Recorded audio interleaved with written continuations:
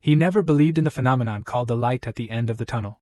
Usually people who were on the verge of death, but woke up in a cold sweat with this memory, talk about the light at the end of the tunnel. However, the person in question did see it with his own eyes. He was alone in his room, looking down on the city from above as usual. When he lay down on the bed again, his body became impossibly heavy. He understood that these were his last minutes, so he couldn't even find an explanation for how it happened. Most likely it was some kind of poison because a lot of people wanted him dead.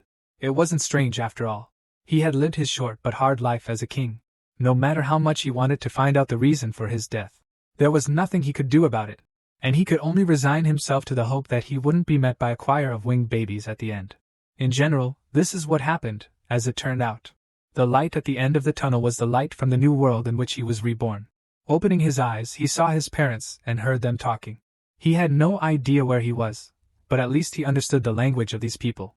The new mother greeted him with a gentle and bright smile that radiated genuine motherly love. As an adult man in his past life, the child with the same consciousness could not help but think how charming she was. His father at first glance seemed quite stern and serious due to his strong jaw and pointed eyebrows. However, in his reaction to the child, he was quite caring and kind. While trying to greet his newborn son, Ray got so carried away that he raised his voice, which greatly offended his beloved wife, and she began to stare at him. Having looked around, the guy was still satisfied with the result of the rebirth. Because after all, he had good and caring parents and the environment seemed quite normal. And yet, seeing the warrior's armor on one of the walls, he wondered what time he was in and whether this world was similar to his previous one. The first weeks of his new life in a small but cozy house passed slowly. Despite her gentleness and kindness, his mother, Alice, held a firm grip on the reins of her family. And if you ignore the occasional childish antics, his father, Reynolds, turned out to be a very reliable and charismatic man. Although he was grateful to be born into a loving family, his life as an infant was full of hardships that he would not wish on even his enemies. The obvious drawback of this age was the minimal control he had over his limbs, and the inability to control certain bodily functions that came with being in this flesh prison. The only things that kept him sane were his well-honed mental fortitude. Seeing the outside world for the first time, he came to the conclusion that he had entered the past into a much more archaic period. He was also surprised that it was so common for people from the past to carry weapons. Various shops sold all sorts of trinkets and bottles of suspicious liquids that were passed off as medicine were sold legally. The caring mother did not allow him to fully satisfy his interest, and every time she took him with her, she tried to do everything quickly so that the child would not get too tired on the road. It was quite interesting to explore a new world in the body of a child and the mind of an adult with a lot of life experience. Knowledge is power.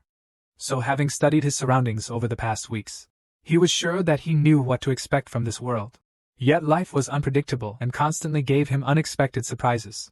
Mr. Reynolds loved him so much that every time he returned home, he could not stop looking at his baby and played with him as if he were a doll. As expected, when he threw his son high into the air, the strict and responsible mother was not delighted with his behavior, because the child's fragile body was not designed for such games. While Ray was laughing happily, enjoying the time spent with his son, the baby was already feeling the effects of the first throw. His body was shaking slightly, because he was incapacitated by just one simple throw. Seeing his wife's anxiety, Ray said there was nothing wrong with it, because his father had done the same thing when he was younger. He thought their baby was having fun, but he wasn't. After another shaking, the baby couldn't take it anymore and started crying. And Alice turned into a formidable woman whose hand on Ray's shoulder seemed incredibly heavy. The father was punished, with several bumps on his head after his wife's educative moment, and the child found himself in the hands of a gentle and caring lady who began to calm him down. As it turned out, she possessed healing magic, which in just a few seconds was able to restore the boy's body and improve his well-being. After that, he realized that he had jumped to conclusions when he thought that he already knew what to expect from this world. In the king's previous life, he could not even dream of such a family life. Instead of mutual love and caring for children, he led armies. His strength was great, and his military skills and ability to lead people gave him the opportunity to defeat representatives of countries from all over the world time after time. He thought that his power was unlimited and that nothing else brought him pleasure. But despite all the achievements of his past life, he was never as proud of himself as in the first days after his rebirth, when he finally learned to crawl on the ground. The parents, excited and touched by this moment, were delighted. They made sure that he did not hit the corner of the dresser or shelf. But the speed of the baby was so great that it was simply impossible to keep up with him. In fact, this was the first time in his life that he hit his forehead on a mirror, and also the first time that he saw his face in the reflection. Seeing how he froze when he saw his own face, his parents began to be touched by it. A few months passed, and he was already getting used to his new name. Now he was called Art, short for Arthur. It was too cute a name for a former king. But when he saw himself in the mirror, he still admitted that he looked absolutely charming. No one even doubted that all the ladies of this world should prepare themselves to have their hearts broken. As a child, he got tired very quickly, and noticing his yawning, his mother, Alice, put him to bed. However, as soon as she closed the door to the room, the baby began his secret mission. Rising to his feet, he threw the blanket out of his childhood bed. The blanket thrown to the ground served as a mattress for him, softening his fall from a height. While Alice thought her beloved son had fallen asleep, he had about an hour before she would return and check if everything was okay. Taking advantage of the moment, he crawled out of his room and headed to the study, while his happy mother was washing the dishes, humming a medieval song. The target was within reach. The baby was hurrying inside the room where her mother was studying. It was quite cozy inside. A candle was already lit on the work desk, and there was a small bookcase next to the door. Ever since he discovered this place, he has been sneaking in every night to learn more about this world. The continent of Decaton, where he was born, is divided into 3 main kingdoms. The first is Eleanor, an elven kingdom hidden deep in the forest. The next kingdom is Darv, a huge underground kingdom and also the homeland of the dwarves. Saipan is the kingdom he was born in. It belongs to humans and is by far the most populated area. Like his previous world, it also has a monarchical system of government. Only the throne is passed on by inheritance rather than merit. He learned that this world was much less developed than the one he had lived in before, and as it turned out, the real reason for the lack of technological progress was precisely magic. Every night while his parents were sleeping, he was already trying to learn beginner magic, following the manual. In his old world, there was a life force called Ki, which could be used by practitioners through rigorous training to strengthen their bodies and weapons. In this world, there is a similar force called mana, but unlike Ki, which exists within a person, mana is present everywhere. The ability to control mana is largely genetic, with only about 1 in 100 children having it. However, mana can be used in a variety of ways, with the 2 most common being amplification and spellcasting. Amplifiers strengthen their bodies with mana, which helps them gain incredible strength, defense, and maneuverability, but their weakness is their limited attack range. Magic casters, on the other hand, emit mana into the outside world, allowing them to bend the environment to their will. However, they must fill their own mana core with mana from the outside world in order to cast a spell.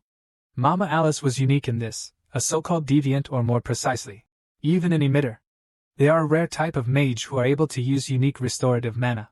According to the book he had studied, the first awakening of Magi occurs between early and late adolescence, when their mana core manifests itself. The mana core sounds remarkably similar to the chi center from his past life.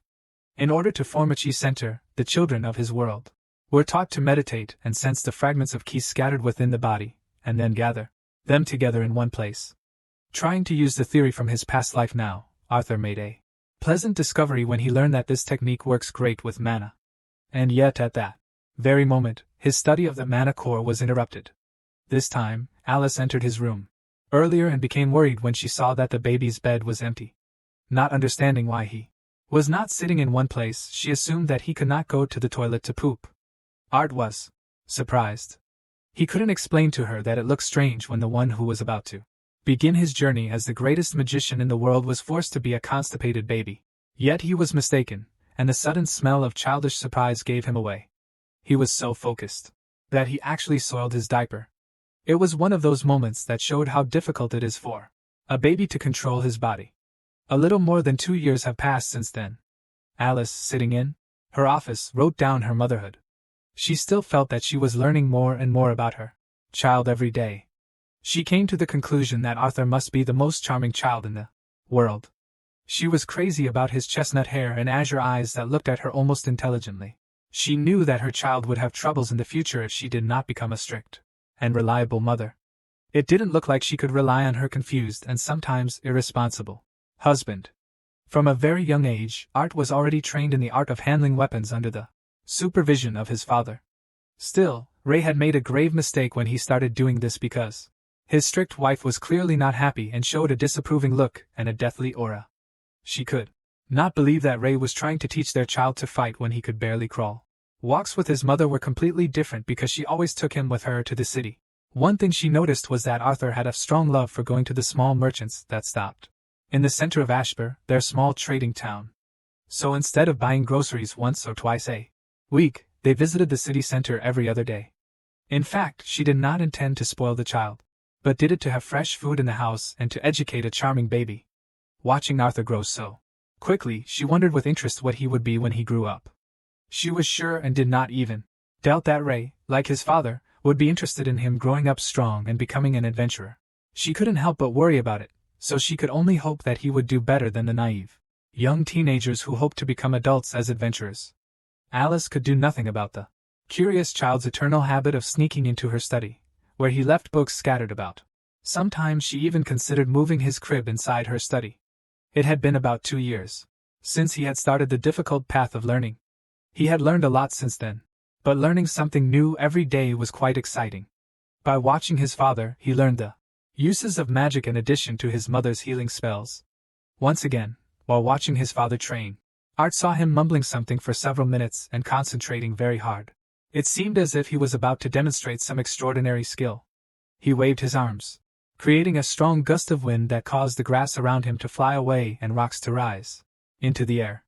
Art was amazed by his concentration and wanted to know as soon as possible what his father would conjure up. Raising his arms sharply, Ray caused the rocks around him to fly into the air. After this, he made a dash forward, causing the stones to fall in the place he pointed to. Sighing heavily after such efforts, he turned his head and saw that his son had been watching him all this time. With a gleam in his eyes, Ray said that he could see his son admiring his father's amazing strength. However, in reality, Art was deeply disappointed because Ray had spent 3 whole minutes of extreme concentration in order to throw stones that he could have thrown physically, with less effort. He was distracted from his anxious thoughts of not understanding his father's training by his caring mother, who noticed how interested her son was in looking out the window. As it turned out, Ray had once again ruined the yard due to his intense training. Art had recently learned that his father was an amplifier. Since his parents had different types of magic, he wondered what he would be like when his mana core awakened. While pondering such questions, I encountered no less serious problems, such as fear of heights. Being just a baby, he could barely overcome such obstacles as getting down from a bench to the ground. As he went down, his eyes were half closed. Seeing this, his mother thought that he just wanted to sleep, so she didn't let him fall to the ground and picked him up in her arms and carried him to the side of the room. Art constantly suffered from this care and wanted his mother to take him to the study with books instead of to his crib. Only by causing affection to appear on her face could one somehow influence this situation.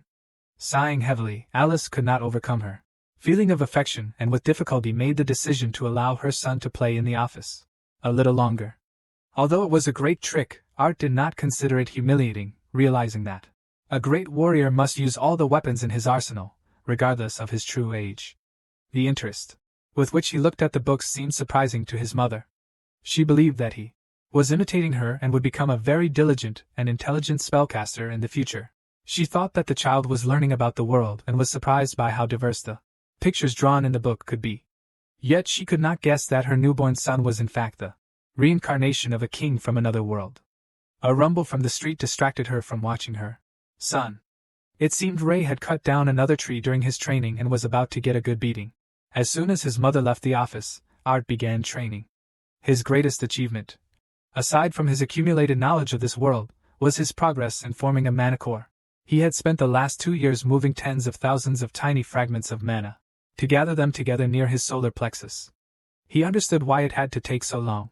Seeing how slowly these fragments gravitated towards the center of his body, he understood why most people couldn't use magic until their teens. The child's body was still difficult to use, so combining the mana fragments was a difficult task for his body and mind. But it could definitely be said that these 2 years had not been wasted. Little did his parents know that leaving him alone in the house had turned out to be a very good idea. The noise caused Alice to go outside and see her husband Ray trying to hide the fact that he had destroyed another fruit tree during his training. While she was thinking about the punishment A powerful explosion occurred from the direction of their house. Alice started running towards her husband, and he barely managed to cover her with his back. Looking back at the house that had been blown to pieces, Ray asked Alice if she was okay. However, a moment later he saw horror on her face. After which she said the name of her son, whom they had forgotten, inside the house. She started screaming, trying to escape from her husband's arms. Realizing that his son was at the epicenter of the explosion, Ray threw his beloved back and rushed towards the burning house. Moving the debris that blocked the corridor, he began to look around with panic on his face. However, as soon as he saw what had caused the explosion, he fell to his knees and sighed with relief. Scared to death, Alice ran to her husband and saw him looking in surprise towards the office. Even she couldn't believe that this was possible. The explosion that destroyed their home turned out to be the result of their son waking up early. Having gathered the mana core together, the boy decided to walk around the room. He felt just fine, realizing that with mana, it was much easier for him to control the baby's body. Opening his eyes, he was surprised that the world had become even brighter, and even the trees seemed greener than before. It took him a moment to realize that he could only see the trees, because he had unknowingly blown his parents' entire house to smithereens. Besides rebuilding their home, the next year was no less eventful than the previous ones. Together with his mother, he learned to read and write, demonstrating extraordinary success. This was logical, because in fact he knew how to do this from birth. While his parents weren't looking, he studied the basics of mana manipulation and increasing mana. At first, since his body was too small to do sparring, he studied basic body training with his father. After some time, Ray finally decided that his son would be okay to practice with the wooden sword given to Arthur for his 3rd birthday. Bursting into the office, he shouted that the time had come when the boy began his transformation into a real man. The boys went outside and the father suggested that his son remember what he had taught him earlier. Taking the stick in his hand, which would replace his sword, Ray said that the 4-year-old boy should combine the flow of mana with his breathing. He asked him to consider that the mana core should be felt as if it were another organ, like the heart or lungs. Such explanations seemed strange, because although Art, due to his real age, understood what was being discussed, he doubted whether most children his age would understand these abstract instructions. However, he was not going to waste time playing the role of an ordinary child. He decided to play the role of a rare genius, so he used all his knowledge to take the stance of a fighter in infancy. Despite his age, he could achieve good speed with the help of mana. His father parried every blow, and did not let him rest until he had hit him at least once. Art knew that he had only a little time to make it to dinner. The small body couldn't skip meals, so the boy took his training seriously. This time, he concentrated on his mana core to strengthen his body. He rushed forward and suddenly struck hard enough to destroy the wand his father was using to block his sword. Surprisingly, the efforts of a 4-year-old child were enough to surprise the experienced adventurer. After training with his father and eating, he would go to his mother's office as usual, where he would continue his studies and meditation, learning about the world of mana. While studying from books, he learned that in this world, strength is measured by the color of the magic user's mana core. The mana core is formed black due to the mixing of blood and other impurities with the mana particles, forming the mana core. It becomes purer over time as the impurities begin to filter out. Eventually, each stage of refinement has 3 shades: dark, solid, and light. The lighter the mana core, the purer it is and the more energy it can hold. Time for meditation always flew by unnoticed, and the mother's scream interrupted it for the next meal. The boy had no choice but to listen to caring Alice and return to training after eating. Still, he wasn't thrilled about being kept in peace. He constantly sought to be alone so that he could learn the basics of magic as quickly as possible. During another family dinner, the father touched on a very touching topic. He believed that the time had come to give their son a real mentor. Of course, his proposal was rejected from the very beginning because a caring mother could not allow a 4-year-old child to be busy growing up from the very beginning of his journey, missing out on the joys of children. In his defense, the father said that although he had promised to teach his son himself, he could not have imagined that he would turn out to be such a prodigy in mana manipulation at the age of 4. It was obvious that his attempts were only holding back his son's enormous potential. The conflict continued to escalate as Alice could not allow her only child to leave home for a city hundreds of miles away. As it turned out, Ray was planning to send him to Xyrus and promised to make sure his friend took care of Art. The desire to support the child haunted them because they were still not ready for his life as a magic user. Both sides of the conflict took completely different positions and reached a dead end, so the final decision depended on the son. Addressing the 4-year-old, Ray said that Art had to decide for himself whether he wanted to go to the big city to get a real teacher. As expected, King Gray was taken aback when he heard this question. It was truly too much to ask of a 4-year-old. In an attempt to ease their worries, he asked if Mom and Dad could come and meet the teacher with him. It seemed that his words made Ray and Alice think hard, and they froze in surprise, looking into each other's eyes. Little Arthur was tense, thinking that his proposal was too complicated and sounded unusual, coming from a 4-year-old. However, a moment later, the tension of the situation eased because the parents began to laugh, and Ray said that they really hadn't even thought about going with their son to meet his friend. Alice liked the idea and said that she would feel better if she were present with her son when he met his new teacher. Slamming his hands on the table so hard that all the plates of food turned over, the head of the family said that in that case, they would all go to the city of Xyrus together. Art was shocked to hear how his parents were already preparing for a 3-week trip. Over the next few days, he continued to improve, gaining knowledge from the books he could find in his mother's office. It was not easy to be diligent at his age because his caring parents did not allow him to spend too much time reading. After sending the child to bed, Alice said that he should have a good rest because the next morning they had to go to meet his new teacher. Covering the child with a blanket, she reassured him by telling him that Mom and Dad's old friends from the Twin Horns adventure team would also be heading to Xyrus. After kissing the boy goodnight, the caring mother warned him that if she didn't catch him reading again, then he could take a few books for the trip. Art was looking forward to an interesting journey because he had met those adventurers before when they helped them with the restoration of the house. He heard that this group consisted of 2 mages with 3 amplifiers, which could help with any difficulties. He was glad to leave the small, quiet town. It was finally time to see what this mysterious world had to offer him. Approaching the exit from the city, they met the group of adventurers that had been mentioned earlier. The first mage in the team was a huge man who sent shivers down everyone's spine. Despite how big he was, his kind expression inspired confidence. This was Durden Walker, a mage who specialized in earth magic. It seemed that he resembled a large but very kind and sympathetic dog. The second member of the Twin Horns team that Arthur met was Jasmine Flamesworth, who is a mage who uses dual daggers. She turned out to be not very talkative, and as it turned out, she just needed to get used to the new members of their squad. Arthur learned about this from a pretty girl with a bow in her hands. Helen Shard, who is also an enhancer, was the only one on the team to use a magic bow. Having finished getting acquainted with the main part of the team, the kid and his family got into the adventurer's carriage and finally set off on their journey. As it turns out in this world, instead of horses, they use mana beasts with which you can make a contract. The journey was just beginning, but everything indicated that these 3 weeks would show the world from a different side. Gray, aka Arthur, saw many differences between this world and his past. As it turned out, mana was what gave fighters like these adventurers an edge when fighting various monsters and mana beasts. Having set up camp in the middle of the starry sky, the boys began to cook the meat of the animals they managed to catch. The busy days were more interesting than spending time in his mother's office. And yet Arthur began to feel sad because, traveling through the forest, he stopped learning anything new. Seeing him in a bad mood, the team members assumed he was simply tired.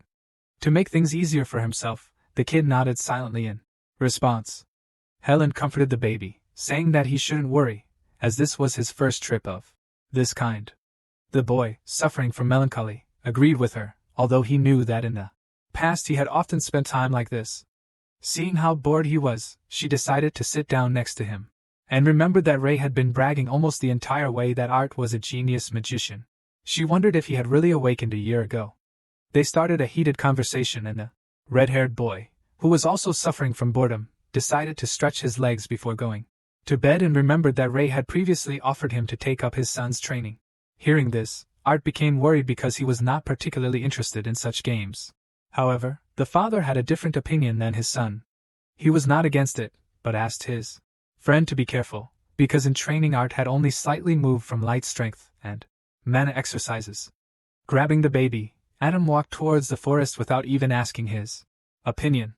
Normal children of 4 years old would hardly be able to climb the stairs, But no one present thought that fighting him with a weapon was something unusual. There was no other choice. Art had to satisfy the red-haired adventurer's interest in order to return to rest. With an anticipatory smile, Adam asked if the baby was ready for a real fight. Strengthening his spear, he assumed a fighting stance and asked the boy genius if he knew how to strengthen his wooden sword. As he released his mana, Adam began to look like too formidable an opponent for a 4-year-old boy. Looking at the rest of the Twin Horns team, Arthur wanted to make it clear that he was worth getting out of this mess, because the red-haired man was thirsty for blood. Despite his mother's worries, his father continued to encourage him, and it became clear that the battle would not end so easily. The attempt to escape proved futile, so Arthur concentrated on the duel and his opponent. Although he was too young to compete with adults, his past experience gave him at least some opportunity to show a high level. In addition to his fencing skills, he now also possessed mana, with which he could strengthen his body. Concentrating on the battle, he made a dash towards the enemy. The way Arthur lunged at Adam was very intriguing. He wanted to see what he could do. The blow seemed too obvious, so he blocked it with a calm look. However, a moment later, the baby disappeared from sight. Adam couldn't believe that the blow was a fake and that the 4-year-old was actually going to let his guard down in order to attack him from behind. Unfortunately, although the idea was great, it didn't work, as Arthur was barely able to stand on his feet due to his inability to fully control the child's still weak body. Strengthening his blade with mana, he rushed forward again, and this time tried to hit his opponent with a slash, but Adam, with his large and flexible body, confidently dodged. Trying to strike back at the kid, he swung his spear without investing mana. But Arthur ducked to the ground with surprising speed, avoiding the blow. Pushing off the surface, the kid tried with all his might to knock down his opponent, using the inertia and strength of his body. Being immersed in the battle, Adam became so carried away that he lost his composure and used the enhancement of his spear, with which he was able to break through the baby's defense. At that moment, the baby flew to the side and fell on his back. As expected, the reaction of everyone present was condemning the actions of their comrade. Alice rushed excitedly towards her child, and Darren gave his red-haired friend a slap on the back of the head, saying that he had hit the 4-year-old too hard. Shocked by such an intense fight, Adam turned to Ray and asked him what kind of hellish training he had gone through to create such a small monster. Although Ray would like to take credit for this, he still hesitantly admitted that he had not really contributed much to his son's education. While Alice was treating the child, Arthur, seeing the interest of those who had seen his power, confusedly tried to justify himself by saying that he had learned all this by watching his dad and reading some books. The boys couldn't possibly fall for such an obvious lie, but regardless, they showed interest in having a 4-year-old child teach them the same techniques of movement that he used in the fight. Several days had passed since they began their journey to the city of Xyrus. The guys enjoyed the road and spending time together. During this time, Arthur's birthday even passed. Previously shy and very quiet, Jasmine even surprised him by giving him a small gift for his birthday in the form of a dagger. Adam, Helen, and Ray had continued their training, with decent progress up to this time. Surprisingly, it was Jasmine who showed the most progress, having managed to learn several techniques. Arthur was truly amazed at how she was able to understand his instructions so quickly, especially when learning the feint step. Yet at times, Arthur gave himself a break from studying, wondering why the adults around him were so carefree. Having completed the pass at the waterfall, the guys prepared to continue their journey. Soon they left the forest and continued their journey through mountainous terrain. Adam began trying to get closer to the child and even mentioned the past when Ray got them into all sorts of trouble. Overhearing this conversation, Helen, who was on the roof of the carriage, asked not to miss the fact that Ray was not the only one who caused them unexpected problems. It seems that Adam really was clumsy, but he could not allow his authority to fall in the eyes of the kid, so he decided to joke about it. The further they went, the more agitated Alice's condition seemed. It seemed like she was sick, but with a kind smile, she always replied that she was just tired and everything was fine. Trusting her words, Arthur continued to study the theory of mana manipulation. As it turned out, it wasn't that easy because Jasmine had been watching him all this time. She was very persistent in her desire to learn more techniques. After several hours of peaceful travel, their carriage suddenly began to shake. Turning to the children outside and excited, Alice asked what was going on. In response, Helen shouted that they had fallen into a trap of bandits who were going to attack them. Feeling threatened, the white-haired lady used wind magic to protect them from the enemy's arrows. At that moment, Alice rushed towards her son and covered him with her body. The whole team was ready for battle. The boys began to release their mana and strengthen their bodies to resist the arrows of the enemies. Grabbing his staff, the team's second mage, Durden, stepped outside to assess the situation. As it turned out, their enemies were very carefully prepared. The terrain they had to stop at allowed the enemy to carry out a complete encirclement. All the heights were already occupied by enemy riflemen. Looking around, the adventurers also saw melee enemies who were nearby and trying to hide in the tall grass. As it turned out, they were slave traders. The savage, with a disgusting smile, shouted to his bandits that they had come across interesting guys, but only the women and the child should be left alive, who would become their goods in the future. Hearing that the bandits were treating them like merchandise, Art was consumed with anger and was ready to tear them to pieces at that very moment. Grabbing his knife, which Jasmine had given him for his birthday, he looked towards his enemies. Seeing his gaze, Alice began to worry and cold sweat appeared on her face. She was horrified by her son's condition, believing that he was very scared.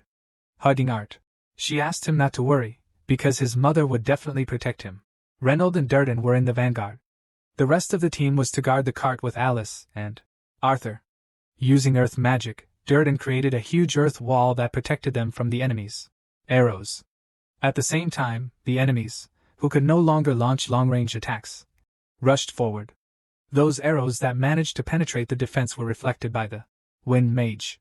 The main forces of the bandits, in the form of his deputies and the leader of the gang, began to approach the battlefield.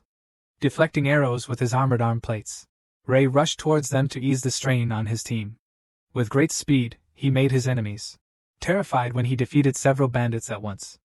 However, at that very moment, he did not notice how one of the enemies came from behind him and was already ready to strike. Luckily, Helen was nearby and covered his back in time. The teamwork in battle continued to grow. Even though Ray had not been part of the twins' adventure team for many years, a fierce battle was also taking place near the cart. Jasmine seemed to be a very skilled fighter, making excellent use of the movement techniques Arthur had taught her. In turn, Adam, using a spear, also demonstrated incredible skills, dealing with several bandits at the same time. The fierce battle continued. The owner of 2 daggers did not spare her enemies, but the variety of their weapons sometimes put her in a dangerous position. One of the bandits, close to their leader, used a long iron whip that could cut a body with one swing. Pushing off the body of her wounded opponent, Jasmine narrowly avoided serious injury from the whip. That nasty fighter who tried to hit her kept talking nonsense about how he would take good care of her if she stopped resisting. Only thanks to her newly learned movement techniques was Jasmine able to avoid his deadly attacks. Watching her fight, Art saw that she was at a disadvantage against her opponent. And yet he did not know what he could do to help her in this situation, because he was not sure if he could stand up to a grown man with this awkward child's body. A moment later, their peace was broken when one of the fighters crashed into their cart with a roar. When the dust settled, it turned out to be the baby's father, Reynolds. He was already seriously wounded, and the battle was not easy for him. Frightened by what had happened, Alice rushed towards her beloved husband. Looking outside, Arthur saw that the one who had dealt such a serious blow to his father was none other than the leader of a gang of human traffickers. Turning to his mother, Art hurriedly asked her to cure his father, but she could not even move. Alice trembled, looking at the state of her beloved husband. In a frightened and trembling voice, she said with tears in her eyes that she couldn't do it. Art didn't understand what was happening to his mother, because he knew that she had also been on the adventurer team before, and had probably been in similar situations many times. Seeing his wife crying, Ray tried to keep a calm mind and said that he was fine, and the wounds were not fatal. After that, he turned to his son, saying that after his mother used the healing spell, the bad people would come after her. Ray could only fight off the leader. He would have no time to worry about protecting his family. So he asked him to take his mother back along the path they came from. The confused son, putting his hand on his chest, shouted that he did not agree with this, and was not going to abandon his father under any circumstances. He assured that all members of the adventurer team saw that he knew how to fight. However, as he spoke these words, he forgot that he was still a 4-year-old child, so loved by his family. The caring father, placing his hand on his son's head, said that it was because he knew his son could fight, that he could trust him to protect the mother and the child inside her.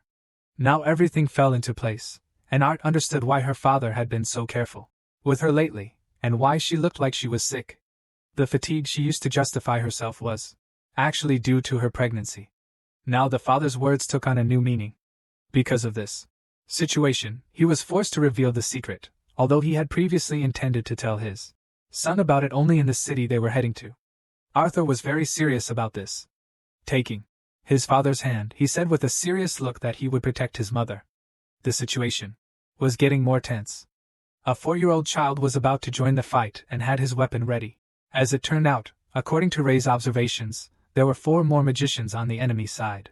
The enemy commander, seeing a healer in the team of adventurers, shouted that they could not let go of such valuable prey. Immediately after his order, Arthur grabbed his mother's hand and pulled her towards the path, while Reynolds rose to his feet to continue the fight with the leader of the enemy gang. Watching the team go, Art could only hope that they would cope with this difficult battle. Adam understood what his comrade's plan was, so he helped the baby and his mother break through the enemy encirclement and asked them to hurry to the path leading back. A moment later, he noticed that the bandits were not going to let them go. Another bandit, wielding 2 melee weapons at once, had already made a quick dash towards Arthur and Alice. With incredible speed, Adam rushed next to the boys to protect their backs. Holding off the enemy's attack, he shouted that he would hold off the pursuers, while Art had to make sure that there was no one ahead either. Arthur trusted him and ran on, but at that moment they were already in the enemy's sights. One of the experienced archers had been keeping them in his sights from the very beginning, and only now chose the right moment to shoot. The whistle of a rapidly approaching arrow made Art feel a shudder as he realized that the enemy had struck. There was no one nearby, so he could only rely on his own strength. With excellent reflexes, he used his wooden sword to stop the arrow aimed at his mother's leg. However, without using the sword enhancement that he didn't have time for, he couldn't defend himself in the best way. Although he had knocked the arrow's trajectory out of the way, his weapon was shattered into pieces. The archer, who was confident that the arrow would reach its target, was simply shocked that a small child was able to stop it. However, just as this bandit reached for the next arrow, he was stopped by the forces of an archer from the adventurer team. Helen, although busy with the intense battle, also tried to support Arthur. So she protected him from several bandits, and shouted that Alice and her baby should not stop moving forward safely. Arthur began to look around warily, sensing that something was wrong. Among the enemies, he definitely saw 4 mages, but now he was not sure if all of them were busy fighting. Looking around, he saw that one of them was definitely busy fighting the wind mage from the adventurer team. The second one was resisted with all his might by Adam, who is an amplifier. The third fought alongside the gang leader against his father, and as it turned out, Rei had already gained a slight advantage. Within a moment, Arthur saw the enraged look of his enemy, who shouted to some subordinate that he should forget about the plan and instead kill those he was pursuing. Arthur didn't see who exactly the order was given to, but he realized that it most likely concerned his pursuers. A moment later, he heard the rustling sound of water that began to gather in one place somewhere nearby. Looking up, he realized that they were in a very awkward position. The last enemy mage, who is a water magic user, was on a hill. He aimed his destructive water magic strike towards them, and they didn't have enough time to avoid it. Seeing the inevitability of the collision, Arthur understood that even if he managed to dodge it using mana, his pregnant mother would hardly be able to withstand it. At that moment, he had no other option but to use a crazy move. Pushing off the surface with the force of his entire body, reinforced by mana, he leapt forward. In this way, he was not going to dodge the blow, but rather stay under it, throwing his mother away. Using all the strength of his childish body, Alice could do nothing about it, and with tears in her eyes she began to scream, looking at her baby, who was going to sacrifice himself for his mother. In fact, Arthur was not going to give up yet. Strengthening his hand with a flow of mana, he was going to destroy the enemy mage. He knew that it might not work, but he had no choice but to try. Tying his small dagger to a thread of mana, he threw it through the enemy's attack. As expected, it wasn't enough to stop the powerful and large water spell that knocked him off his feet right at the edge of the cliff. However, on the other hand, his plan was successful, because he was still able to grab the enemy by the leg with the help of a dagger with a mana thread. Having fallen off the edge of the cliff, Art flew down, but holding on to his opponent with a thread of mana, he pulled it towards himself in order to take the magician along with him. The string of mana turned out to be quite strong, and the enemy really couldn't stay on his feet and flew towards the cliff, where Alice was desperately running with the hope that she would be able to catch her son. Having grabbed the thread tighter, Art was not going to let it go. He hung over the edge, unable to grab onto anything. The enemy mage couldn't do anything. Only at the last moment, he grabbed the edge of the earth's surface of the rock with the fingertips of his right hand. However, a moment later, his hand slipped away. He flew down with a scream after the guy who caught him with a thread of mana. Durden, who possessed earth magic, rushed after them, but it was too late. Having created a huge hand, he did not have time to save the baby, but he managed to hold back the pregnant Alice, who wanted to jump after her crazy 4-year-old son. Seeing that his mother was safe, Art felt much calmer. He couldn't do anything about the fact that he was already flying down. With tears in his eyes, he knew that everyone else would be fine, and they had almost dealt with the bandits' forces, but he couldn't hide his sadness about the fact that he always wanted to be the older brother. As he fell, some memories from his past began to come back to him obsessively. As a king, he lived in a beautiful room, but his health did not allow him to enjoy life as he wanted. By opening the door before the beautiful servant entered the room, he frightened the girl who was bringing him breakfast. Everyone respected him because he, like King Gray, was a wonderful man. That morning, he changed his plans slightly, and instead of enjoying his breakfast in peace, he walked past the servants and went to the secretary. The rooms in the huge palace that belonged to him were very spacious and bright. He unexpectedly walked inside without further ado, surprising his subordinate by showing that he was busy with paperwork. The old man was very surprised because King Gray had never come to him so suddenly before, skipping breakfast. Moreover, he was worried about the ruler's behavior, considering his state of health. King Gray walked inside and didn't even say a word. He just looked at the portraits hanging all over the room. Here were depicted portraits of the members of the council that actually governed the country, its politics, and economy. Among them was his personal portrait from the time when he was in good health. It marked the time when he still had the power to influence events. In a world beset by problems such as declining birth rates and limited resources, wars had been replaced by duels and armies of kings.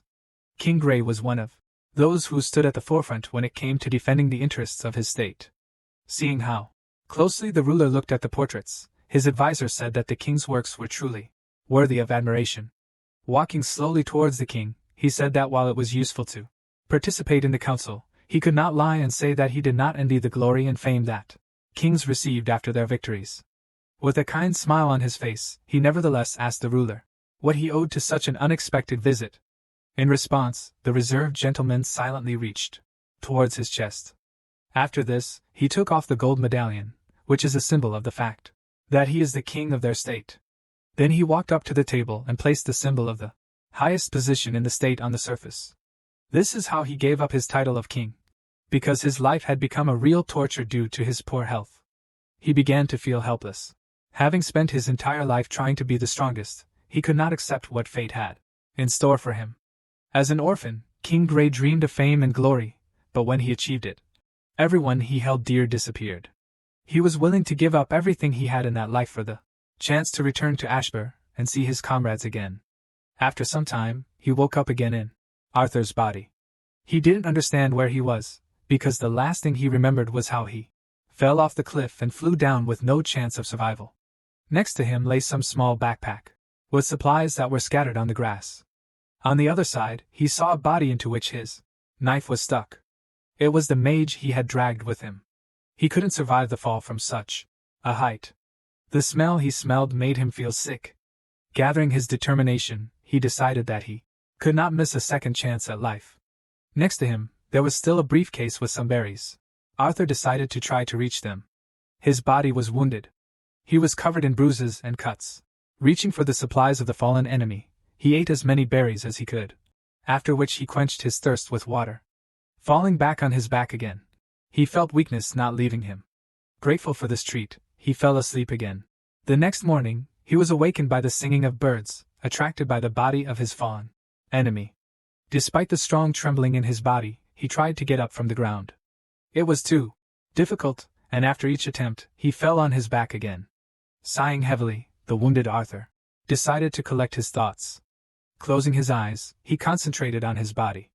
He was greatly weakened due to some of his mana pathways being disrupted by the fall, and it seemed like a miracle that he survived. Gathering all his strength together, he concentrated on his legs, strengthening them with mana. With incredible difficulty, he managed to stay on his feet. Although the trembling throughout his body did not stop, he could now at least move somehow. He didn't know where he should go, because he couldn't return to the team due to the height of the cliff from which he fell. The danger that this forest posed was not yet known to him, so he decided that he would need at least some kind of weapon. The only such option was the knife. He plunged into his opponent's body. He had to return Jasmine's gift, because it was his only hope for survival alone. Looking up again, he was horrified at how lucky he was. The cliff was so high that he could not believe that it was possible to survive such a fall. Trying to look around, he thought about how much time had passed since he found himself in this place.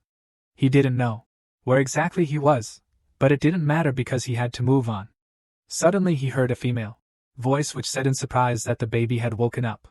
As soon as Art heard this voice, he hid behind one of the trees in fear and began to look around. Looking with horror at the body of his dead enemy, he thought that he was the only one who could address him in this empty forest. The unfamiliar voice again asked how the boy's body was doing. The frightened guy, fearing that the corpse lying nearby was rising to its feet, tried to touch it with his stick. But in response he again heard a female voice that said that this guy could no longer be helped. Sighing with relief, the boy was glad that he wouldn't have to fight in such a terrible condition. A moment later, he caught himself thinking that he could still hear that unknown voice. He did not trust that unknown voice, no matter how silky, smooth, and dignified it sounded. Hearing the cracking of branches, Art turned in all seriousness to a nearby bush and shouted that he demanded that the stranger identify himself. However, it turned out to be a harmless little man of beast that looked like a rabbit. The unfamiliar voice came out of nowhere again, saying that the human child would know the answers to his questions once he arrived at her home. In response, Arthur said that the stranger was speaking quite confidently, thinking that he would try to find her. Everything became clear when the voice said that he was the only one who could bring the frightened child home to his family and friends. He had no idea how the stranger knew about his situation, but getting home remained a priority. The thought that his mother might have suffered haunted him. He hoped that the entire team was unharmed and had reached Cyrus safely. In this situation, it was obvious that there was no other choice but to try to listen to the stranger. Addressing the voice, Arthur asked more politely if he could disturb the stranger so that he could honor him with his presence. In response, he heard a loud laugh, from which even the birds began to circle restlessly in the sky. The voice said with surprise that Arthur Lewis quickly grasped the essence, although he treated the unfamiliar lady a little rudely. Hearing his name, the boy wondered how a stranger with strange magical abilities knew it. A moment later the voice said that it was going to show the baby the way. The magical pressure was so strong that Art could barely stand on his feet. Within a moment, his vision began to fade. Instead of his surroundings, he began to see what the mysterious stranger was showing him. She showed him the path he must take to reach her refuge, which was located in one of the caves of a large mountain. Sighing heavily, after the stranger cancelled her technique, Arthur heard her recommendations to leave immediately, before the night fell, which was fraught with danger. As Arthur's body gradually improved, leaving him with only a few injuries, he couldn't stop thinking about who he was dealing with, and what magic had been used on him to save him from falling. Moreover, he did not understand how it happened that the stranger knew that they were falling off the cliff, and also why she saved only him. The more he tried to find an explanation, the more questions he had. Moving towards the huge mountain where the shelter of the mysterious lady who saved his life was located, Arthur heard a noise that was familiar to him for a long time. He decided to climb a small rock that separated him from the place where the reservoir was supposedly located. Fortunately, he was right and there really was water nearby. Having thrown off all his clothes, he happily jumped into the water to finally bathe his body. In addition to quenching his thirst, he finally washed away the congealed blood from his body from the injuries associated with the fall from a height. There was still more than enough time, so he decided to slowly wash his clothes, humming one of the songs his mother sang. Suddenly, he heard the stranger's voice again, who said that the baby's bathing looked very cute and carefree. Hearing her voice, Arthur felt embarrassed and immediately covered his naked body. In response to this, the stranger said that he should not worry, because he had nothing to look at. Now he was used to the fact that wherever he was, the stranger, who was able to talk to him from a distance, could always see what he was doing and whether he was in danger. Before setting off again, Arthur collected some water, as climbing the mountains could not have been an easy task for a child. There were also some small bushes with berries nearby, which helped him restore some energy. The mountain was to the east, so he assumed that he must be near the area belonging to the elves. However, looking at the sky, he could not confirm his assumption, because he did not see the thick fog that the forest of Elhire, the kingdom of the elves, is known for. His fears of traveling through the animal glades were quelled by the fact that only small animals were present. Although he was surprised that he hadn't seen a single mana beast since he entered the forest, this place was still rich in mana. Unfortunately, he couldn't stay here long enough to replenish his mana reserves, as he had to hurry. He had to go back to his parents. His mother was pregnant, and the stress of his potential death could endanger the baby inside her. Hoping that they were still alive, he walked forward towards the stranger, who wanted to help him return to the adventurers. Closer to night, he managed to approach the mountain that the unknown lady showed him. At that moment, he heard a voice in which the stranger said that she was glad that he was able to reach her shelter safe and sound. The confused guy didn't know what to answer. He thought he was talking to a rock, so he said that he was pleased to meet her in person. In response, the stranger said that, as interesting as it was, she was not a sentient cluster of stones, so the boy would find her in a crevice that he could see.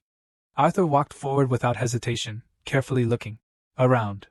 He was a little nervous, but he had no choice but to continue on this path. As he walked forward resolutely, he encouraged himself with the thought that this way, he would be able to return to his mother and father. As soon as he entered inside, he heard the voice of a stranger who asked him to watch his step. She was right. The inattentive Arthur stumbled and his foot slipped. After that, he flew down screaming because the gorge through which he entered the cave was quite high. Fortunately, having strengthened his body, although he fell on his face, he was not injured too badly. A warning that he might fall 2 stories would have been helpful, but Arthur escaped with only minor bruises. Rising to his feet, he shook the dust off his clothes and decided to look around. However, what he saw simply shocked him. Although he was not actually a 4-year-old child, even with the experience from his past life, he could not resist what he saw. A shocked Arthur fell on his butt. There was something in front of him that shook his mind. He looked into the depths of the cave with horror. The female voice he heard earlier led him to a cave, inside of which was a monster that looked like a demon. Taking a step closer, the terrifying monster said in that same female voice that he was glad to meet the child who was lost in this dangerous forest. The huge monster began to slowly walk towards Arthur. It was so tall that its sharp horns rubbed against the ceiling of the cave, causing sparks. The heavy steps of the unfamiliar monster with a female voice struck the boy's imagination. He was terrified, feeling the incredible pressure of the powerful mana of a demon-like creature. Arthur froze in place. He couldn't even move. Approaching the boy, the creature extended its hand towards him, saying, in the same gentle feminine voice, that if he kept his mouth so wide open, then bugs would get into it. Heeding the advice, the child closed his mouth but tried to crawl back in fear. On the body of this monster, he suddenly noticed a large wound from which blood was slowly flowing. Suddenly, he stopped, holding out his hand to Arthur. As Arthur distrustfully touched the creature's huge finger, a female voice said that it would take him time to open a spatial rift strong enough to get him home. Moreover, at this time they could not leave the cave because there were special plants here that could feed them until this mysterious creature restored its energy to create a spatial rift.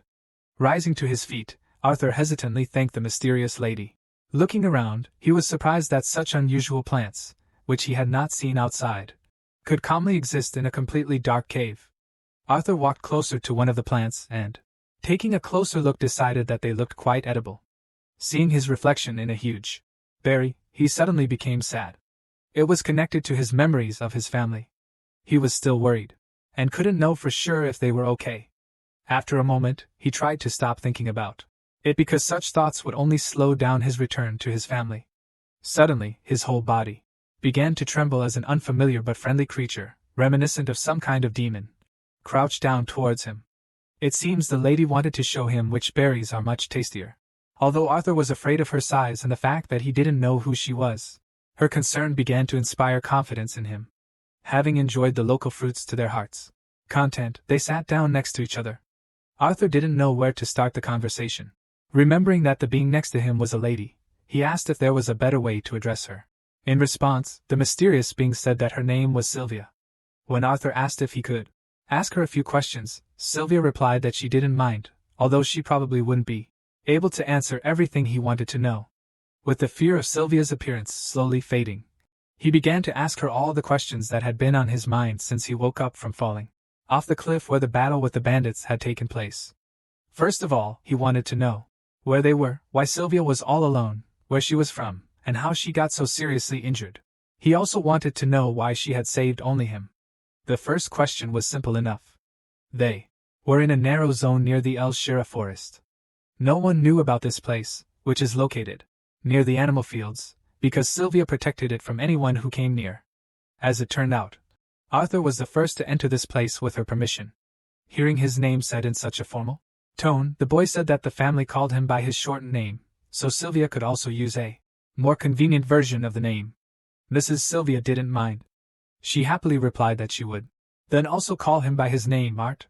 As for his second question, she replied that she was here alone only because she had no one else to be with. She raised her head and admitted that she had many enemies who desperately wanted what she had. Arthur heard some sadness in her words, so he looked at her with some sympathy. Putting her hand on her wound, Sylvia explained that in the last battle with the enemies before she was able to escape, she took a serious blow. Rising to her feet, she thought about the question of why she decided to save a human child unknown to her, who in a desperate battle saved his comrades, taking the enemy mage with him. She supposed that one of the reasons could be that she was touched by the boy's courage and self-sacrifice. On the other hand, she did not rule out the possibility that she simply felt lonely. She could not say for sure, because she herself did not quite understand why she did it. As Sylvia climbed up to the throne-like place, she apologized to her dear guest, saying that it was already night. Her wound had been festering all this time, so he had to be in good condition to begin working on the spatial rift. With a kind smile on his face, Art thanked her for her concern and wished her good night. After these words, he thought about what his first impression of Sylvia had been. When the terrifying figure dressed in dark armor appeared before him, he couldn't even imagine how lonely she looked. All he could think about then was the fear she inspired with her menacing appearance.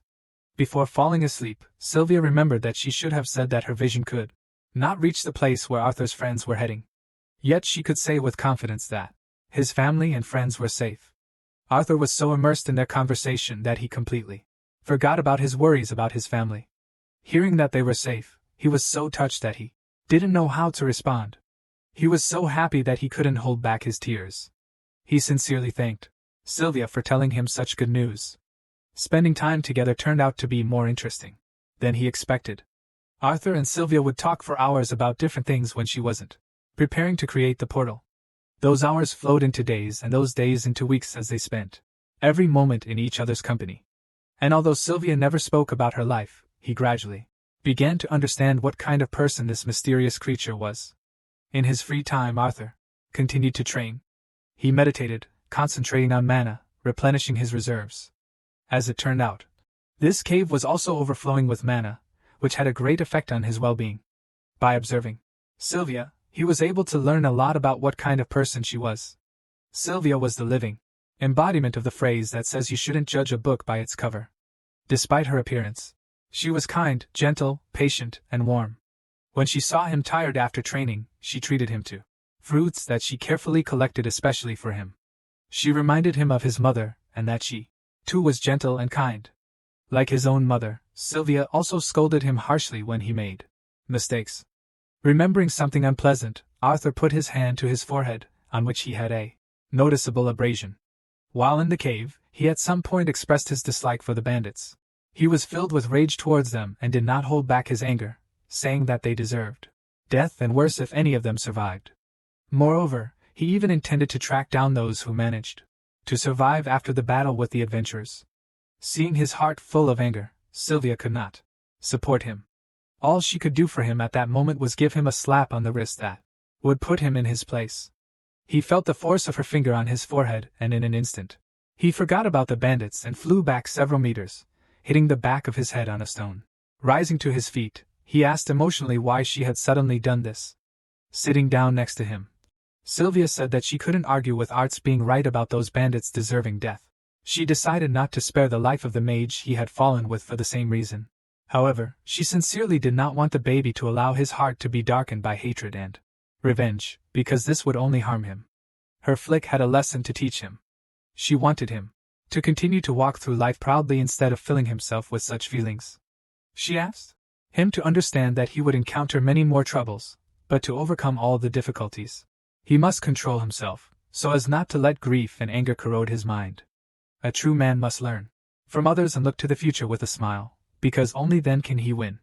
Despite her intimidating appearance, she lay down next to the baby and put her finger on his forehead, then asked him excitedly if she had hit him too hard. She was worried that he was still in pain. A lecture on morality and life by a figure who seemed to be the embodiment of evil strangely struck the boy, who had actually come a long way in life in the past, being the king of an entire kingdom. He was so immersed in thinking about how multifaceted Sylvia was that he momentarily disconnected from reality. The excited question of why he wasn't eating fruit brought him back to consciousness. So as not to offend Sylvia, he replied with a kind smile that everything was fine. After that, he continued to enjoy the rare berries, but suddenly noticed something that excited him. Sylvia's wound looked much worse than before. To put him at ease, she replied that everything was fine and that her wound was thus cleaning itself. With a thoughtful look, she said that she had a question that had been bothering her lately. She knew very well that people usually awaken their abilities at the age of 12 or 13. Seeing the mana flow of the little boy, she did not understand how he had formed a core that was already capable of using effective techniques, which is better than many full-fledged mages. Art didn't know her well yet, and despite her trust, he didn't admit how he achieved this, but only proudly said that this is why his parents call him a genius. In response, Miss Sylvia suggested that if this was indeed the case, then he would be able to learn a technique that would greatly help him with his development. Arthur didn't know what kind of training Sylvia was talking about when she suddenly stood up to her full height. After taking a few steps, Sylvia demonstrated a mana absorption technique that could be used while moving and even during combat, if the user was good enough. Seeing her ability with his own eyes, the guy was shocked. He asked, in confusion, how she managed to do something so out of the ordinary. With a smile on her face, Sylvia explained that humans had a very linear way of thinking about mana, which led to them severely limiting their abilities. She suggested simply starting with small, meaningless movements, from which they could progress further. Looking at his hands, Arthur, who had previously gathered mana through full concentration during meditation, thought that he would not lose anything if he listened to her words and tried to do so. By moving his hand, he was indeed able to gather a small amount of mana from the surroundings, but his absorption was quickly cut off. Maintaining this state was very difficult in practice. In response, Sylvia explained that mana beasts learn to do this naturally, but since humans usually wake up much later, their bodies are not capable of multitasking like this. However, she didn't think that he had no chance of mastering this technique because he was human. Considering that he had obtained the mana core at such a young age, she believed that if he trained hard enough, he would definitely succeed. With a smile on his face, Arthur took her compliment positively. He knew that this ability would be an incredible advantage in the future. So with a determined smile and a gleam in his eyes, he said that he would do his best to live up to Sylvia's hopes. Sylvia had no doubt that this guy would succeed. While creating the portal, she watched him gradually improve his progress in mastering the technique that ordinary people cannot even dream of. It was difficult to concentrate on my clumsy childish body and absorbing mana at the same time. While concentrating on absorbing mana, he often fell to the ground, forgetting that his body was still not independent. However, practicing this skill fully meant being able to fight effectively while maintaining a steady internal flow of mana. This skill could make his future battles much easier. The hard training was not limited to the usual movements. Once he had achieved success in absorbing mana in a stance, he moved on to more practical exercises. Swinging the branch as if it were a sword, he began to perfect his control over mana absorption. Even after he performed a series of attacks that required serious concentration, his mana absorption did not stop. He couldn't believe his incredible success, so he happily turned to Sylvia and told her that he had really done it. However, in response, he heard only the rumble of her heavy body falling onto the stone surface. Sylvia had lost too much strength and her injuries were only getting worse. Seeing her in such a state, Art, who had been busy with his studies all this time, felt incredible despair. He rushed towards her in a hurry to try to help her somehow. Coming closer, he asked what had happened. Grabbing her hand, he began to pull her towards himself with a tremor running through his entire body. His strength wasn't even close to enough to move her in any way. Strengthening his body with mana, he pulled her towards himself with a cry. With such incredible effort, he managed to turn her with the wound facing up. At that moment, he saw that her wound was quickly getting worse. Looking at the portal he hadn't noticed before, he realized that it had most likely taken too much of her power. The worried guy understood that this happened because she cared about him too much. All this time, she was so kind and gentle with him, like a mother. She didn't let him see what state she was in all this time, trying to bring him back. The realization of how much she had neglected herself for the sake of his return home brought Arthur to his knees. He was in despair, realizing that although she was getting worse, she continued to support the portal. Sylvia held out her hand to him and said in a weakened voice that everything was fine. Taking hold of her huge hand with his childish palms, he could not contain his emotions. With tears in his eyes, he said that he couldn't think that everything was okay when she was dying because of him. For the first time, he cried longer than he could even admit. King Grey, who was reincarnated in this world, cried for the first time like the child he was. Outside, he could not calm down, no matter how hard he tried to contain his feelings. Turning to him with a smile, Sylvia said that he should hurry up because they did not have much time left together, and she wanted him not to blame himself for anything. Trying to hold back his tears, Arthur replied in a pitiful voice that he could not help but blame himself when the lady who saved him from death sacrificed herself so that he could meet his family again. In response, Sylvia said that he was actually doing her a real favor by letting her leave this abandoned cave a little faster.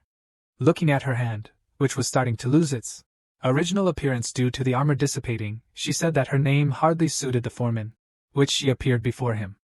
Within a moment, the yellow light that accompanied the destruction of her armor spread throughout Sylvia's entire body.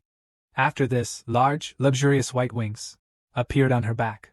Shielding his eyes from the blinding light, Arthur was unable to utter a word from what he saw. Now Sylvia appeared before him in her true form, being a beautiful white flying dragon with amazing feathers and many golden runes all over her body. Looking at the baby, she asked if she now lived up to the name he had introduced himself with. Arthur was in an indescribable shock from the thought that the lady who was kind to him, who looked like the embodiment of evil, actually turned out to be a beautiful dragon. The powerful, magical being replied that she understood that humans probably called her kind dragons. Agreeing with his assumption, she added that unfortunately for them, they had little time for idle chatter due to her having returned to her true form. Turning towards the portal, she said that she must use her original form to complete this portal. When her disguise disappeared, it meant that those Arthur should not meet would soon arrive. The baby was alarmed by the mention of Sylvia being in danger from some strangers. However, the loud ringing and bright light from the portal prevented him from asking a question. Sylvia asked him to listen carefully to what she was about to say. There were a couple more things she needed to tell him before they parted. First, she handed him a strange colored stone with some amazing power. The object was not heavy, but Arthur could not utter a word because he felt that he could barely hold the stone in his hands. After this, Sylvia tore one feather from her wings. She asked the boy to take the feather, to wrap around the egg to hide the object's aura. The boy was surprised and could not utter a word, because he knew what incredible value a dragon feather had. Before he could answer her, she suddenly bit him softly on the leg, pushing his entire small body forward with her nose. A moment later, the guy felt a sudden burning sensation on his skin. The clothes on his arms suddenly began to tear as strange golden runes appeared, similar to those on Sylvia's body. Feeling this heat, Arthur began to scream and his eyes began to glow purple. When the pain ended, the runes disappeared and Art fell to his knees, breathing heavily. Sylvia, trembling and barely able to stand on her front paws, said in a weakened voice that what she had given him would manifest itself after some time had passed. Looking at Sylvia's eyes, which no longer had a purple tint and seemed to be fading away, a worried Arthur asked if everything was okay. In response, Sylvia said that she was going to open a portal. She didn't have time to choose the exact location, but she said that the baby would definitely be somewhere near his family and their friends, so he should hurry. Arthur said that he couldn't just leave her in this place, but at that very moment, he heard a loud roar from which the cave began to collapse and stones from its ceiling fell in his direction. The frightened boy did not have time to move aside and only covered himself with his hand, closing his eyes. Sylvia saved him, wrapping him with her large wing. At that moment, it became clear that this was connected with the appearance of uninvited guests. A terrifying stranger addressed Lady Sylvia and said that he advised her to cease her obstinacy and hand over to them the object for which they were persecuting her. Walking slowly forward, the being in battle armor similar to the one Sylvia used said that if she listened to his advice, then he might even heal her wound. Peering between the feathers of Sylvia's wing, Arthur noticed the resemblance of the stranger's appearance to the previous form of the lady, who had treated him so carefully. When the enemy said that Sylvia had caused them a lot of trouble, after hiding in this cave, time suddenly stopped. The small area they were in seemed to freeze under the effects of Sylvia's technique. Using this power to buy herself some more time, she said that she had something to confess. It was hard for her to say that she had actually deliberately prolonged the creation of the transportation spell so that she could spend more time with him. She did not ask him to forgive her for this, but she hoped that he would listen to another request that she considered selfish. Looking at the baby, she asked with tears on her face if he could call her grandma just once. Trying to hold back his tears, he grabbed her wing with a shudder. In a weak voice holding back his emotions, Arthur asked her to just go with him. He shouted that he didn't know what she did, but he didn't care because they could just leave this place together. Tears began to well up in Sylvia's eyes again as she barely remained conscious. She said that they both understood perfectly well that this was impossible.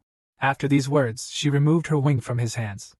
With a flap of her wing, she said goodbye to him and threw him into the portal. Arthur couldn't do anything about it, so he just reached out his hand towards her with tears in his eyes. He could not accept her sacrifice until the very end. Sylvia looked down with her head down so as not to hurt the baby even more. At the last moment, she heard him address her as grandmother. Hearing this, she felt some relief. Introducing him to her children, she thanked him for this wonderful time. Having entered the teleport, the guy was immediately transported closer to the elven forest and found himself on the ground. There was no way back, and he was completely devastated. He could not contain his emotions, realizing his helplessness. Sylvia decided to leave herself and did so in order not to involve him in a dangerous situation. He knew he would never have a chance to see her again. Out of all this hopelessness, Arthur began to scream loudly, frightening all the birds in the area. He did not get up until the morning and only looked at the sky. Memories of the 4 months spent with Sylvia swirled through my head.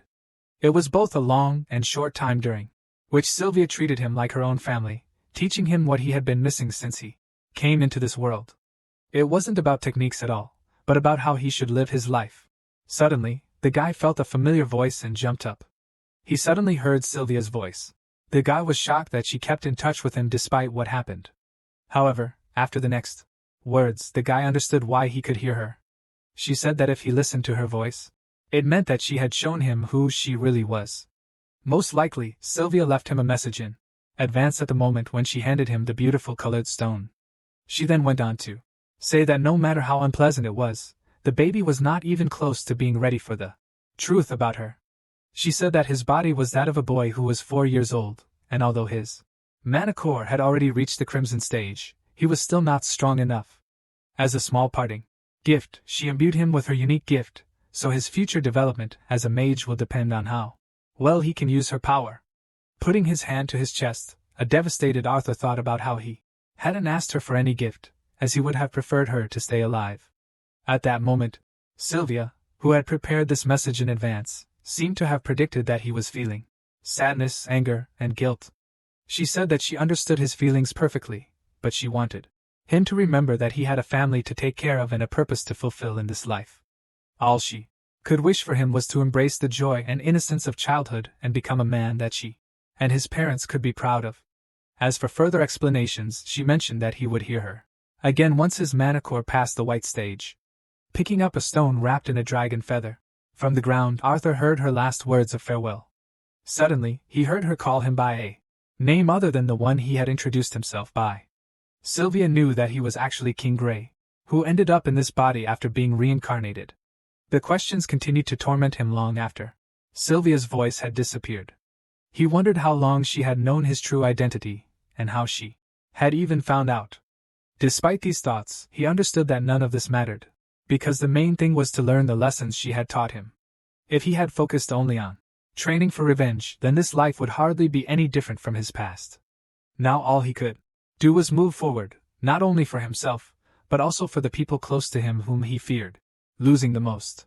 Having thrown off his disturbing thoughts and returned to reality, he asked himself a very pressing question regarding where he had ended up. There was no point in wasting time in one place. Strengthening his body with mana, Arthur rushed forward. He moved through the forest at great speed, but everything seemed the same as before. To get a better look at where he was, the guy decided to climb a tall tree. Looking around, he did not find any familiar landscapes. Even with mana, his vision was still limited. However, one thing was crystal clear. He was deep in the Elsha forest. Even though it was the depths of a huge magical forest, there were no scary beasts around it. As he moved through the forest, jumping from tree to tree, he struggled to use the mana rotation that Sylvia had taught him. Despite this, he could still admit that with this technique, he had the ability to use magic for much longer than before.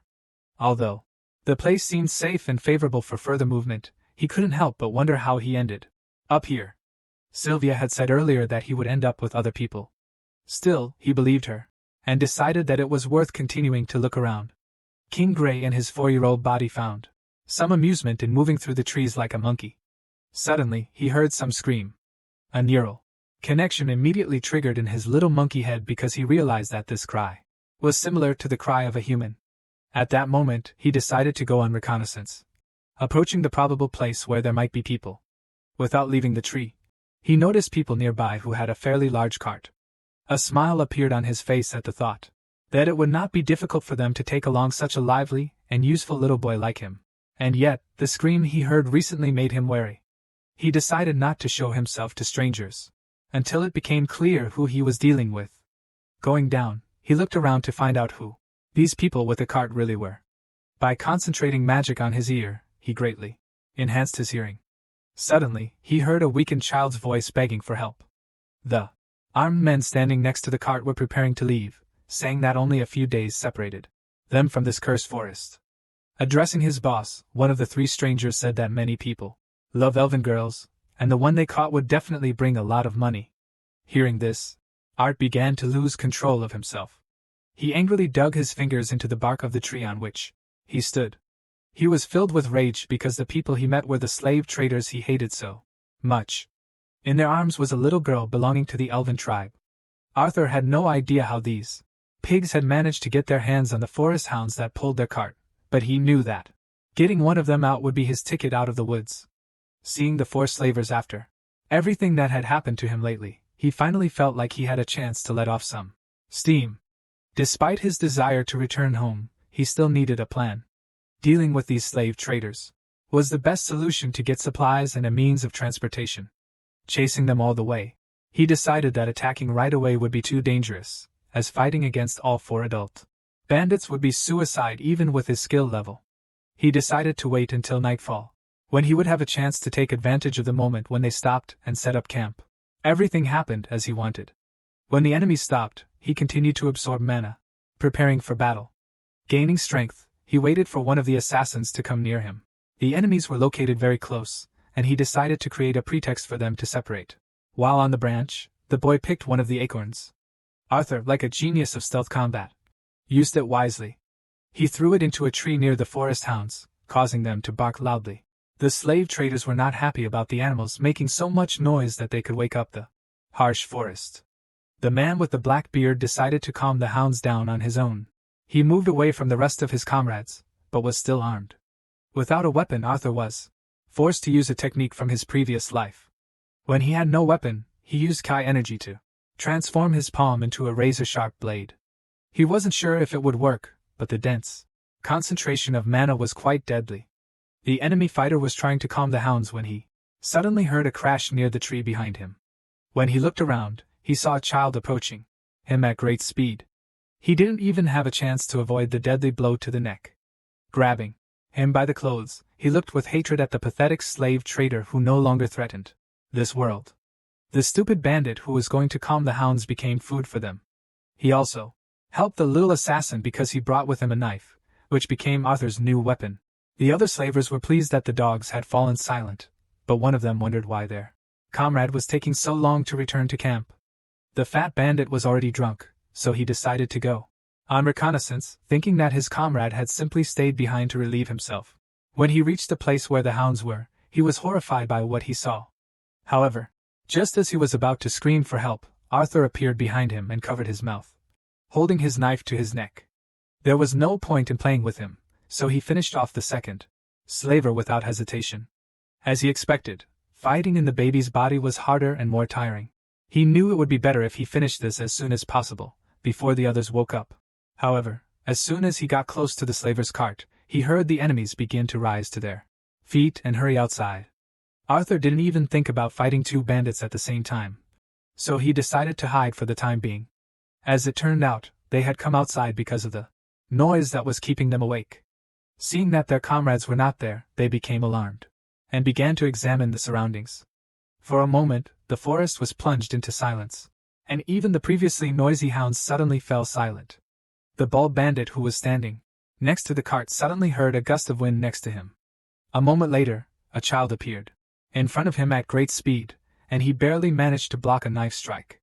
Even so, Arthur was incomparably faster than his opponent. A moment later, he made another quick dash, with which he wounded his opponent's legs, cutting his tendons. The bald bandit could no longer move. He screamed in pain, which attracted the attention of their boss, who moved a short distance away from the cart. Addressing the leader, the wounded bald bandit said that this boy was a very dangerous and fast magician. Upon hearing that the child was a magician, the last of the bandits, suddenly, decided to throw away his sword. Using magic, he strengthened his fist similar to what Arthur did. He said that since he was dealing with a wizard boy, then he would try not to kill the golden egg that had just landed next to them. As it turned out, such a rare find as Arthur could bring them even more money than the little elf they caught.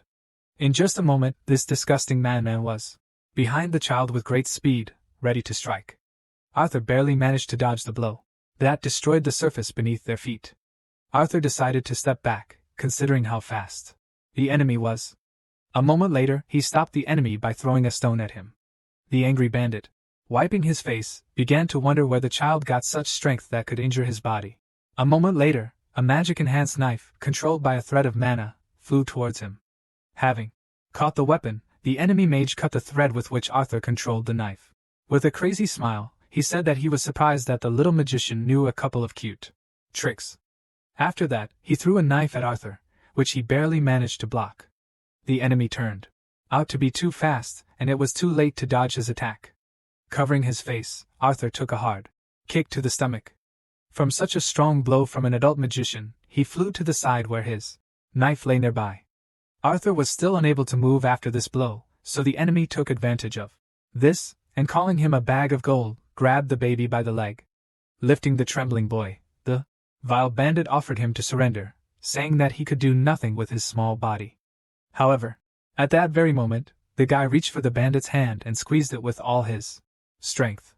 He noticed that the condensation of mana, like a blade, behaved like wind magic. From this, he guessed how mana should behave in order to use fire. Within moments, he had caused a powerful explosion with the palms of his hands, which he had grabbed the slave trader's hand with. A powerful flame rose up around them as Arthur used a rather impressive amount of mana. The madman's hand was completely destroyed and he began to scream frantically. Taking advantage of his enemy's panic, Arthur regained control of the knife. The bandit screamed that he didn't care about the baby's life anymore, and that he would definitely finish him off. Overcome with rage, he didn't notice how Arthur appeared behind him. Hiding in the dust, he finished off his opponent by throwing a man-enhanced knife at him. Returning the weapon back to his hands, Arthur, with a cold gaze, enjoyed the revenge he had carried out. As he started walking towards the cart, the last bandit, who could not move, began to beg him for mercy. With a menacing look, Arthur replied that he had no doubt that the little girl they had captured had also begged them for mercy. Having finished with the last of the slavers, he opened the curtain of the cart and saw a crying girl from the elven tribe. He saw how scared she was, so with a kind smile he extended his hand towards her, saying that it was now safe here and she could return home. Seeing the kind young man in front of her, she began to cry with joy. Before he took her out of the carriage, he decided to cover her eyes so that she would not see the battlefield. When he had taken her far enough, he removed the blindfold from her eyes. The girl looked quite sad, her green eyes seemed empty.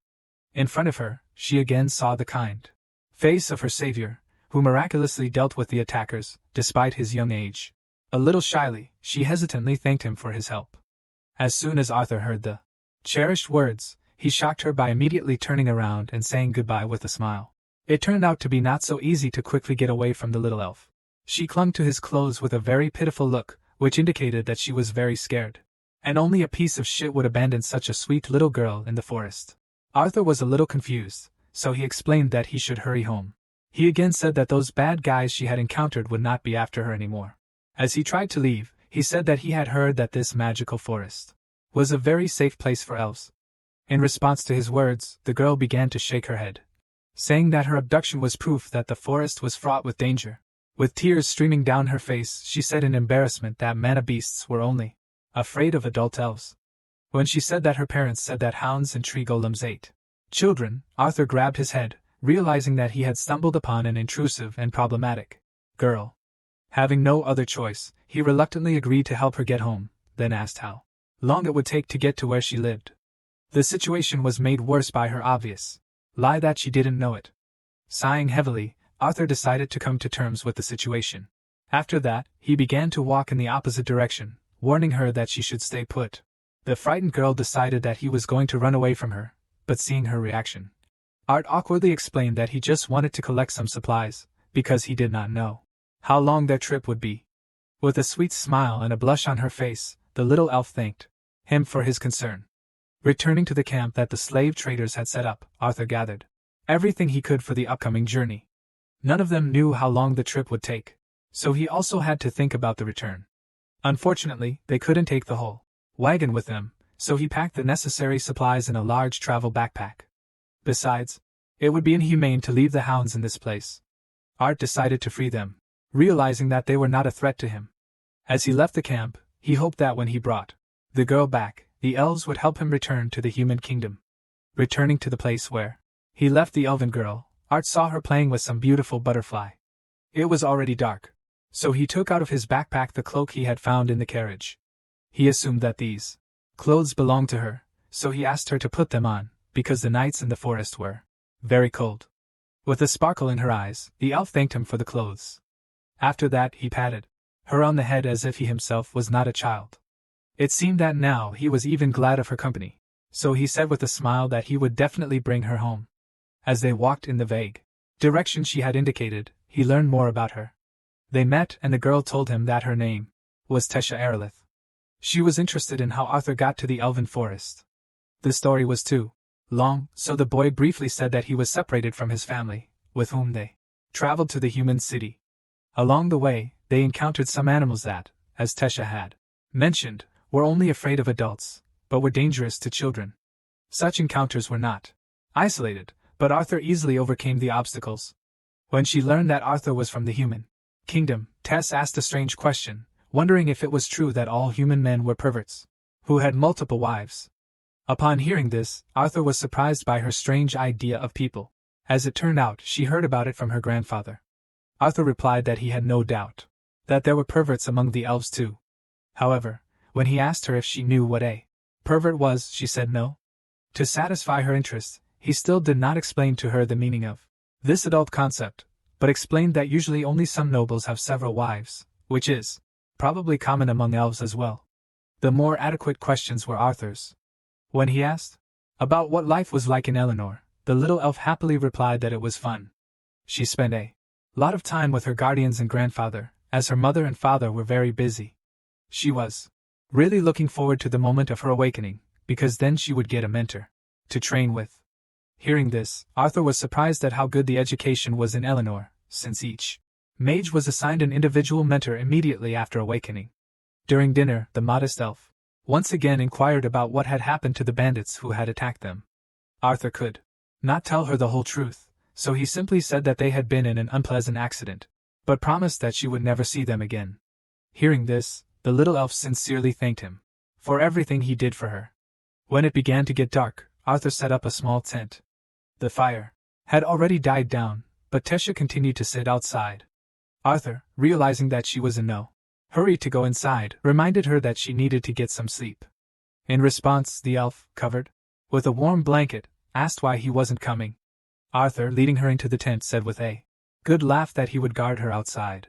Once he had apparently put her to bed, he decided to used the free time to find out what kind of will Sylvia had left him.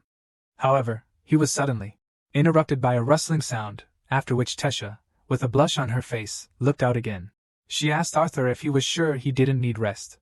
She said hesitantly that her grandfather had told her never to share a bed with a boy, but she promised not to tell him. Looking back at the obsessive girl, he reassured her with the words that everything was fine and he didn't need sleep.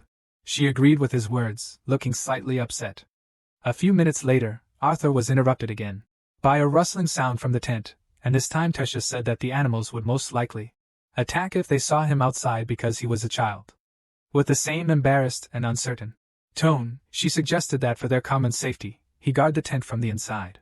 Arthur couldn't do anything about it. He knew that if he continued to resist, then both of them would not be able to sleep. When he entered the tent, Tesha began to justify herself by saying that she had not dragged him inside because she was scared. In response, Arthur sat down next to her and asked her to rest after a hard day. It seems he became the first person she could trust. Most likely this was due to the fact that they were the same age. Grabbing the smiling and kind human child by his clothes, Tesha made sure that he would definitely not run away from her. After that, she finally fell asleep. Arthur knew that she had been through a tough time, so it would be better if he stayed inside so that she could get a good rest.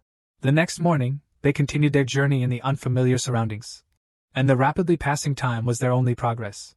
Spending time together turned out to be quite fun. After the first conversation with Tesha, her fears went away, and it was clear that she had no idea how to interact with boys her age. Despite this, she looked really happy because she always had a smile and a blush on her face. Although he was glad of such company, his anxiety about his family and impatience to return home did not leave him in a better mood. All this time he tried not to show that something was bothering him. When communicating with Tesha, he continued to behave cheerfully and carefree so that she would also be in a good mood. Towards evening, they stopped again to set up camp. While Tesha was busy keeping the fire going, Arthur was once again setting up the tent for the night. However, at one point, the hammer fell out of his hands. He clutched his stomach and began to writhe in pain. In fact, at times his journey seemed almost unbearable due to the excruciating pain that emanated from his mana core. They were extremely unpredictable, so no matter how hard he tried, it was very difficult to hide it from Tesha. He had no idea why this was happening. Seeing the elven girl's anxiety, he reassured her, saying that he was fine and that this was only a temporary problem. It was clear from her face that she was very worried because she couldn't help him in any way. Similar pains recurred repeatedly, even though he hardly used magic. As he continued his journey, he continued to smile so that Tesha would not worry about his condition. Despite his attempts to reassure her that everything was okay, she was still worried. Although the pain in his core often distracted him, he was still always extremely careful. The mana beasts, similar to a pack of wolves, did not give them any peace, pursuing them, considering them defenseless prey. However, when Arthur suddenly appeared in front of them using mana palm enhancement, they would run away with a frightened look. The further they walked, the more familiar locations Tesha recognized and could even point out which road to take next. Even though they were already approaching the kingdom of the elves, the anxiety did not subside. From time to time, Arthur was forced to hide because the attacks of pain in the core occurred more and more often. Tesha did not react to the fact that he hid from her from time to time behind trees and bushes. Art understood that despite his position, he could not admit to her the reason for such behavior, because she would worry even more. Exhausted by constant pain, during another overnight stay he fell asleep and Tesha made sure that he did not catch a cold by covering him with a blanket. As the days passed, Tesha began to recognize more and more of the familiar surroundings. She seemed very happy that her native kingdom was already close. However, their pace slowed as she began to tire suspiciously quickly. Arthur didn't realize that she really just wanted to spend as much time with him as possible, so he thought it necessary to take her small backpack to make the journey easier.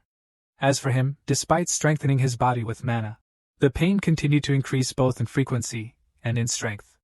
It was becoming increasingly difficult to hide these fits from the worried elf. During another attack of pain, he grimaced so much that Tesha was seriously scared. In order not to make her worry even more, Arthur justified himself by saying that his stomach hurt because of the unfamiliar food of this forest. As they approached the kingdom, the forest became more and more secure, so Arthur, given his condition, did not bother to guard their camp and slept all night. They continued to travel, and now Tesha was not shy about talking. She suddenly stopped him because she was very nervous before asking a question. A little embarrassed, she said with a blush that since they had become close friends, she would like to call him by the name his family did. Hearing this, he said in a nonchalant voice that he didn't mind her calling him by his shortened name, just Art.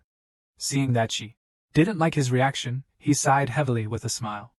After that, he embarrassed her more emotionally with a response, saying that he would be very flattered if Tesha Aeroleth would call this village boy by the name of Art. It seems Tesha even took offense at him, and said that he was speaking strangely again, as if he were not a boy but some old man. In response, Arthur jokingly said that it was better than being a crybaby who couldn't even go to the toilet without him, and constantly walked around with her eyes and ears closed. These words embarrassed her so much that she began to try to shut his mouth. While playing as a child with a 40-year-old man, in the body of a 4-year-old child, Tesha suddenly saw a magical rune on one of the trees. At that moment, her face lit up and she joyfully shouted that she had seen the place they were looking for. She pointed her finger at a cluster of trees and began to run in that direction.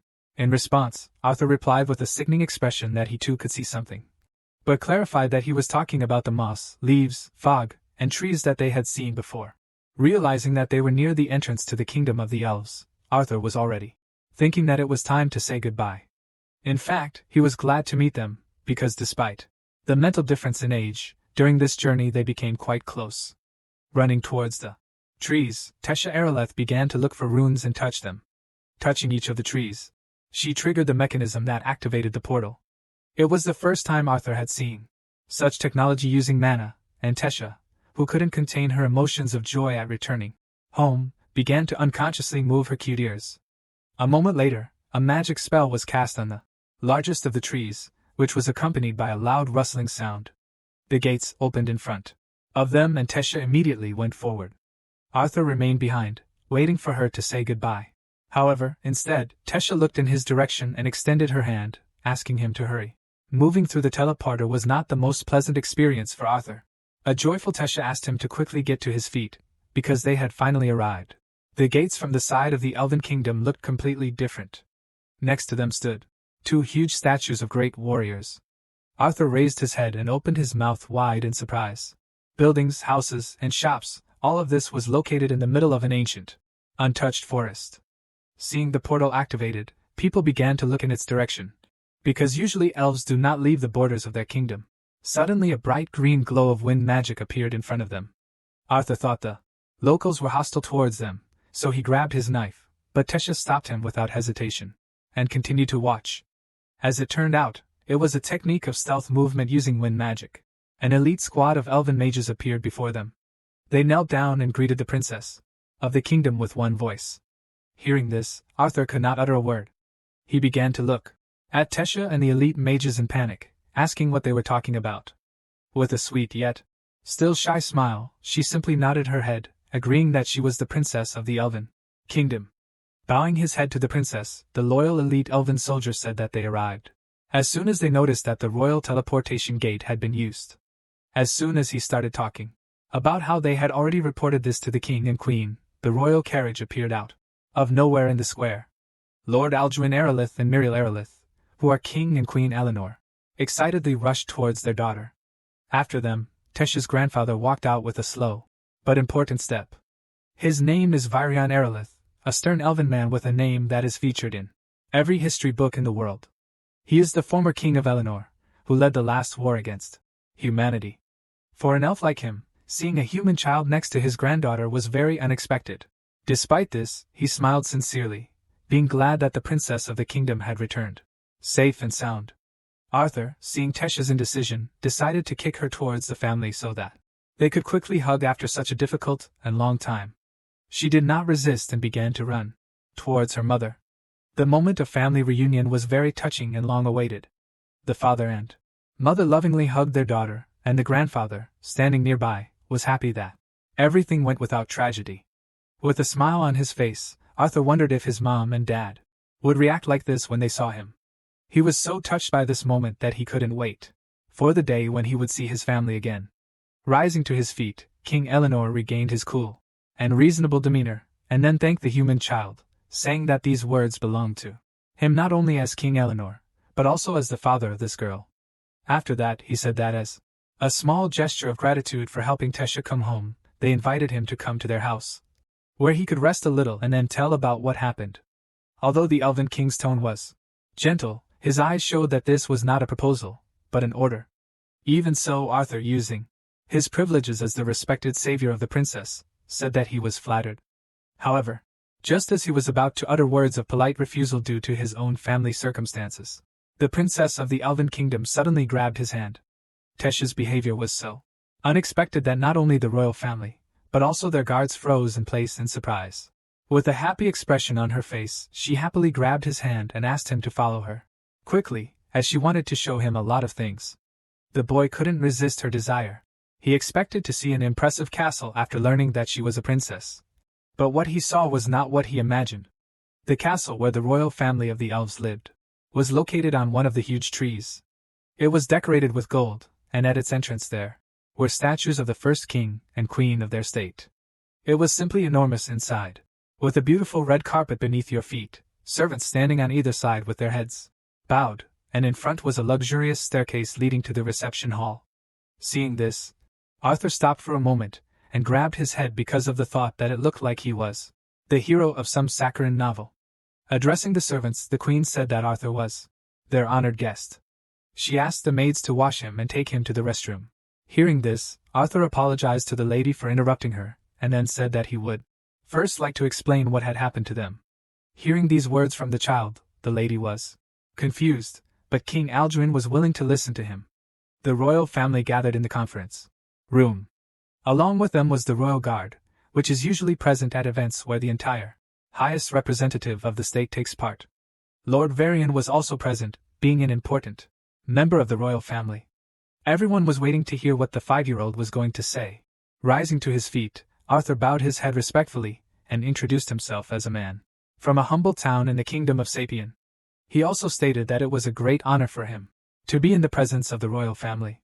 He decided that such a presentation was absolutely necessary, because the discussion would not progress if he was treated like a child. Everyone was surprised by his manners, and the king even remarked that despite his supposedly humble origins and being so young, he seemed to be quite a mature and well-educated man. After this, he said that they would like to hear what had happened. Arthur began his story with his personal journey, beginning with a vague retelling of how he was separated from his family before the encounter with the bandits. It was not an outright lie, he was partly telling the truth. But he could not tell everything as it really was. Inevitably, as the story progressed, when he encountered their daughter, the atmosphere in the hall changed dramatically. King Alduin was simply furious. He angrily slammed his fist on the table, shouting in anger that he should have known that slavers were involved in this incident. In response to his emotional words, Arthur allowed himself to answer that slave trading was a profession, not a race. Although he tried to speak respectfully, without being rude, it had its consequences. A sharp clang of metal was heard as the guards present inside the hall drew their blades and pointed them at the impudent child. However, the royal family was not happy with the way their subordinates were rushing things, demonstrating such an attitude towards the savior of their princess. Mr. Varian decided not to rush things, although he himself understood that the story told by the impudent boy was hard to believe. He was forced to try to eliminate the risk that he himself was connected with the slave traders. With a piercing gaze, he asked what the boy did when he saw his granddaughter taken by slavers. Speaking of Arthur being just a child, he assumed that he would probably start talking about negotiations or how he begged them for mercy. In response to the elder, Arthur calmly stated that although he was a child, he was also a magician and therefore was able to destroy the slave traders with his own hands and save his granddaughter. This time, the head of the royal guard could not stand it. He took out his blade, soaked it with mana and said with hatred in his eyes that he would not tolerate how the insolent man dared to lie in front of the former king of Eleanor. However, Mr. Varian put him in his place with a condemning and stern look. The pressure from the former king made him tremble with fear. Arthur understood that the situation was getting tense, so he decided that there was no point in continuing these negotiations. As he rose from the table, he said that whether they believed him or not, the main thing was that Princess Tesha had returned home safely. He had no intention of getting anything in return, because all he wanted at that moment was to return to his Sapon family. Hearing his words, that he was going to leave, The princess jumped up from her seat with an anxious expression on her face. Her parents noticed her distress and realized that she was quite close to the human child. Mr. Varian also couldn't miss the fact that she even called him by his shortened name. Seeing the princess's behavior, Arthur hesitantly replied that, knowing history, he did not think that a person should stay in this kingdom for too long. Besides, he couldn't help but mention that his priority was to make sure his family was safe. He also wanted them to know that their son was okay. After hearing the story, King Alduin made a thoughtful expression on his face. In a calmer tone, he said that despite the past of the two kingdoms, the human child had saved their daughter and had taken on the burden of accompanying her until her return. Understanding how upset his daughter was about the royal family's decision, King Eleanor said that he considered it his duty to provide Arthur with a worthy reward. Unfortunately, the teleportation gates connected to the Suppan Kingdom are only accessible once every 7 years during a summit conference between the three races. Despite the desire to send Arthur home as quickly as he wished, there were still 5 whole years left before the gates opened. However, the king was sincere in his desire to reward his daughter's savior, so he said that despite the inability to use the teleporter, they would be happy to send guards to escort him home safe and sound. Rising from the table, he extended his hand forward and with a kindly smile stated that he would like to extend their hospitality.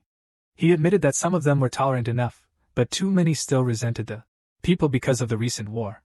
Despite the different moods among the elves, he could do nothing more than invite his daughter's savior to make himself at home. The royal family promised to have his escort ready for the following morning. With his hand on his heart, Arthur sincerely thanked him for such a generous and indescribably important award. Having finished his tense conversation with the royal family, the young magician went into the room. Finally being alone, he felt a certain relief. The day turned out to be quite difficult, but at the same time, productive. After many months away from civilization, he was finally able to enjoy a shower. However, here at this moment, he again encountered the problem that had been bothering him lately. He ducked again as the piercing pains in his mancore grew worse and worse.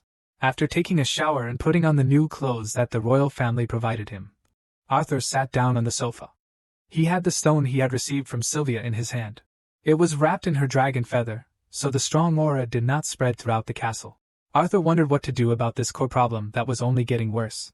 He was sad that Sylvia couldn't help him anymore. A moment later, he was distracted by a knock on the door. Opening the door, he saw Tesha standing in front of him, trying to contain her emotions, nervously clenching her fists. A moment later, she struck her head straight into the stomach of her savior, who was already suffering from terrible pain without her. In an agitated tone, she called him a fool for first talking coldly to her family, and then declaring that he was going to leave. Arthur gently touched her shoulders and replied in a calm tone that he was not really cold. He clarified that he was actually being polite because he was dealing with the king and queen of this kingdom. He asked impatiently why she had not told him anything earlier. In response, the princess who was hiding her origin said nothing, but began to tease the boy, sticking out her tongue and laughing slyly, turning around demonstratively. She said that she simply didn't want him to leave her. A little more quietly, she said that he had become her first friend in her entire life. After these words, a tremor associated with excitement became noticeable in her body. Arthur responded to her sincerity with a kind smile, hugging her, calling her a whiny princess. He asked her to show him the whole castle and what she had been telling him all the way. Thus, Arthur really managed to relax the situation, and Tesha took him along to show her favorite place in the castle. There was a beautiful garden here, and she, trying to persuade him to stay, said that if he stayed here until spring, then he would see how beautiful their flowers were. What decorated their garden at this time of year were bees that glowed at night with incredible joy and a look of amazement. She took this beam of light in her hands and asked if he thought these bees were incredibly beautiful. Arthur had never seen anything like it before. Seeing that she was calmly holding them in her hands, he was not afraid to pick up one of the glowing bees to examine it better. However, a moment later, he felt goosebumps on his skin. Something was flying towards them very quickly with a quiet whistle. Acting as quickly as possible, Arthur grabbed the princess by the arm and threw it aside so that she would not fall under the enemy's blow. After that, he managed to grab a sharp object flying towards them. At first glance, it was some kind of knife. Arthur noticed which side the throw was made from, so he immediately dashed in that direction to collide with the enemy. A moment later, he collided with some man and he was able to stop a blow from a bare fist without any extra effort. He raised his head and stopped, realizing who had attacked them. It was the former King Eleanor, Lord Varian. Realizing this, Arthur began to scream in rage, asking why the hell a crazy old man would try to kill his own granddaughter. He mockingly replied that perhaps the object would have left a small scar on the princess, but even that was doubtful, since the knife was not designed for that purpose. Taking another look at the knife he had caught, Arthur was convinced that it was nothing more than some kind of toy, incapable of harming anyone. Although he was cruelly deceived by the elder of the kingdom of Eleanor, Varian praised him for his excellent reaction and instincts in return. He noted that he could not even think that the kid would be able to not only catch his gift, but even try to use it in battle. He couldn't judge Arthur's skills with just compliments, so he added that his use of mana was mediocre at best, but it was obvious that even that was enough to prove that he could indeed kill several slavers. While Arthur stood frozen in surprise at how strange his grandpa was, Tess, trying to stand up for him, worriedly said that he should stop teasing her friend. As it turned out, Mr. Varian didn't think he was teasing him at all. When he said that Arthur must have guessed the reason for his visit, he froze tensely, waiting for an answer. Without thinking twice, the elder said with a thoughtful expression on his face that he had not met anyone as interesting as this human child for a long time. After that, he threw him a sword, offering to demonstrate everything he was capable of. Arthur caught the sword with an unwavering gaze, showing his determination. In just a moment, he used mana on his blade and rushed to attack. His lightning strike was aimed at the neck of the kingdom's elder, while Lord Varian himself did not even have time to blink. Horrified by what was happening, Tess, fearing for her grandfather, froze in place with a shocked look. As it turned out, the old man was not weak enough to suffer from such a blow. With a smile on his face, he called Arthur a scared little brat, and then began to slowly walk towards him, releasing a huge amount of mana. In response to this, Arthur waved his sword again, demonstrating that he was ready to continue. As he charged, he filled his blade with mana again. However, when he made the cut, the elder managed to move, leaving behind only his cloak. In a moment, he was behind him, ready to strike. Although Arthur didn't have time to notice him, he felt his energy approaching. He didn't have time to dodge, so he blocked it with his sword, supporting it with both hands. Under such enormous pressure, he admitted that the elder of the Elven Kingdom was indeed a strong fighter. Varian did not give him a rest, and continued to try to break through the young man's defense. However, Arthur managed to jump back from his second blow. But even while in the air, he still remained the old man's target. Lord Varian struck again, and Arthur, unable to maneuver while in the air, was unable to defend himself. From this blow, he flew to the side, and with difficulty, managed to stop, sliding along the surface. As soon as he stopped, he grabbed his blade again, and quickly rushed into the attack. Arthur continued to try to hit the old man, but they were in vain. Even considering his mana usage and the reduction in his range of motion, he still couldn't keep up with this old man's speed. All this time, he tried to strike accurately, but his sword was constantly blocked by the old man's hands. Moreover, a moment later, Mr. Varian was once again behind him. The elder of the Elven Kingdom believed that he had caught the boy by surprise, so he was going to take advantage of his opponent's mistake in order to deal him an instructive blow. However, in reality, Arthur was in control of the situation and, looking back at his opponent, he thought that he had a chance to change the course of the fight. The moment the old man tried to strike him, Arthur pushed off the ground and found himself in the air. Dodging the sweep that the old man attempted to perform with a kick, Arthur, using only one hand as support, pushed off the surface again. While in the air, he prepared to strike again, accelerating himself by strengthening his body with mana. A moment later, his sword was indeed in front of Lord Varian's face. Only at the last moment did he manage to jump back, avoiding serious injury. Tesha couldn't watch it anymore, so she rushed forward, shouting that they had to stop. She immediately ran to Arthur lying on the ground, seeing that her grandfather was okay. However, as it turned out, Arthur actually managed to hit him, and a small abrasion appeared on his forehead. With a smile on his face, Mr. Varian admitted that he deserved it for his arrogance. He could not even imagine that some human child would be able to hit him. Despite such compliments, Tesha still felt offended by her grandfather. When he suggested starting the second round of their duel, the princess pinched him painfully, saying that he had already mocked her savior enough. She folded her hands in front of her, and said in a businesslike tone that he should be gentler with their dear guest. In response, The old man said that if he were gentler with him, then he himself would become a target for mockery. Shaking off the dust, Art said with an awkward laugh that he was honored that the elder said so. Suddenly, Mr. Virian's mood changed, and with a stern and cold look, he asked Arthur if it was true that these words were really a great honor for him. As it turned out, he became so serious only because he wanted to offer the boy to become his student. Hearing this, a confused Tesha couldn't understand why his grandfather would suddenly say something like that.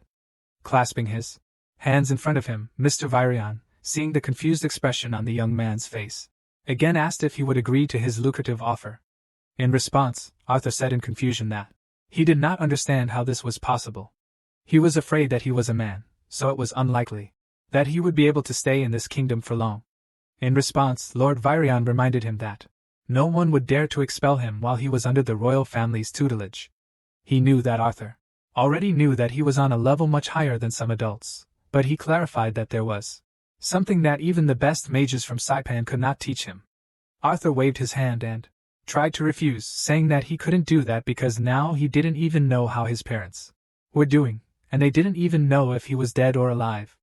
In response, the old man asked if it would be enough if he had a way to find out how they were doing, and also to communicate a little, so that they knew that they were okay. Seeing the surprise in the young man's eyes, Lord Virion decided that he could really influence Arthur's decision, so he asked him to stay. After which he gave the servants the order to put the princess to bed. As he put his cape back on, Mr. Virion noted that he realized he seemed overly impatient at the moment. He attributed it to what he had felt earlier during their little sparring match. As it turned out, in their battle he was able to figure out that Arthur had previously been experiencing attacks of burning pain in the area where his mana core was located. He was also incredibly accurate when he said that these attacks were probably happening more and more often. Nodding his head, Arthur asked with a confused look how the elder knew this. Brushing the dust off his cloak, Virion, without losing his status as a former king, said that he was sure that Arthur did not even know the cause of his pain, which was a big problem. He assumed that he did not even know what the will of the beast was. Hearing this term for the first time in his life, the guy immediately remembered how Sylvia had struck him to the depths of his soul. Of course, Arthur had already encountered several mana beasts, such as the magical wolf and the cruel lizard. A beast strong enough to be classified as Class A or higher is given the ability to pass on its will or inherent ability once, either to a descendant or a human. Understanding that the human child had some reason for not divulging such information, he said that he would not be curious about how he came across such a powerful beast. Still, he warned that at this stage, the power within him was too dangerous. Now Arthur knew that the will he had received from Sylvia was doing him more harm than good. At the moment, he had never come across this concept before in the books in his mother's office, so he assumed that the old man knew everything because he also possessed the will of the beast. Sitting down opposite him, Lord Virion released a dense aura of mana and said that he was the one called a beast tamer. When it comes to beast tamers, it is a title that can only be earned when the owner of such a person completely defeats the monstrous beast that resides within him. Mr. Virion knew well how important it was for the baby to return to his family, but he warned that doing so immediately would be too risky. Touching his stomach, he said that the power of his animal will was too strong for his immature body. Arthur was simply horrified by the next words.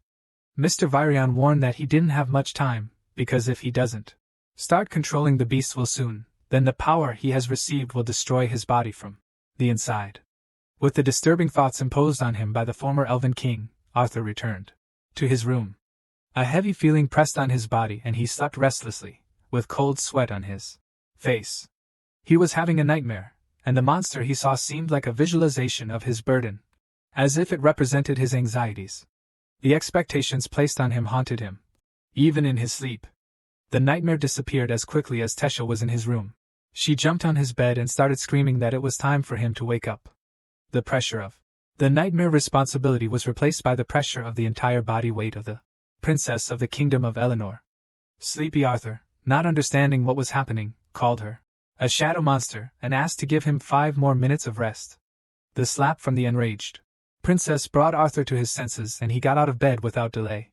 Tesha was genuinely glad that he was not leaving the kingdom. They began their morning with friendly teasing, laughing at how funny their hair looked after sleeping. The princess did not forget to ask gently whether Arthur would really be staying at their house for some time. Arthur formally replied that he was not sure yet, but they would know for sure after their trip with the elder. Dissatisfied with his attitude, the princess pinched him painfully on the back. After that, she nervously shouted that she would be angry if he continued to call her princess. Trying to calm her down, Arthur apologized and then asked to let him take a shower and get ready. When he said that if she didn't want to look at it, then she should leave the room, Tess, with a funny look of disgust on her face, said that he was saying perverted things, which proved her grandfather was right. Having driven out the intrusive and shameless princess and finished with the morning preparations, Arthur left the room and went down to the first floor. As he walked outside, he overheard part of the conversation between the king and Elder Virion. Alduin spoke of how it was not fitting for a human to live in this kingdom. The queen agreed with her husband's words, and noted that she would always be grateful to the boy for saving Tesha, but even so, allowing a human to remain in their kingdom was against all traditions. With a cold and reasonable look, Mr. Virion replied that he did not want to hear anything, because he liked that boy. He also asked them to notice that their daughter approved of his decision. Realizing her importance, Tesha began to nod her head diligently, demonstrating her support. Although Lord Alduin asked the former head of the kingdom to change his mind, there was no longer any point in doing so. Virion was determined that Arthur would be under his direct command. He asked to make sure that everyone in the kingdom knew about this, to avoid disagreements and conflicts, as well as aggression directed towards the human boy. Having heard every word of this conversation, Arthur himself, slowly descending the stairs, was in a good mood. He realized with a smile on his face that the elder could indeed be trusted. Seeing him approaching the carriage, Virion nervously called him a late brat, after which he hurried the boy to get into the carriage faster. The road was long, and they left the capital. Mr. Virion was dozing peacefully along the way, but the restless children interrupted his rest with a question about how much time this journey would take them. When Arthur called him grandfather, he smiled slyly, realizing that the human child was not very restrained towards the former elven king. The human child was very interested in seeing who the grandfather's mysterious friend was, who was going to help with their affairs somehow. Their pleasant conversation was interrupted by Tesha, who had fallen asleep with her head resting on Arthur's shoulder. Looking at his beloved granddaughter, Virion said that she had woken up so early, worried about her only friend. Arthur slept soundly, not knowing that she was really so worried about him. Putting his hand on his granddaughter's face, Mr. Virion told her that being the only princess of this kingdom, she grew up in complete solitude. She was constantly hurt by adults and even children who pretended to be her friends.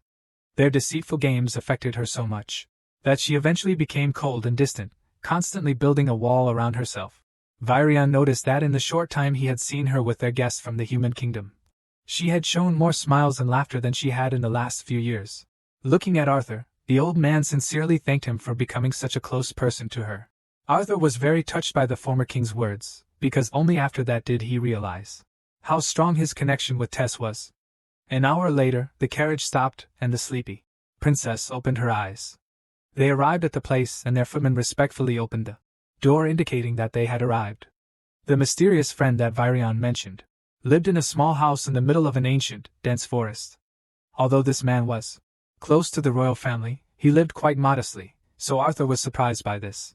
He was very curious about who this mysterious friend was, who had forced the former king to come to this distant countryside. A moment later, Mr. Virion ran past them and kicked the door furiously, shouting that the old witch must hurry up and receive her guests. It was so sudden that Arthur was startled, but Tess had seen her grandfather greet her in this way before, so she began to laugh. A few seconds after this rude greeting, the door slowly opened. Behind her stood a disgruntled granny, who, calling the former king an old grumbler, shouted that her ears still worked perfectly. In a calmer and kinder tone, Lord Virion introduced this lady to Arthur, calling her Rinia Darkasson.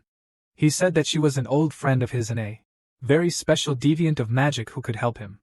Bowing respectfully, Arthur, observing the manners of formal communication, said that it was a great honor for him to meet the elder.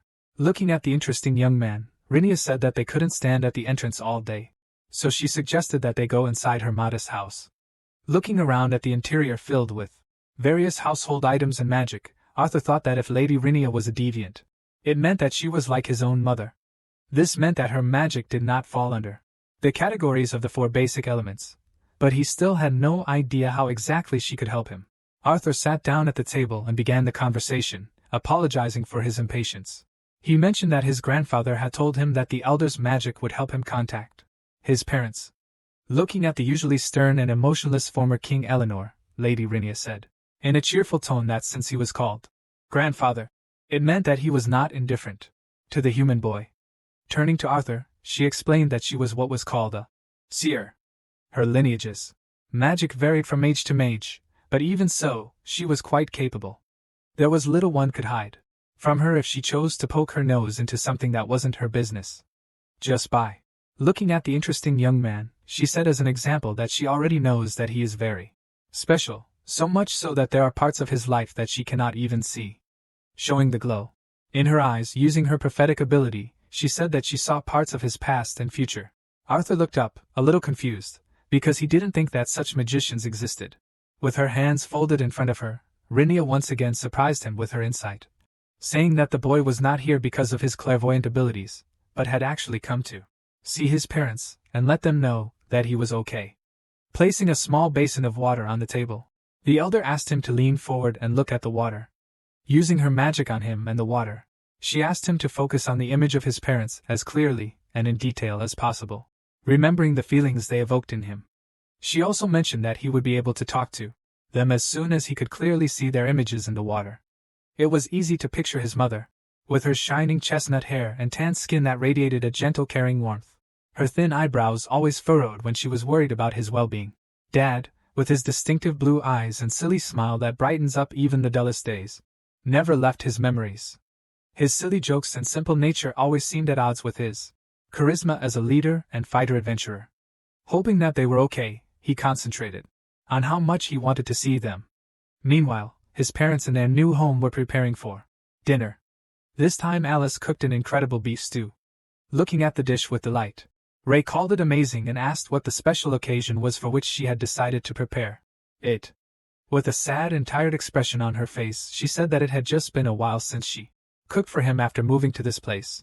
She was already in the last months of pregnancy, so even sitting down at the dinner table was quite difficult. Looking at the table, her eyes became even sadder. This beef stew was actually a favorite dish of her husband and beloved son Arthur, who disappeared without a trace during an attack on their team of adventurers. Seeing how sad his wife looked, Ray asked what was wrong. In response, she awkwardly began waving her hands with a fake smile, saying that everything was fine. The dish reminded her of her son, and she couldn't feel good, afraid that they would never see each other again. The difficulty of pregnancy and the pain of loss did not give her peace. She could not even sincerely rejoice that she would soon see another child from her beloved husband. Suddenly, the silence was broken by a childish voice in their heads. He greeted his mom and dad and introduced himself as Arthur. Hearing this, the parents, confused from shock, looked around. The food fell from their hands onto the table and they froze, listening to the voice of their son, whom they could not stop thinking about for a minute. A voice they could barely remember said that he was sure Mom and Dad were surprised to hear it in their heads. Arthur said he didn't have much time to explain, so he just said they needed to know he was alive and safe.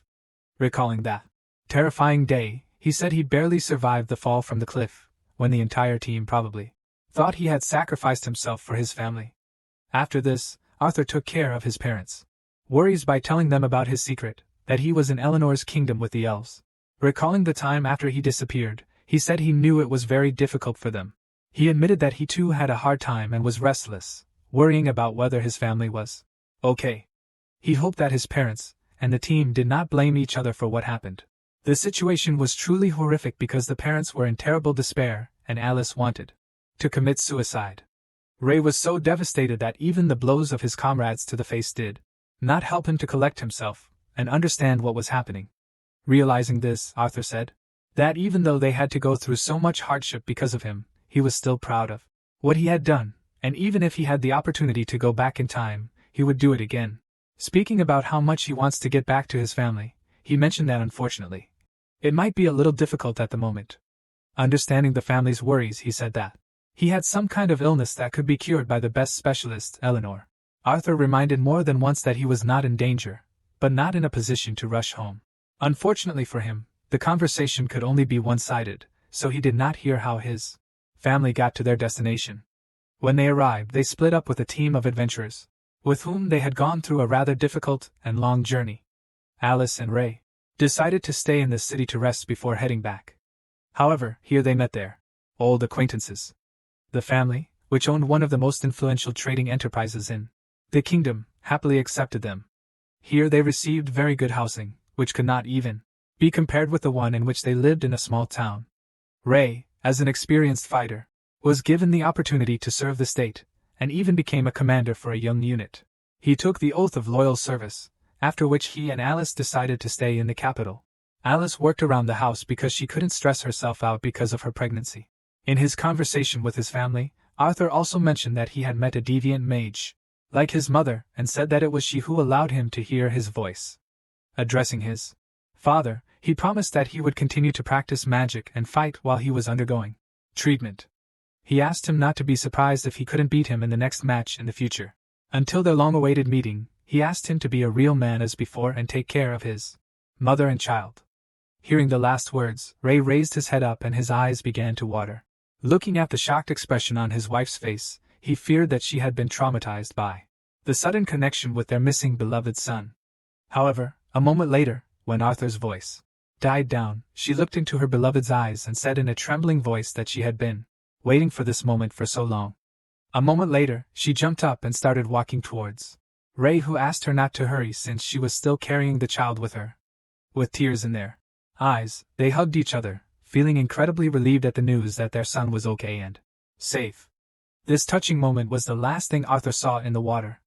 After the connection ended, he himself stood up on his feet with genuine tears on his face that began to drip right onto the table. Mr. Varian, watching this touching moment, saw that Arthur could still be like a child.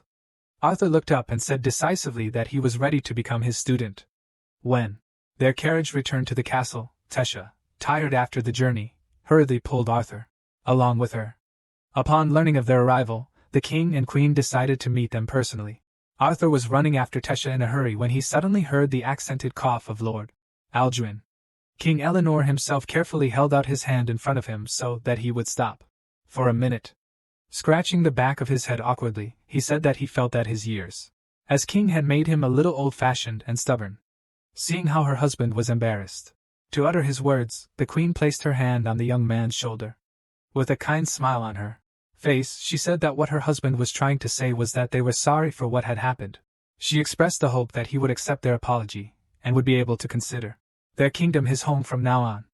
Varian, seeing the behavior of the royal family, paused for a moment and looked with a smile at how the heirs to his throne were stepping out of the bounds of hatred for the human race. With a smile on his face, King Alduin extended his hand to Arthur, calling him the savior of his daughter and the first disciple of his father. He asked to be allowed to greet his dear guest properly once more. Arthur accepted his words of regret with a sincere smile. They shook hands and Arthur thanked King Eleanor for his generosity. Tess suddenly intervened in their conversation, shouting with a fighting spirit that if their father really felt sorry for Arthur, then he should give them some peace to play outside. She was really looking forward to the moment when she could show him the city. Looking at each other in surprise, the king and queen could not refuse the young princess her wish. They had never seen her in such a mood before because it was difficult for her to find people close to her. Arthur quickly got ready for his walk and went outside to sit alone on the stairs. The princess's preparations for the walk were completely different. She put on an incredible outfit and a beautiful pink hat with flowers. Coming out of the castle, she offered him to go for a walk with a joyful expression on her face. The city was fairly safe, so they didn't need an escort. This walk was filled with wonderful and carefree moments that had not been in Arthur's life for so long. Arthur had never been to a big city before, and besides, the capital of the kingdom of Eleanor was filled with various oddities associated with elven culture. Looking around at the interesting benches around, Arthur didn't notice how he caught hold of some fair-haired guy. Even though he apologized, the child he encountered was arrogant enough to call him a rude person, and the one who left human germs on his beautiful body. Seeing such previously unheard of self-confident behavior, Arthur was very surprised, and Tess, knowing who they were dealing with, looked in his direction with disappointment. Adjusting his hair and pointing a finger at the human child, the young elf said that the so-called savior of their princess was deeply mistaken if he thought that he belonged here just because Elder Varen favored him a little. The kids around him started to cheer this ridiculous and self-confident elf. But Arthur was a little furious. Starting his life from scratch, having a lot of experience, communicating with different people, he immediately decided that he did not want to get involved with him because he looked like a disgusting guy. Tess tried to pull Arthur along, saying that they shouldn't linger, but they were interrupted by the arrogant boy. With an overly confident look, he turned to the princess, saying that while he applauded her kindness, commoners had no place near her. Tess and Arthur felt awkward when he offered to escort the princess, introducing himself as the heir to a great family, Firat Ivsar III.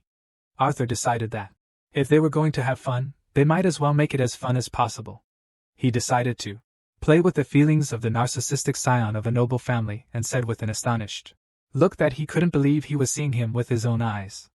Taking his surprise as a compliment, he felt even better, saying that even the commoners had heard of his genius and his recent awakening. However, a moment later he flared up, realizing that the ignorant boy had mispronounced his glorious name. The provocation worked just fine, and while the offended Firat was furious, Arthur continued to joke about his so-called ignorance. Watching this, the princess could hardly contain her laughter. Further escalating the situation, he mockingly bowed before the elven boy, saying that he had no idea he was standing next to such an inspiring genius. Calling himself a pathetic bug, he promised that he would not forget to show him due respect. Having humiliated the poor guy, Arthur decided to skillfully avoid further development of the conflict, so he turned around and, apologizing again, began to distance himself from that group of impudent children. However, as soon as they took a few steps, that annoying Firat shouted that they had to stop. With an angry expression on his face, he said viciously that Arthur was naive if he thought his sarcasm had not been detected. Arthur was truly surprised that this ridiculous guy was not as stupid as he had expected. Filled with anger, Firat raised some paper and shouted that he had to do something that would protect the honor of the Ivsar house. In front of his friends, he asked for this piece of paper on the ground and shouted that he was challenging the commoner to a duel. Hearing this, King Grey, who had reincarnated in this body, felt uneasy, not understanding what honor had to do with it. Taking a step forward and pushing Arthur back, the princess impatiently asked Firat how he dared to start a duel with the apprentice of Elder Varian. Addressing this offended boy, she reminded him that even though he was of noble blood, he still had to know his place. Showing off in front of his equally ridiculous friends, Firat politely replied to the princess that his father had taught him to never allow anyone to trample on the honor of their house. Holding out his wand towards the man, he said that he had a free choice to accept this duel or retreat, tucking his pathetic tail between his legs. His move was cunning. He even reminded Arthur that his decision would also affect his mentor. Looking around at the onlookers who had gathered around the scene with interest, the guy was surprised by the seriousness of this Firat's statements. With a haughty and satisfied look, Firat, believing that he had achieved his goal, said that he would accept his enemy's silence as a sign of consent to the duel. After that, he turned to the princess and politely asked her to judge this duel.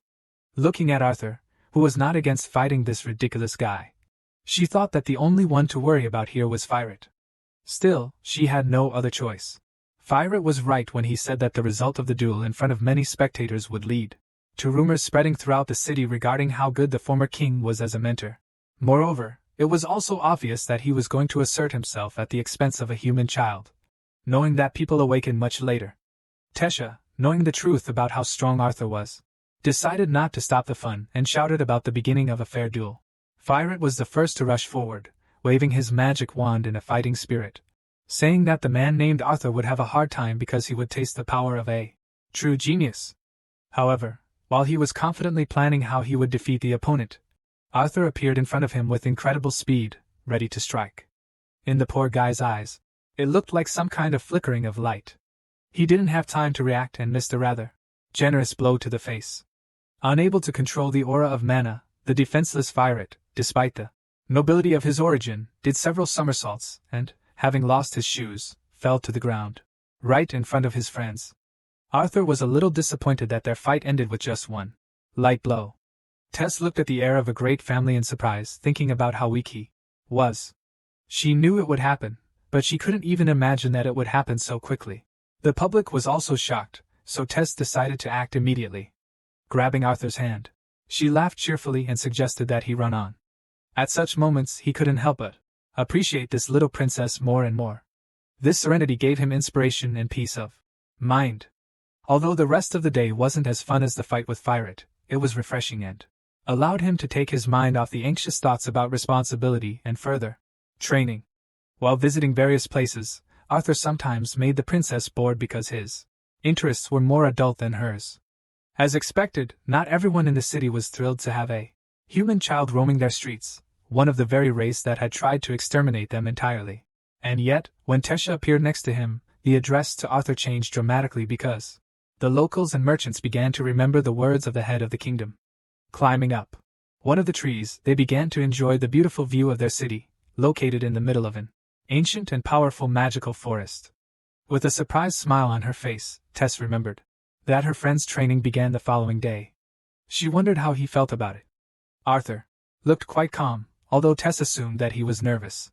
In fact, at that moment he remembered the words of the elder, who said that he had no idea how he had been taught until now, but assured that his lessons would not be easy even for him. Ignoring the pain from the manticore, the assimilation process used by animal tamers was often compared to immersing the body in boiling tar.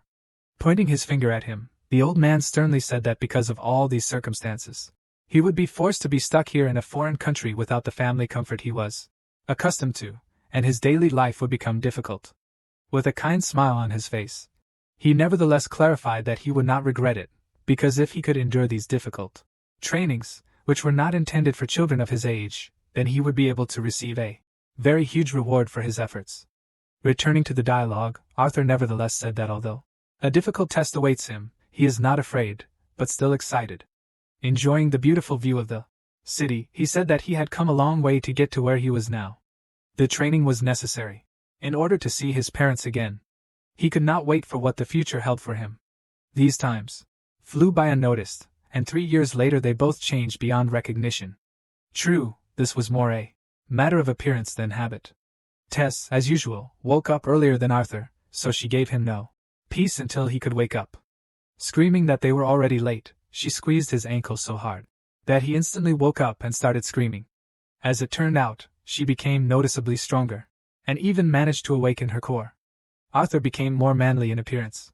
Touching his ankle, he accused her of using mana to twist it. Then, with an offended look, he sternly asked if she couldn't find a gentler way to wake him up. In response, she, without admitting her guilt, said that it was his own fault because he did not wake up when she politely asked him to do so. After these words, she put her hands on her hips and slyly said that in this situation, Arthur was paying attention to something completely different from what he should be paying attention to, because he should first of all be grateful that such a beautiful girl like her woke him up. Trying to hook her with a sharp joke, Arthur said with a carefree expression that there were quite a few attractive maids in the castle. Of course, Tess was not only angry, but also offended by Arthur for his impudent words. As she walked down the stairs to the first floor, she did not give him a break, constantly asking if he was sincere in his words. Arthur began to fear that the maids in the castle would soon be changed. At the bottom of the stairs, Mr. Varian was already meeting them. Grandpa said with a stern look that his ridiculous students had made him wait. One of the most respected elves in all of Eleanor, who had been forced to wait for the two teenagers, was patient with their lateness, and suggested that they begin preparing for the next lesson. The lesson dealt directly with the use of magic, so it is worth mentioning that in this world there are 4 basic elements in their higher forms. These higher forms of elements are ice, gravity, lightning, and sound. They can only be controlled by mages, who have gone beyond their capabilities. There are also differences in what the abilities of different races are. Dwarves can only manipulate earth or fire, but like elves, they have a much higher affinity for the 2 elements. Their defining characteristic is that all dwarves can mold and bend metal, and talented ones can even cast spells and manipulate magma. Elves are limited to water, wind, and earth, but with a much higher affinity than humans. In rare cases, they can also become a special type of deviant that controls plants. However, elves are not capable of becoming mages, who can manipulate higher forms of the elements. Human mages have the ability to manipulate any of the 4 basic elements. They are also the only race capable of becoming deviant in any of these elements, along with anomalies that cannot be classified in any of the elements. An example would be healers like Alice, Arthur's mother. There is a delicate balance of power between their 3 races, taking into account population, shared innate affinity with the elements. and loyalty in mages. Arthur had this knowledge thanks to access to his mother's study, where he read all the books before the age of 5. He himself explained this theory in order to find out if it was good enough, comparing it with how the elves see it. Looking at his granddaughter, tired after physical training, Varian decided that it was not worth bothering the children with an even more detailed study of all the nuances of using the elements of magic. After catching her breath a little, Tesha raised her hand to ask a question. She understood that this whole assimilation process was meant to prepare Art's body to cope with his beastly will. But she couldn't understand why they were doing this when they could train their body physically, using magic. Watching the princess with pride, Arthur thought about their differences before hearing his mentor's answer to her question. He had learned all of this from his lessons beforehand. But the difference in races had really shown him its true essence over the 3 years of training together. While humans were considered talented if they awakened to magic late in life, it was not surprising that elven children experienced an awakening of their skills just after the age of 10. For Tess, it happened even earlier, at the age of 9. Returning to her question about physical training, Varian saw through her intentions right away. She suggested it because she was angry that she was the only one who was beaten during training. Lord Varian really did not spare her during training, even though she was his favorite granddaughter. Since Tessa's awakening, she has been practicing her magic skills with a tutor, learning to fight from her grandfather. Looking at her, Art knew that she would be a real monster in the future, but at the same time, he did not forget that he should not be one of those who think differently. Carefully adjusting his granddaughter's hair, the old man explained that what Arthur had been doing for the past 3 years was basically fusing his bones, muscles, and organs with his mana. He hadn't trained physically like Tess, but the old man could assure that once it was over, his body would be stronger than the veterans. Turning to Arthur, she decided to hurt him with a taunt about why he was so sensitive to her beatings. In response to her words, Grandpa quietly laughed, and Art furiously shouted that no matter what the results of his training were, he still felt pain as before. Still, they had to continue training, and the beast tamer, looking at the boy, confirmed his suspicions that 3 years of fusion was not enough to drain his energy. When he asked if Art was ready to continue, he nodded his head decisively. Bringing his hand closer, he said that after this day, he would become a real beast tamer, unlike those happy adventurers who simply used their beast as a tool. He placed his palm on Arthur's solar plexus and said that he was going to ignite his mana core by pouring in a large amount of his own energy. Varian warned that Art would likely feel a little warm, but that he shouldn't feel too sick. However, just a moment later, when the old man began to pour in his energy, Arthur clenched his teeth from the sensation. Instead of feeling a little warmth, he felt an overflow of magic and a burning sensation all over his body, like burns. His mana core was overflowing and Varian could no longer fill it as it began to push out a large amount of energy. A surge of thick and powerful mana caused an explosion similar to the one during his awakening. Even Mr. Varian couldn't stay on his feet and flew to the side, hitting a tree. Tesha was also blown away by the shockwave, but luckily landed on soft ground. Rising to his feet, the shocked Varian, who had never seen anything like this before, could not understand what was happening. As soon as Tess came to her senses, she ran, screaming towards Arthur, who was lying on the ground, his torso exposed by the surge of his own energy. When she took his hand and asked if he was okay, he hesitantly replied that he felt a little weak. The former King Eleanor was hard to take by surprise, but this time he gave in to what he had seen. He said that he knew that Art had his reasons for not telling him everything until now, but still asked again which beast had given him its will.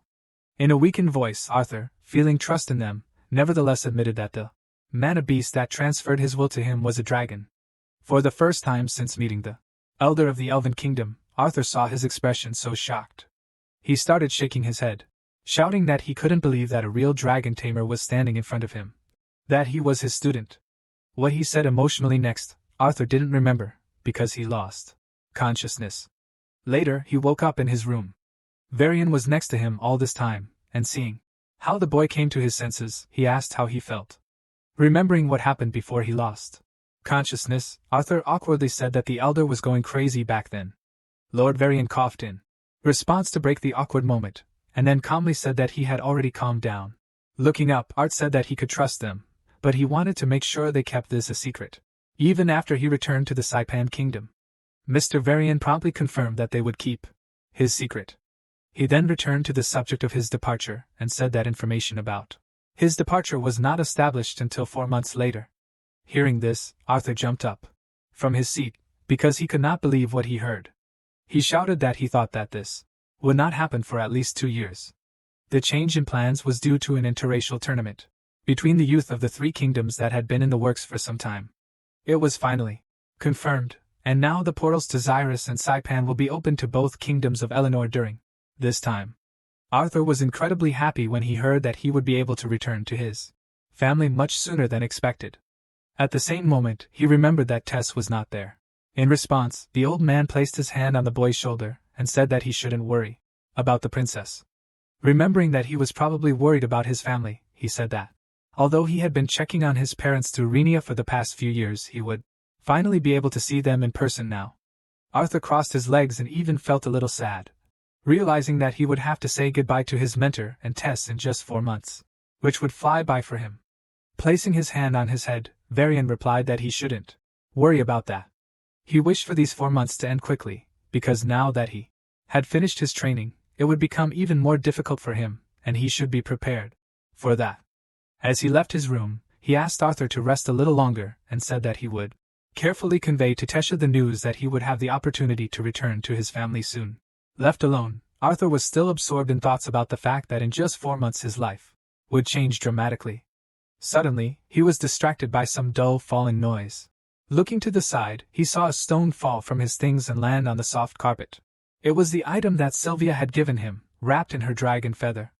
The feather flew off the stone, and the stone itself began to release thick mana, and its surface began to crack. Arthur was scared because he had already completely forgotten about this stone, and now it suddenly fell out of his things and cracked.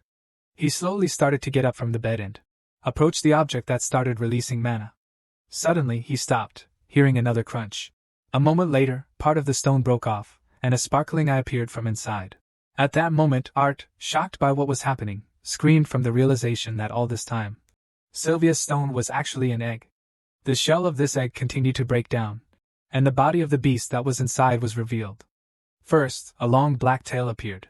A moment later, the shell split into 2 parts, and a small animal appeared, which began to shake its head from side to side. It was a cute little animal that had not yet gotten used to the bright light, and immediately began to yawn. A moment later he fell on his back because he still had difficulty moving. Arthur picked it up and continued to think about what it was. A small, cute animal with small black wings looked at him with surprised eyes. Arthur's eyes were no less surprised. They mimicked each other's head movements, and it seemed like this mana beast was learning how to interact with other creatures. Without understanding anything, the amazing animal made a cute sound, similar to a cat's meow. Looking at him, Arthur assumed that he was a dragon, to which he meowed happily. Arthur couldn't believe his eyes. The affection for this little creature made him happy. However, a moment later, the little dragon that Sylvia had left for him suddenly broke free from his hands and bit him painfully on the arm. Immediately after the bite, this dragon lost all its strength and began to fall down, and on Arthur's hand, instead of a bite mark, some kind of seal appeared. It was quite painful, so Arthur grabbed his hand and grimaced in pain, while a small smoke came out from the seal. Looking at his hand, he was surprised that the dragon's bite had such a strange mark. The baby continued to squeak something, and at that very moment, Art heard someone call him, "Mom!" He began to look around in surprise, making sure that there was no one else here except them. Looking at the dragon again, he realized that it was he who was calling him, "Mother!" Clutching his head, he again thought about how he could hear such a clear speech from a small dragon that had just hatched from an egg. When the little dragon called him, "Mother," again, he fell to the ground. Sighing heavily, he began to get used to the fact that his new pet could communicate with him telepathically. When Arthur caught his breath, he nevertheless clarified that he was a boy, so it would be better if they called him Dad instead of Mom. Despite the fact that this cute miracle was born only a few minutes ago, it could already talk and understand what was happening around it. However, the dragon was not adapted to such activity. He immediately fell asleep because he was too tired from such sudden activity. Stroking his head, Arthur said with affection that he would name him Sylvie, in honor of his mother. Sylvie seemed to really like the name, and squealed happily again. Moreover, as it turned out, thanks to their connection, Arthur was even able to feel that she actually liked it. It seemed that the mark that Sylvie had left on his hand was not as simple as it seemed at first glance. There was a feeling that this thing connected him with the little dragon. Sighing heavily, Arthur began to fall asleep again with the thought that he was only 8 years old and he already had a tattoo and a child. In his new life, he truly became a real rebel. At night, he was awakened by a strange girlish squeal. Jumping out of bed, sleepy and still tired, Art began to look around, asking who was in his room. As it turned out, this cry belonged to Tess because she was overwhelmed with emotions when she saw this little dragon. She began to ask with affection what this animal was and why it was so cute, while Sylvie herself began to ask her dad to save her from strangulation. Arthur was too tired to explain everything. Looking out the window, he saw that it was not morning yet. Taking advantage of the moment, he fell back onto the bed and covered himself with the blanket, saying that he could not miss a minute of sleep. Forgetting about Sylvie, he left her alone with Tess, who continued to play with her like a plush toy. The next morning, Tess got up early as usual and woke Arthur up with her usual rude method. When they went to see Grandpa, Arthur told her that this was his new pet, with whom he could communicate telepathically. Tess couldn't get enough of how cute the little dragon was. At the same time, Sylvie was very angry with her, being on her daddy's head. Looking at Sylvie, Tess said that Art was very lucky, and even suggested that if she could communicate with her then they would get along too.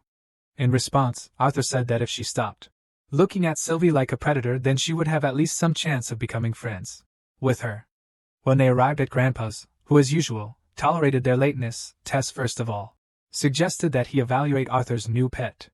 Mr. Varian looked closely at the strange and unusual animal that was on Arthur's head. First of all, he was attracted by the interesting and mesmerizing eyes with a yellow tint, which resembled the eyes of a lizard. However, he looked at Sylvie with completely different thoughts, when he noticed that she had a distinctive tail and unusual wings behind her back. Realizing that it was a small dragon, he desperately screamed in the cold sweat of his brow that the little brat was giving him no peace, clutching his heart and leaning against the wall. He said in a weakened voice that he would die sooner if he continued to be so surprised by this human boy. Seeing such an unusual reaction from her reserved grandfather for the second time, Tess began to laugh loudly with affection. After explaining to Varian what had happened and where Sylvie had come from, Arthur learned that creatures like her usually hatched in the presence of their own kind. The elder had never personally encountered a dragon, but he was certain that this trait also applied to them. They tried to figure out why she was able to hatch in front of him, but the only reason they could think of was that yesterday he had fully activated Sylvia's will, which belonged to a dragon. When they had finished their daily training and Tess was too tired to get up off the ground, Arthur asked Varian what he should do when he returned to Saipan. He knew that most people would not know that she was such a powerful being. Placing a hand on his shoulder, the elder said that they would be fine if Arthur simply pretended that it was a rare beast. However, he also let it be known that he had other reasons to be concerned. He mentioned that they had been holding back the strengthening of his core while assimilating the beast's will. However, now that Arthur has fully awakened as a beast tamer, they will need to train his core and his new dragon will. It sounded like a tough call, but Arthur had no other choice, so he simply asked in confusion what he should do. In response to his words, a sly grin appeared on the elder's face in anticipation of something interesting. Throwing aside his wooden training sword, he replied that he had found that the best way to access the first stage of his beast will, aside from strengthening his mana core, was to constantly engage in battles. Stretching his back with a cheerful laugh, Arthur responded positively to this, saying that it made sense to him. Suddenly, Varian elaborated on another unusual detail, saying that it would also make sense to fight other beast tamers when they used these stages of will against him. Such practice would prove very useful in improving his own understanding of his power. Within a moment, Arthur understood why Varian had mentioned this. The former elven king began to unleash his power as a beast tamer, and powerful mana began to spread throughout their training grounds. A strong gust of wind forced the boys to cover their faces because of the dust flying in their direction. They could barely stand on their feet. His appearance changed significantly. His eyes took on a menacing yellow gleam, and his body began to look like a black panther, with an absolutely threatening look and tone. He coldly said that they would now fight more seriously than ever before. Beast tamers are special among mages, as they are able to use unique skills inherited from mana beasts. The first stage, known as the acquisition phase, is when the animal tamer can borrow the beast's inherent power. But it is only in the second stage, the integration phase, that the mage can truly use the unique abilities and characteristics of his beast. And for Varian, who had only just discovered this second stage after decades of studying his bestial will, this was possible. He was now able to use the deadly power of the Shadow Panther. Seeing Arthur's readiness, Varian asked him to be careful the moment he sneaked up behind him. Arthur didn't understand where the elder got his confidence from, since he had been able to keep up with his speed with ease before. He was surprised that he was saying that he could get behind him, after he had warned him of his intentions in advance. However, after a few seconds, it became clear what was going on. The elder's body began to release a thick and ominous mana that Arthur had not felt before. In just a moment he simply disappeared from sight.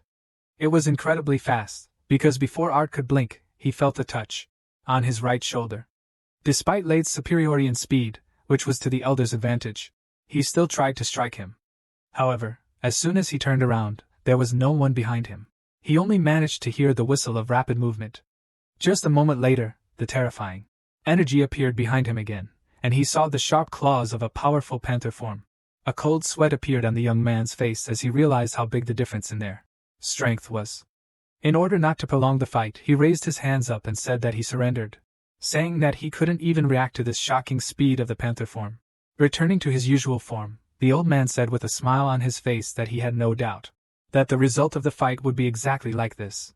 Having returned to his normal form, Mr. Varian admitted that this form also had some drawbacks.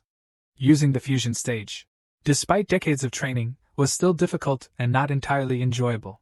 In response, Arthur noted that the speed of movement in the form of a black panther was one thing, but it was quite another that when it appeared behind him, he was not even able to sense its presence. Picking up the wooden training sword from the ground, Lord Varian thoughtfully replied that it was probably due to the Shadow Panthers being able to instinctively manipulate wind and sound to achieve this effect of stealth and concealment. Extending the hilt of his sword towards his student, Elder Varian said that he believed he had tormented the boy enough, that he had not yet managed to reach even the first stage of mastering his beast will. Instead of wasting time, he asked what he thought about them actually starting to train. As Arthur continued his training, he didn't even notice how quickly the days passed for him. Thanks to Varian's guidance and his own knowledge, he was able to access the first stage of his draconic will. The elder also taught him how to hide the presence of his beast will. The days passed very productively. He either strengthened his mana core and studied Sylvia's dragon will, or fought against Varian. Fortunately, the assimilation process allowed his body to constantly train, and in his spare time he spent as much time as he could enjoying the joys and innocence of childhood, just as Sylvia had wished. These last 4 months, which he spent with great pleasure, flew by completely unnoticed. When the day of departure finally arrived, Tess could not hold back her tears. Every day they had spent together over the past few years had made it increasingly difficult to tell Tess of his impending departure. As expected, she was very sad, so Arthur had no choice but to try to cheer her up about the fact that they would meet again. In preparation for his return to the human kingdom, Art took care to conceal his beast will and the seal of his pet bond, as he thought his grandmother Sylvia's feather hid the presence of Sylvia's mark well. It was time to say goodbye to everyone who had become so dear to him during his stay in the kingdom of the elves. Lord Varian and Tess, who could hardly hold back her tears, were nearby. The elder, with a kind smile, asked him to hurry, because his crew was already ready to leave.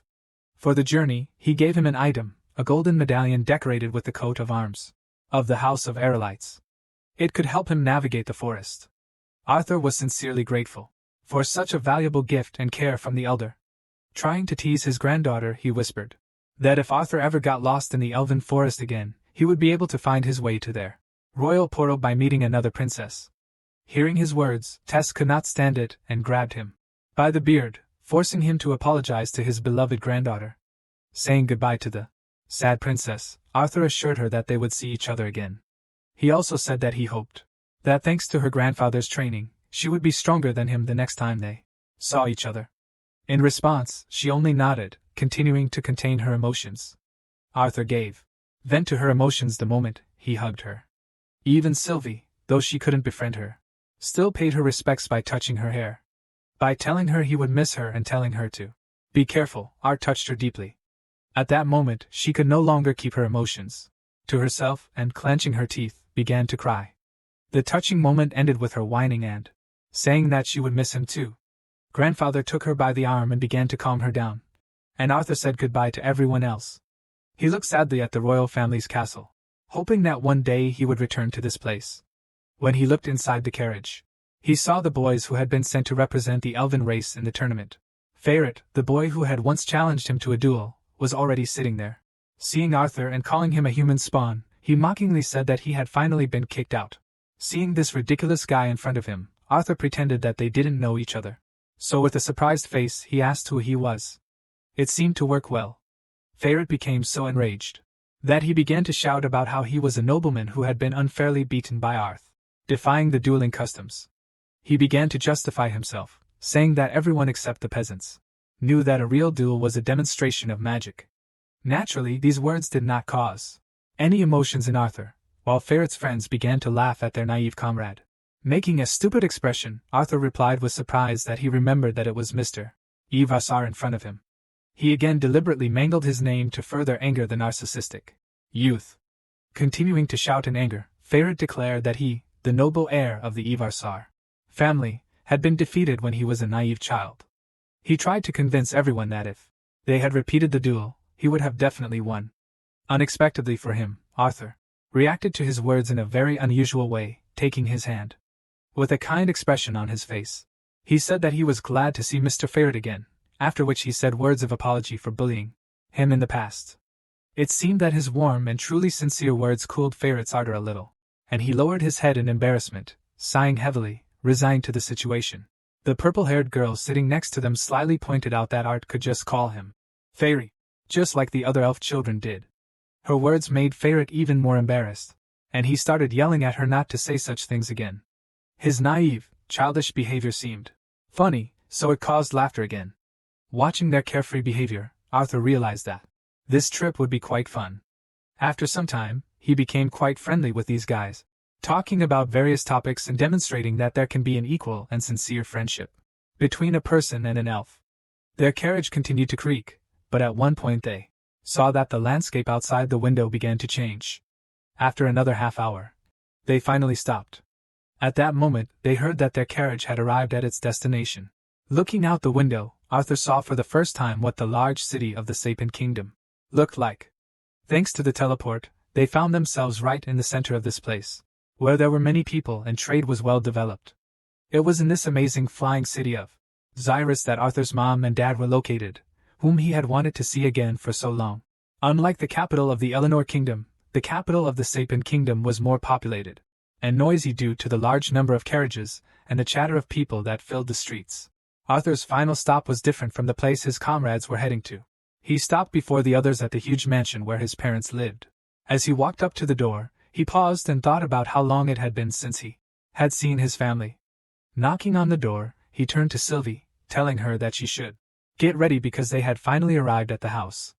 The moments before the meeting brought back painful memories of what his last few years away from his parents had been like.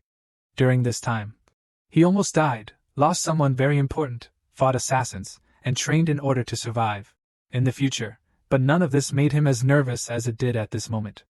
In response to the knock on the door, he heard the sweet voice of a little girl who said that she was already hurrying to the door. When the door creaked open, an elderly lady who served in this huge mansion appeared in front of him. She politely asked Arthur how she could help him, calling him a young man. In response, Arthur bowed respectfully and said his full name, then said that he had been informed that his family currently resided in this estate. Hearing that the young man's name was Arthur Lewin, the surprised maid was simply shocked. As Arthur said this, with his head down, he noticed a shy little girl hiding behind the old woman's skirt. After that, he heard the voice of his own mother, so familiar to him for so long, running to the door, calling the girl's name. Hearing her name, Eleanor Lewin looked around, seeing her mother's anxiety. As soon as Alice came closer to the door and saw her son, who had grown up several years, she forgot what she was talking about, and the plate of food fell from her hands. Arthur also couldn't move when he saw his mother. It seemed as if time stood still for the two of them at that moment. Arthur was the first to break the silence, and said with tears in his eyes that Eleanor Lewin was his sister. Wiping away tears, he added that he should have started their conversation with different words. With a sincere smile in his words, he told his mother the cherished words that he was finally home. They had been waiting for this moment of meeting for a long time. Alice ran towards her son and they finally hugged. Through her tears, she said in a trembling voice that she knew that the voice really belonged to her son. She couldn't believe that her child was actually home. Seeing tears on her mother's face, Eleanor grabbed her skirt and began to beg her not to cry. At that moment, they heard the sounds of loud stomping. A man in Cyrus's military uniform was running towards them, who also couldn't wait for this touching moment. There were already tears in his eyes from the joy of his son's return home. The kind old woman who worked in this mansion told him that Arthur was finally home. Finally, the whole family was together, and they shared this touching moment of reunion with tears in their eyes. Looking at this, even the old lady could not hold back her tears. Just like me. When they went into the living room, they sat down on the same sofa and began to discuss what he had told them 3 years ago with the help of some kind of information transfer. Magic. They were worried about his illness and why he was so thin, but Arthur insisted that he had never felt better than he did now. Ray, seeing how many questions Alice was asking, asked her to take her time, saying that just by looking at their son, they could tell how big and strong he had become. Unlike Mom and Dad, the little sister didn't look so cheerful. She was sitting on a separate sofa with an offended look. Not understanding her child's behavior, Alice asked Ellie to come up to her older brother and say hello to him. When she heard that the boy who came to them was her older brother, she was genuinely surprised. He really did look like his mother. So she believed these words and with difficulty got down from the chair in which she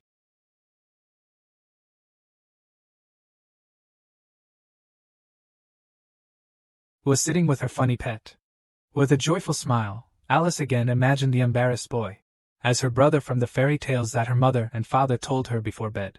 Taking a few steps forward, the shy little girl greeted her older brother, speaking hesitantly and rather funny, as she still could not pronounce all the letters correctly. Standing next to her, leaning on his knees, Arthur, touched by this moment, said that he was pleased to finally meet his own sister. Looking at their children, the parents could hardly contain their emotions at how sweet this moment was. After Arthur settled in at home, he spent some time explaining everything from the beginning. Although he trusted his family, he chose to skip the story with Sylvia, explaining his fall from the cliff as a stroke of luck and his body's unconscious use of magic to protect him from falling from a height. From there, he continued the story of finding Tess and spending time in Eleanor. When he finished his story, the curious Ray pointed his finger at Sylvie, asking what he could tell about this little friend.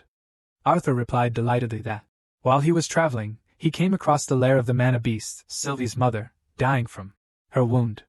According to him, he could do nothing for her mother, but since then, he had been taking care of her offspring.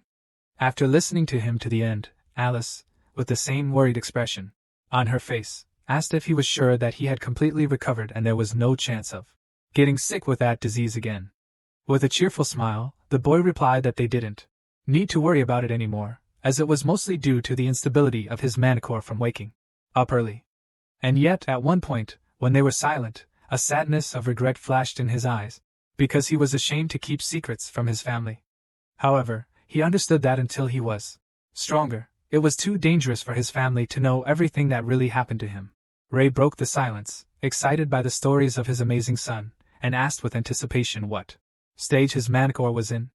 In response to her husband's sudden emotional outburst, Alice nervously shouted that their son had just returned home and he was already talking about the manicore stage. Folding his hands in front of him, Ray replied that despite his wife's resentment, he saw nothing wrong with comparing their progress over this time. Pointing to the bandage on his left arm, he proudly said that after they came to Xeris, he worked as an instructor for the guards of the Helsia auction house. In response, Arthur said that he was surprised that his father had changed in more ways than just growing facial hair. After these bold words, he asked his father what stage his manicore was at. Anticipating a real shock reaction to his words from his son, Ray, scratching his stubble, began to chuckle slyly and quietly. Putting his foot on the table, he pointed his finger at himself and proudly said that the head of their family had reached the dark orange stage 2 years ago. Arthur was pleased with his progress. He could easily notice that his father had become more bulky, but he really couldn't think that he had broken through to the next stage of magic. In response, he assumed that his father must have worked very hard to achieve such an incredible result. However, seeing how shamelessly and carefree he showed off his results, Arthur began to doubt his words regarding how persistent he was in his training. The awkward moment was interrupted by his father, who cooled his ardor and asked if his son's result was as impressive. When Arthur sheepishly replied that he was in the light red stage, Ray froze for a second, trying to comprehend what was said. A moment later, shocked to the depths of his soul by these words, he shouted with a rough husky voice that he could not believe it. Alice was also surprised by this, but the moment of pride for her son was interrupted by the realization that Ray had used swear words in his speech in Ellie's presence, and she, like a child, began to repeat after him. Realizing his stupidity and feeling threatened by his wife, he began to apologize. Returning to his son's words, he grabbed Arthur by the shoulders and began to shake him, trying to find out when and how he managed to achieve such an incredible result.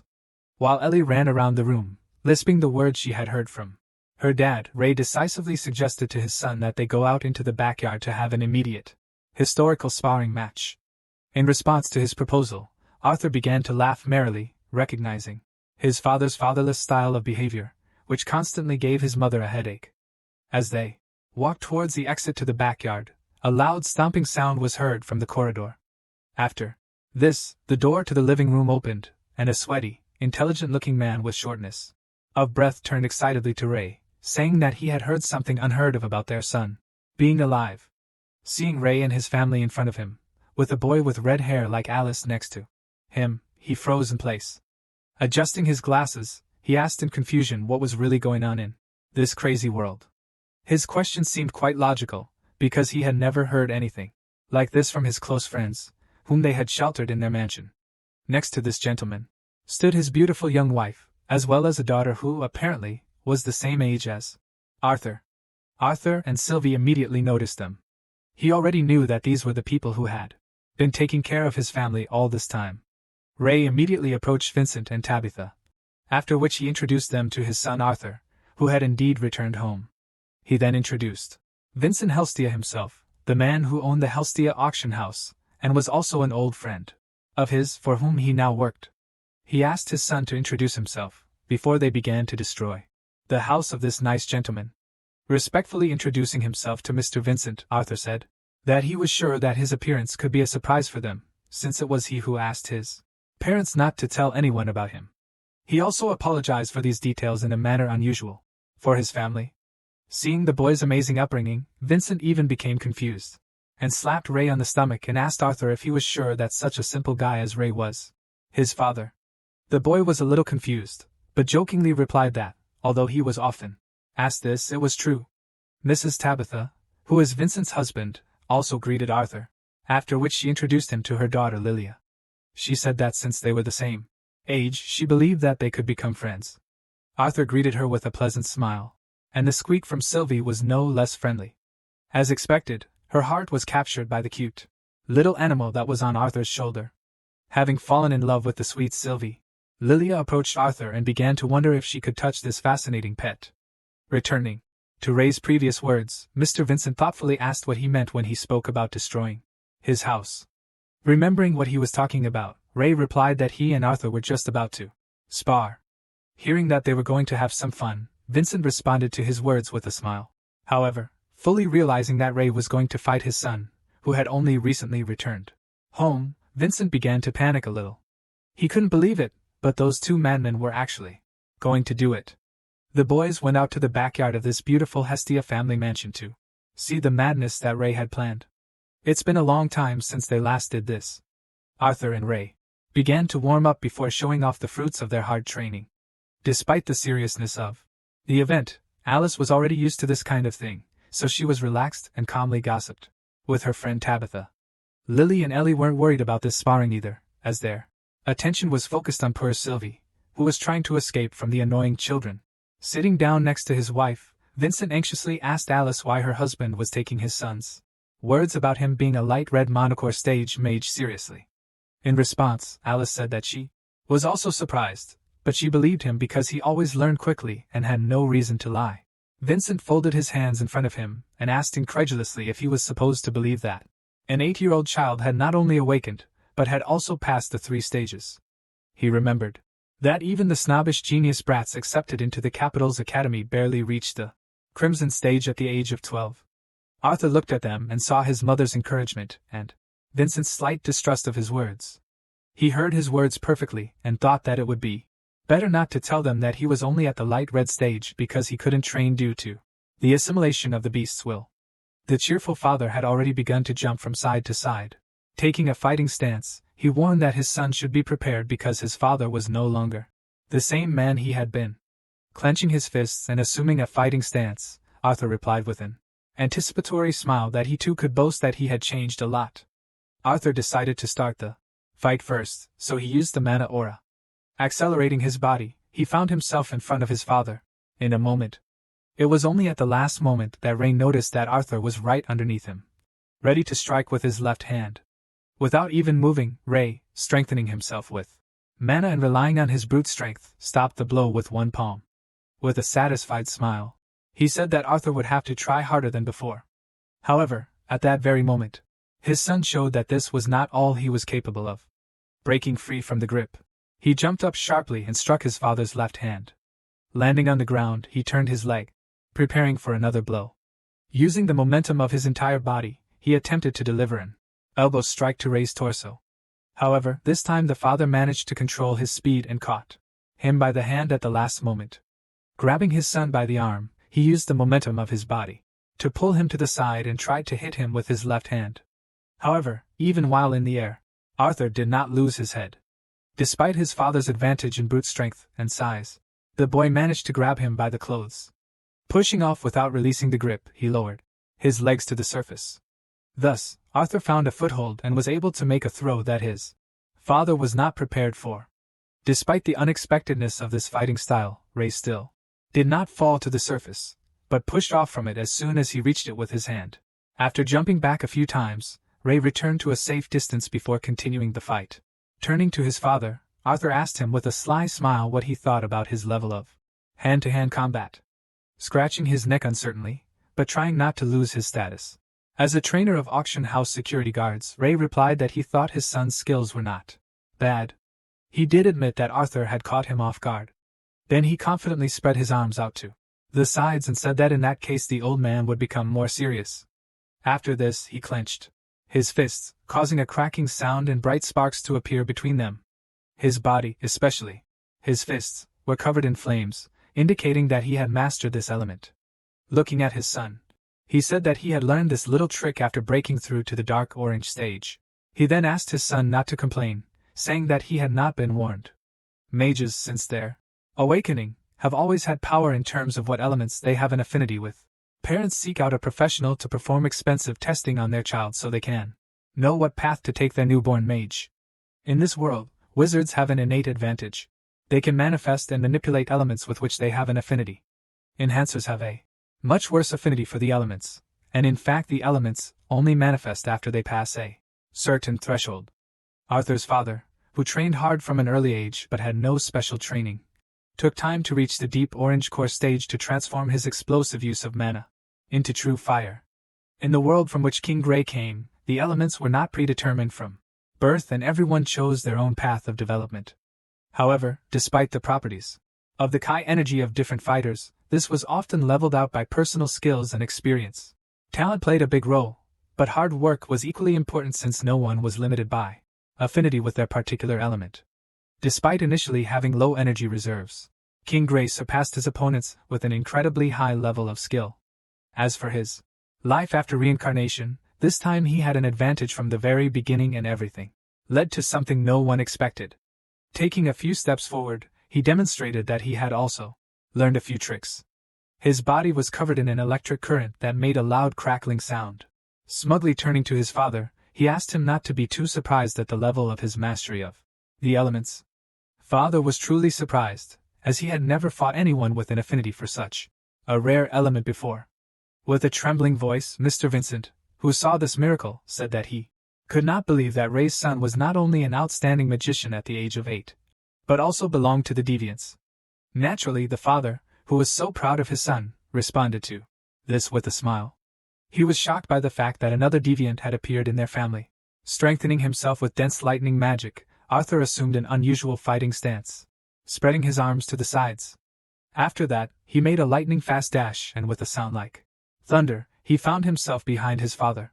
Feeling it behind him, Ray waved his hand in the direction of the sound, but a moment later, Arthur was behind him again, crouched down to the ground. The pressure of his son's incredible speed sent shivers down his father's spine, and he knew it wouldn't be easy. At that moment, he decided to take the initiative and struck Arthur with a flaming fist, but Arthur, having superior speed, managed to push off the surface, jumping up. After that, he jumped back a little. Having found a foothold under his feet, he pushed off again and made a dash forward with great speed. This time, he delivered a direct blow that the father could not avoid. Ray blocked his son's blow, amplified by his incredible speed.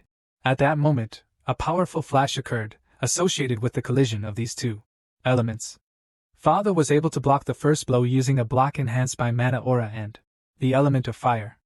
Arthur, in the air without a point of support, used the inertia of his body to strike again with another fist, increasing the power of his lightning element. However, this time, the father had no intention of blocking his blow, and with a serious expression, he prepared his fist, in which he had gathered the powerful flames of his element. Their fists competed in strength, and the way they clasped together produced a powerful burst of energy. A loud explosion from the backyard of Mr. Vincent, who had security guards nearby working for him, caused them to suddenly become alarmed. Using his superior speed and incredible strength, Arthur continued to apply incredible pressure and forced his father into the wooded area. Using even more magic, Ray showed that he was not going to give in, even though his fire magic was having a hard time against the deviant lightning. He rushed into the attack again, preparing a powerful punch.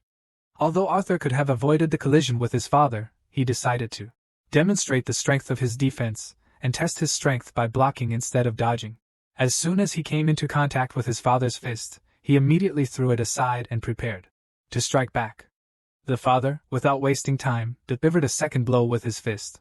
But Arthur again managed to push his hand aside, changing the trajectory of his blow. Fighting at close range, Ray could feel his son's electricity trying to break through his mana shield. He decided that defending himself was too tiring, so he took over the initiative and striking again. His speed was truly astounding, and even though Arthur was quite experienced, he still had a hard time dodging the barrage of fire fists. Due to such incredible pressure from his father, he took one blow to the face but managed to soften it with the inertia of his body and the aura of mana enhanced by the element. He took the missed blow with a satisfied smile on his face. He didn't expect anything less from his father. The longer they fought, the more accurate Ray's blows became, and he even began to attack in such a way that Arthur didn't even have a chance to get close to him. And yet, once again strengthening his body with a large amount of mana, Arthur managed to dodge another blow, and crouching, prepared a counterattack on his father. In an instant, he aimed his fist at his father's chin, while Ray aimed his flame-covered knee at the boy's torso. Seeing how incredible this battle was, all the spectators froze for a moment. They were shocked, and Alice, covering her mouth, was afraid that her husband and son would hurt each other with such powerful blows. Vincent, fearing what would happen in a moment, was plunged into despair because he could not interfere in this madness in any way. Among them, only Sylvie was calm, yawning from boredom, realizing that Arthur had not demonstrated even half of what he was capable of. Knowing what her dad was thinking, she understood that the battle was already over. In the moment before the crushing blows were dealt, it seemed as if time stood still. In reality, everything was much simpler. The guys did not intend to deliver these blows, and at the last moment stopped using magic. They decided to settle for the fact that their strength in this fight was equal. The father, proud of his son, began to laugh joyfully after this incredible battle. Hugging Arthur, he said with surprise that he did not expect that what he called a trick would turn out to be real lightning magic. Sure, he, a deviant, had a high affinity with lightning, but he still had room to grow. During his training with Virion, his ice was unstable, and he couldn't even master sound or gravity. Although he didn't spend much time training the elements, the experience was still traumatic in places. Like assimilating the will of the beast, it was not easy for him. However, now he was once again convinced that it was worth it. He was very pleased to show off his skills to his parents, who were sincerely proud of him. When his father asked him when and how he learned it, Arthur modestly replied that he had only recently mastered the element of lightning and could barely control it. He still lied about not being able to do anything else. After such an intense battle, which he had watched, Mr. Vincent sighed heavily, wiped the sweat from his forehead, and putting his hand to his head said that now he could use a little drink. Tabitha and Lilia were also genuinely surprised at what an unusual child Arthur turned out to be. The boys began to return to the mansion, while the workers of this yard rushed to put out the remains of the fire on the lawn after the battle between Ray and Arthur. Having cooled his ardor a little thanks to alcohol, Vincent decided to have a man-to-man talk with Ray. The alcohol hit him hard in the head, and he asked his friend if he even understood what his son's future was. Placing his hand on his son's head, Ray proudly replied that he had known this ever since he had awakened at the age of just 3.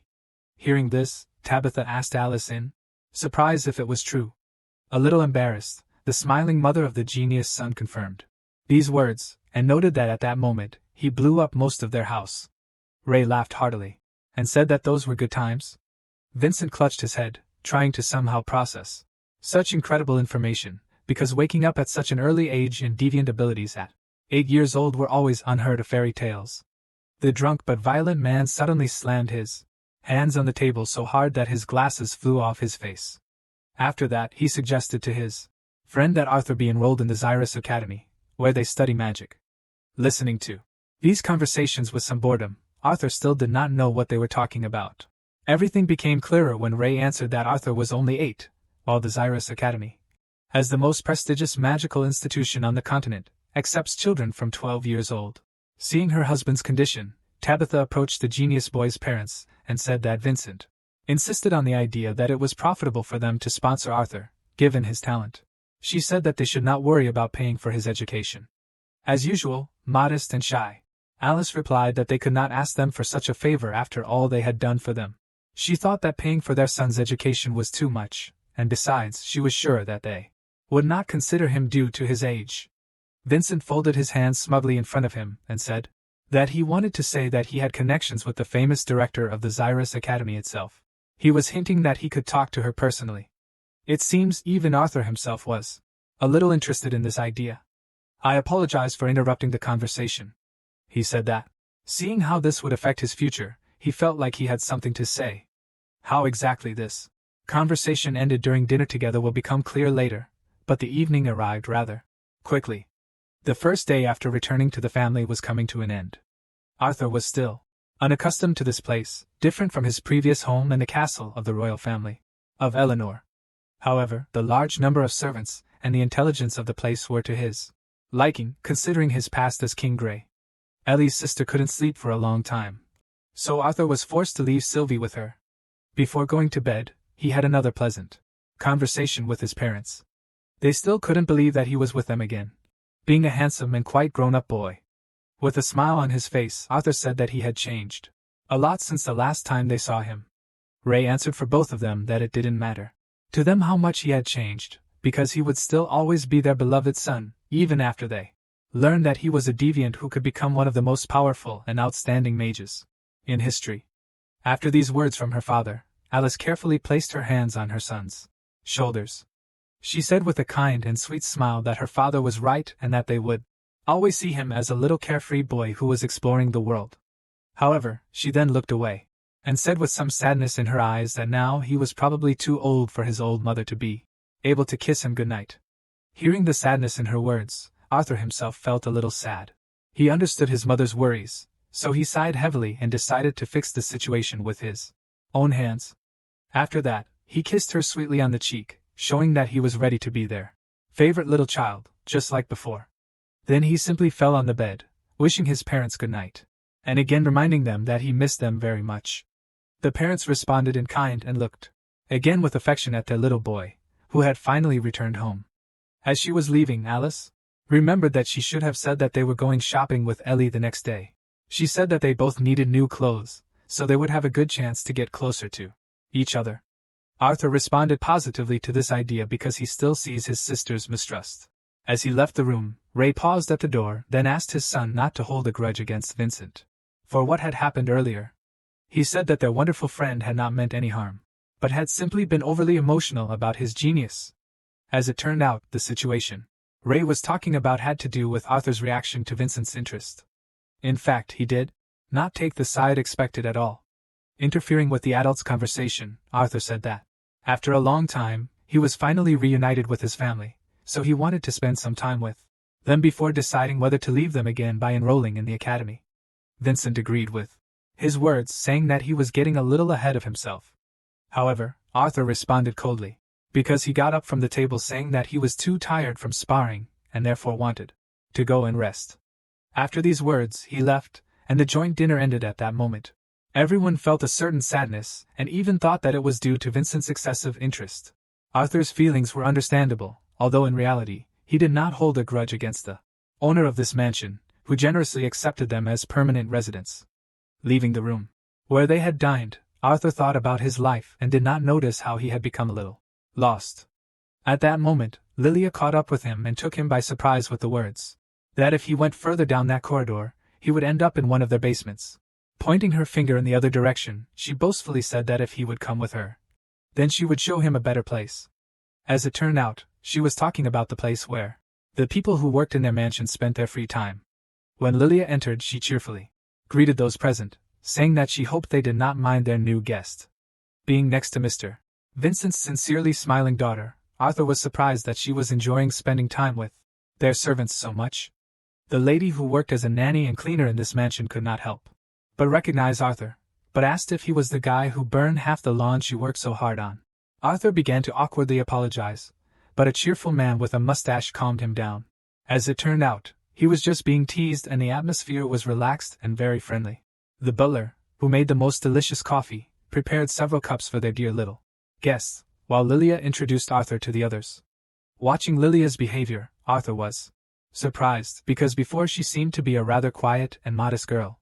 He was sure that she really liked this kind of company and ease, freedom from the formal behavior imposed by her intelligent parents.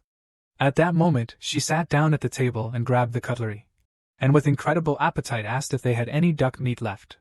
The local worker Maria, who loved her like a granddaughter, brought a plate of this deliciousness, but with a kind face warned that Lilia should be careful, because Madame Chelsea began to suspect something, because her baby had recently gained weight. Trying to somehow justify herself, Lilia, starting to eat the delicious duck, reminded that she had already said that this was not worth mentioning, because she was an ordinary, healthy, growing girl. Maria and the butler were very touched by her behavior, realizing that their support was very important to her. Another lady, who was responsible for the order in the mansion, quietly whispered in Arthur's ear that Lady Lily often made her way to the basement where they lived when she was stressed. Arthur did not understand what was being discussed, while the gluttonous Lily, enjoying her food, said that because Maria had reproached her for inappropriate behavior, she should save the pork belly for her next time. The little girl's impudence was a joke, so it was met with a kind smile. The butler clarified to Arthur that her stress was related to the fact that Sir and Madam wanted their daughter to awaken as a mage, despite the fact that each of them was a mage themselves. Their high demands put a lot of pressure on the little girl, while she herself really wants to become a magician. This is how things turned out within this great intelligent family, the owners of one of the most prestigious auction houses. Having been close to such people in his past life, Arthur understood the weight of her burden. Her parents suffered because of these high expectations, which he could not help but understand. Remembering that story with Lilia, Arthur, returning to the moment of the conversation with his father before going to bed, asked him not to worry, saying that he could confidently say that the Hostia family were good people who only wanted the best. In response to his sincerity, the parents smiled, being glad that Arthur did not hold a grudge against their virtues, and understood their situation perfectly. Having wished him good night, they themselves went to bed. The next morning, Arthur, as usual, could not wake up on his own. His deep sleep could not be interrupted by Tessia, so this role was taken over by Sylvie, who ran away from Ellie's tight embrace for her dad. Awakened by Sylvie, he picked her up and asked her if she was excited to see him sleeping so soundly. At the same moment, he remembered Tess, who usually woke him up in the morning. He felt a little sad, thinking how she copes alone. His thoughts were interrupted by the pungent smell coming from Sylvie. Holding her at arm's length, he walked towards the door, thinking that this time they would have to take a bath together. Sylvie was very afraid of water, having never taken a bath before, but there was no other choice. It didn't go too badly, and although she looked like a scared cat, she managed to overcome her fear. As soon as Arthur put on his robe and laid Sylvie on a dry towel, there was a knock on the door of his room. Opening the door, he saw a shy Ellie, who hesitantly greeted him, saying that her mother asked him to wake her up. Sitting down next to her, he extended his hand to his little sister, and suggested that they go to their mother together. The girl was very happy with his offer, and lisped that in that case, they would go to breakfast together, and then go shopping in the city. This moment once again gave Arthur a pleasant feeling of a quiet family life. They ran carefree towards the kitchen, while Sylvie ran after them with the same joy. After breakfast as planned, they went to the bustling city center. Looking around, Arthur was very surprised at how different the center of Xyrus was from the capital of the Elven Kingdom. The shops here turned out to be overflowing with all sorts of magical items, artifacts, and trophies from the dungeons. One of the shops that attracted the boys' attention the most seemed to be a very expensive establishment, since there were even armed guards inside. When Arthur asked what they were selling there, Tabitha replied that the small balls he had been looking at through the window were the beast's cannonballs. She explained that these were magical cores extracted from mana beasts, which could be used to increase one's strength, although the effects of each core could vary greatly. According to her, by spending hundreds of gold coins, you can experience the thrill, and if you are lucky, then one of them can contain the will of the beast. Hearing that such huge sums were being discussed, Arthur's mouth dropped open in shock, and Tabitha, seeing his surprise, laughingly explained that sometimes they talked about thousands of gold. At that moment, Arthur realized how lucky he was, having acquired the incredible will of a dragon by pure chance. Mistress Tabitha also clarified that their auction house in Helstia received quite a lot of beast cores, and even infant mana beasts, so he would be able to take a closer look at them when he had the chance. With a polite smile, Arthur replied that he would be grateful. Interrupting their conversation, Lilia began to push him in the back, saying that he should hurry to the place she wanted to take him to the moment she first saw him. As it turned out, it was a place of real torture for the man. Arthur fell into the hands of a barber, which clearly did not inspire confidence. With a trembling voice, Arthur, who was not even afraid of dragons, asked fearfully if this was really a necessary measure. Sighing heavily, Alice, calling her son dear Arthur, said that he really did have terrible hair that needed care. The strange guy who had taken on the job also chimed in. Turning to Alice, he asked her not to worry, assuring her that he would make her son glow with beauty. Showing off all his glamour, he winked and licked his lips, pompously saying that he would take responsibility for the flawless gem that was Arthur. The inner cry of a real man, who was in the body of an 8-year-old child, said that there were battles in which even he was powerless. Having overcome this terrifying ordeal, Arthur stood up from his chair and showed himself to his mother, hesitantly saying that he felt ridiculous. However, despite his words, Alice beamed with joy, saying that he looked simply perfect. As it turned out, before presenting his new appearance, he was even given new clothes, which hardly fit his true image. Now he looked more like a pretty boy with a red-haired punk hairstyle. Seeing his transformation, Ellie arrogantly said that he was now good enough to be her brother. When they left this vicious establishment, Alice took her daughter in her arms and said with a happy laugh that Ellie was right, because now Arthur finally looked like a civilized person. As he walked across the bridge, Arthur stopped to look around. Suddenly his attention was drawn to a small group of very noisy teenage boys, all dressed in identical clothes. They clearly lacked manners, and people around them tried to avoid them, because they were behaving extremely provocatively and laughing very loudly. Noticing Arthur's interest, Lilia came closer and said that they were students from the Xyrus Academy. Leaning on her palm, she said that being able to wear this uniform was a kind of symbol that gave status. In response to her sad words, Arthur decided to support her, saying that to him they seemed like idiots. Lilia agreed, saying that many of the academy behaved like that.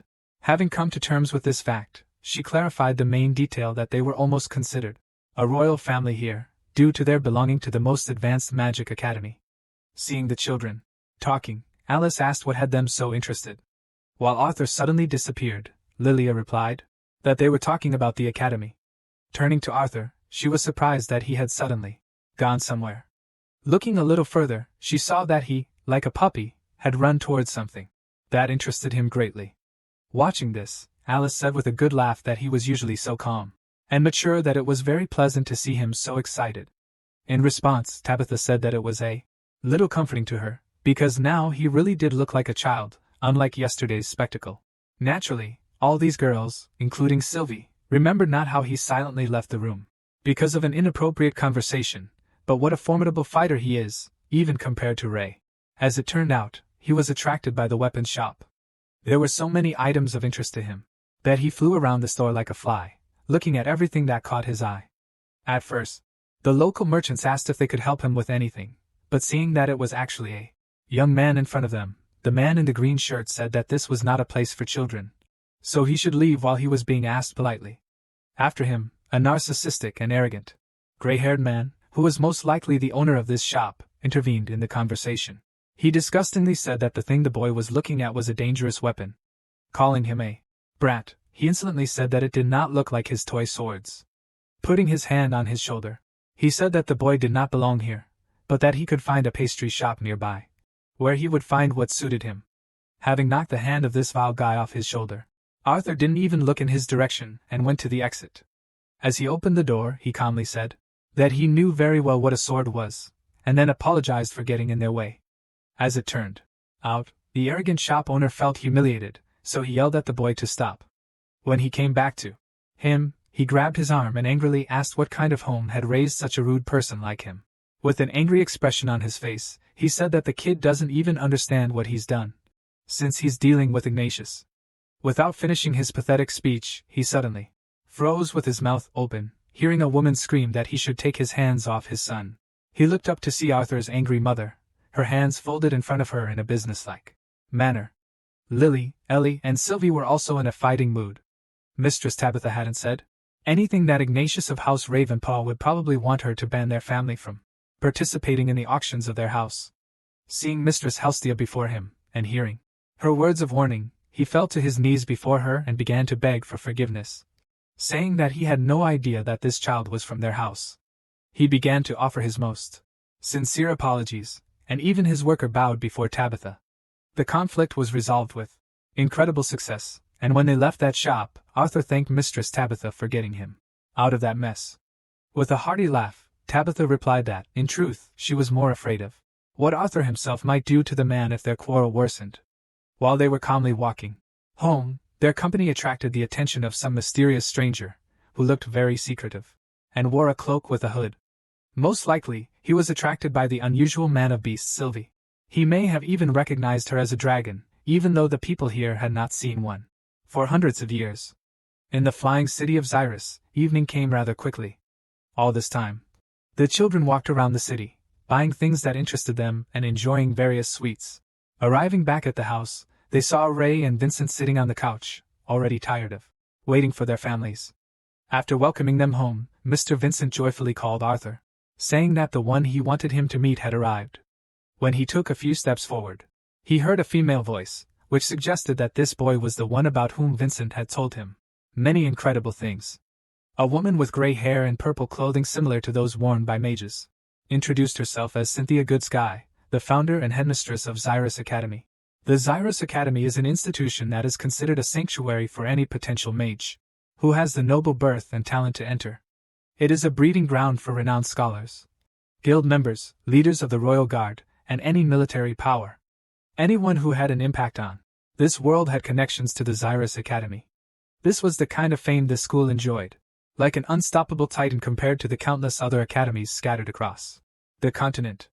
And at the head of everything is a rather famous director, whom Arthur did not expect to see so suddenly. After Ms. Goodsky introduced herself, they fell silent and began to look at each other. Seeing how they just silently looked at each other, Ray and Vincent felt some tension, and Ellie even wanted to hide behind her mother. Suddenly, the director of the academy extended her hand towards him. She went on to say that she was pleased to meet Arthur Levin, who was described as an extraordinary genius. Seeing the hand in front of him, Arthur was a little confused, because he did not know how to behave correctly in such a situation. He did not know whether he should kiss her hand or shake it. He decided to try his luck, realizing that as a child he had nothing to lose. So extending his hand to meet her, he said that he was also pleased to meet her. However, at that very moment, his mother ran up to him and grabbed him by the back of the head, pulling him down to bow before her. She apologized to the director of Goodsky in a confused voice for her son's rude behavior, saying that he had just returned home and did not know the official customs. Arthur was a little confused by this suddenness. He didn't think it was that serious. He had already stopped liking the whole idea, and he began to hope that it wouldn't take long. He hadn't eaten anything for several hours, and all his thoughts were only about food. In response to Alice's words, Principal Goodsky politely raised her hand, indicating that they should stand up. She said that it was all right, because if anything it was impolite of her to intrude on them at such a late hour. Looking towards the lord of this mansion, she said that she could not refuse Vincent's request after all his huge contributions to the Xyrus Academy. In response, he shyly said that everything was fine, because he was simply helping the academy, where he would like to see his daughter. As expected, these words only increased the pressure on Lilia. She looked away in bitter lip, thinking that she couldn't live up to her parents' expectations. Taking a step forward towards the amazing boy, Cynthia Goodsky said that it was not often that she went to a potential student's home, but Vincent had piqued her interest when he insisted that he had a child prodigy of the highest caliber living in his home. Turning to Mistress Tabitha, she politely asked if she could take them out into the open so she could see Arthur in action. Arthur, who was trying to ask for a few minutes for dinner, was suddenly pinched by his mother, making him understand that this meeting was too important to take up so much of Principal Goodsky's time. The sir and madam of this mansion escorted Director Goodsky to their wonderful paved courtyard, where the man Ray had once fought. Alice followed them, dragging Arthur, who was in a bad mood, because he wouldn't be having dinner anytime soon. The silence was interrupted by the sounds of his and Sylvie's stomachs rumbling. Sylvie decided to go on her own and looked at her dad with a pitiful look, to which Arthur replied that she should be patient a little longer. Hearing this squeak, Mrs. Cynthia looked around and saw Sylvie, which surprised her greatly. She paused for a moment, saying that it was the first time she saw such a beautiful mannabeast, and then asked if it belonged to Mr. Ray. In response, Arthur said that it was his pet, because a strong bond had been established between them when Sylvie hatched from the egg several months ago. It seemed that even Director Goodsky couldn't say for sure that this beautiful animal resembling a cat was a dragon. She called it an interesting find, saying that many nobles buy mannabeasts to form a contract with them. She had never seen one like Sylvie before. With his hands in his pockets, Arthur, to deflect suspicion, said that Sylvie's mother was some kind of scaly wolf with small wings. He also mentioned that she was dying, protecting her egg, when he stumbled upon her nest. He justified all this by citing his great luck. Putting her hand to her mouth, Mrs. Cynthia reflected that she really could not say anything for sure about this amazing young man. Their conversation was interrupted by Vincent, who reached the end of this long, luxurious corridor and announced that they were there. As it turned out, he drew conclusions very quickly, and due to the fact that Ray and Arthur ruined the lawn, he managed to prepare a training and battle area in one day with the help of his subordinates' hands. When they went outside, Principal Goodsky suggested that they see if what Vincent had said was just an exaggeration. She remembered him saying that Arthur was an amplifier, but Vincent refused to tell her anything more than that, saying that it would be a surprise to her. However, looking at the boy after these words, she wondered why he was so calm. He did not look worried or scared. She did not understand what exactly made him so collected, but she assumed it was either confidence or arrogance. Actually, it was both, as well as the incredible experience he had gained from training with Virion. However, at this moment, he was so emotionless, only because he was puzzled by the question of what was for dinner. Anticipating an incredible spectacle, Vincent, smugly adjusting his elegant glasses, said that even Cynthia would definitely be shocked when Arthur showed his lightning magic. He was also sure that he was well prepared, because now he would not be able to burn this courtyard down like last time. Looking at the boy who looked like he was ready to start, Cynthia asked if he didn't want to at least arm himself with a weapon. In response, Arthur said that since she wasn't going to use the wand on her belt, then he would have to fight barehanded as well. This answer turned out to be extremely unusual because it came from the lips of a boy to one of the greatest magicians. Still, she was not offended by his behavior, which could be regarded as arrogance. So with a smile on her face, she suggested that they begin. During his training with Virion, the explosive power of fire and the flexible counterattack of water were the first Kai arts from his past world to manifest as real elements after rebirth and mastering the magic core. In fact, many of his skills from his past life gave him a good start as a mage. The martial arts techniques of the earth and wind style from his previous life also performed well and reached quite a good height. That's why he decided that this was exactly what he should brag about to Director Good Sky. She was the only one among all those present who could objectively evaluate his skills. Strengthening his body with mana and starting to convert the energy into an element, he increased the pressure on the surface. And the vaunted stone coating cracked in an instant. Due to the use of the earth element, the surface began to deteriorate. From the teachings of his past life, he remembered that to use power, one must prepare one's body and concentrate the energy and then release it. In the same way, he directed his mana down to the mana core and combined it with the surrounding mana. By controlling the collected internal and external mana, he spread it into the desired form, making the element of earth his own. From his wild energy and mana aura, the surface began to crumble, and stone fragments rose into the air. The 8-year-old boy looked like a real monster. Everyone present was shocked. Vincent began to tremble in surprise because he thought that this time his lawn would survive, while the boy's parents could not utter a word, having learned that fire and lightning magic were not the only elements that Arthur could control. As expected, Tabitha and Lilia, who had some knowledge of magic, were also shocked, and Ellie and Sylvie, who looked at it with completely different eyes, were inspired by his power and began to root for his success. Unlike mages, these are the basic steps that boosters take to manifest a basic attack. Of course, he had a slight disadvantage with his previous knowledge. However, now he wanted to see how the director of the most prestigious magic academy would react to what he did next. After destroying the stone's surface, he used the pressure from the mana boost to throw the huge stones up. After that, he delivered a powerful kick, launching the stone towards the teacher with great speed. This was clearly not what one would expect from an 8-year-old boy. After seeing him in action, Cynthia was convinced that his skills were higher than the average mage, who had spent their entire lives diligently improving their skills. Seeing the whistling stone flying towards her, she did not lose her head. For a mage of her level, this was a mere trifle, and in just a moment, the stones were shattered into small pieces by the use of her advanced wind power. She waved her hand again and launched a counterattack aimed at Arthur.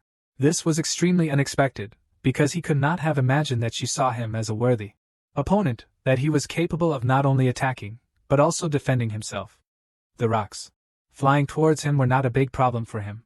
Using the boost, Arthur crouched down and prepared for a quick dash, while simultaneously starting to use the second element, wind magic, concentrated in his right hand. He made a dash with great speed, avoiding a collision with the rocks. A vortex of wind formed around Cynthia Good Sky, holding a number of rocks that were making it difficult to move. However, Arthur, using wind magic on his palm, was able to break through her defense and even brought his hand closer to her face to strike. However, at the last moment, he saw that she could simultaneously maintain this hurricane barrier and create new wind magic. It was too late to strike, and Arthur decided to defend himself. In the end, Mistress Cynthia never gave him a chance to try his luck with the blow and threw him aside. He was flying at such a speed that if he had fallen to the ground, he could have been injured. Arthur didn't intend to end the battle at such a sad moment, so he used the wind to navigate in space and then created support for himself in the air with the help of a stone. Luckily, he was able to stop easily, because the stone used on this site was quite strong. He still couldn't use his full potential, even with all his training with Virion. Using earth and wind spells at the same time was not that easy compared to fire and water. Focusing on using two elements, Arthur charged again. To do this, he pushed off from the stone and made another incredibly fast dash. One look at Mistress Cynthia surprised him that she was not going to defend herself in any way, despite his approaching at great speed. A moment later, he noticed that at that time, she was calmly using wind magic, with which she once again created a wall between them. A powerful hurricane forced him to stop, because it not only became an obstacle, but also raised many stones into the air, which additionally protected the director. The gust of wind was so strong that his family and Mr. Vincent's family had to cover themselves from the dust and could barely stay in place while sitting on the steps.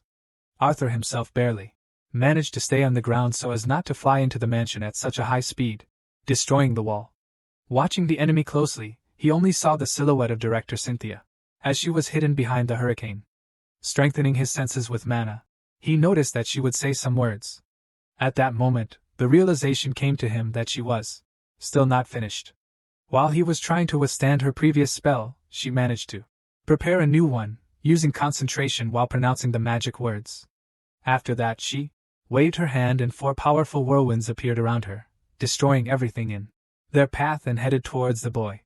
Arthur was determined to resist her power, so using both his wind elemental powers, he applied a reverse force to him to withstand and neutralize her spell. Rushing forward, he was actually able to overpower her spell, cutting through those hurricanes with his palms. What he demonstrated was a counter skill that only advanced mages could boast of, something that was unusual for his young age. After seeing him in action, Principal Cynthia smiled and thought that was enough. She praised him for his impressive skills. She stopped her magic the moment Arthur got close and tried to strike the surface to use the earth element in close combat. However, the director noted that the young man was still too confident in his ability to confront opponents face to face. Dispersing the remnants of her prepared wind element hurricanes, she acknowledged that his overall display of magical and combat skills was outstanding. After stopping using the wind element, Principal Cynthia pointed her finger at Arthur, which began to emit an unusual aura. She said that this would be her last test, a kind of extra credit. After that, she asked him to try to stay conscious and with a cold look began the impact, which simply shocked Arthur. In just a moment, covering his ears, he realized that this was sound magic. It became obvious that Director Cynthia not only used the wind element at the highest level, but was also a deviant who perfectly mastered sound magic. Arthur passed this brutal test without any problems and Principal Cynthia walked past and said with a kind laugh that it was wonderful. When she approached the boy's father, she said that his son had passed the test with flying colors, and because of the aptitude for wind magic he had shown, she wanted to train him personally. In response, a confused Ray, watching his son, asked since when he had learned to use wind and earth magic with the same success. Principal Cynthia didn't understand what he was talking about, so she asked him again what he meant by those words. Vincent, who was lying on the ground and dumbfounded by this sight, said in confusion that Arthur had used fire and lightning magic yesterday. In a trembling voice, he also clarified that this was the reason why he brought them to this paved courtyard, because last time he had burned their beautiful lawn. Principal Cynthia was so shocked by these words that she even asked again if they really meant that this little boy was able to control at least the 3 fundamental elements, and 1 element of the highest form. To be clear, Arthur clarified that there were actually 4. Rising to his feet, he demonstrated with one hand that he had elemental affinity for all 4 elements. After seeing this with her own eyes and realizing that the earth and wind that Arthur used were not his strongest abilities, the director, who saw something like this for the first time, could barely stand on her feet. Seeing the director's lady in such a state, polite Ray asked if she was okay. After these words, she gathered her will into a fist and answered that everything was fine. At the same time, the others still couldn't come to their senses. Only Ellie, who didn't understand what was happening seeing her mother's surprise, lisped and asked if her brother was really that strong. With a kind laugh, the director answered the child's question, saying that Arthur was very strong. She even shocked Ray by saying that his son might become the strongest in the future. After everyone calmed down, Arthur apologized to his family for keeping this from them. When his mother finally came to her senses, she asked him with a kind smile not to keep such secrets anymore. His chest tightened at her words because as much as he wanted to promise her this, he couldn't. Returning to the difficult conversation, Arthur understood that the rather sensitive and emotional Mr. Vincent would not soon recover from what he had learned in 2 days. After that, he turned his gaze to the director's lady, who was watching him with great interest, wondering how she had been lucky enough to find such a rare genius. And she walked up to him and touched his back with her palm. At that moment, a magical barrier appeared around them, which was quite unexpected for Arthur's parents. As expected, they were scared, but from inside it was impossible to hear what they were saying. Cynthia Goodsky explained that while the spell was in effect, they were shielded so they couldn't hear the people outside, and they couldn't hear them. This was only because she wanted to hear the boy's side of the story in private. With a smile on his face, the boy realized that this piercing lady saw right through him. He admitted that the truth was that he had shown her his abilities because she had 2 things that he desperately needed. The things he was talking about were power and influence. Being only an 8-year-old child, he could not command such power, so he asked her to protect his family until he was strong enough to do so himself. He promised that in that case, he would not only attend her academy, but also consider her a benefactor. Surprised by the child's audacity, the director replied that even the king and queen of Sabina would not have dared to offer her such a one-sided deal, while the boy thought that she would agree to create such a relationship with a simple child. Without losing control of the situation, Arthur replied that he was probably more aware of the potential of the one she called a mere child than the king and queen of Sabina. He also believed that she agreed with his words. Returning to his words, he clarified that in fact, his part of the deal should wait until he entered their academy. His words came as a surprise because Director Cynthia could not even guess what this decision was connected with. Seeing her interest, Arthur smiled as he thought back to the past and explained that he had made a promise to someone important that he would live his life to the fullest. That was why he had decided that attending Xyrus Academy at a more normal age would help him do that. Politely covering her mouth, Mrs. Cynthia was emotionally surprised that she would have to wait for him for 3 whole years. She wondered what such an incredible boy was going to do during that time. Arthur finally decided to reveal to her what he had been hiding from his family. He confessed that he was going to become an adventurer. Looking at his parents, he was glad that they had not heard about it in such an inappropriate setting. However, as soon as they said goodbye to Director Good Sky, he decided to add some extreme and told his parents about it. Mom was so against his idea that her screams spread throughout the entire mansion. So Good Sky and Vincent, who were at the entrance, understood that their conversation had already begun. Although Ray was acting reserved as expected, Alice screamed with all her might. She said that she would never allow Arthur to do such madness because he had only returned 2 days ago after they all thought he was dead.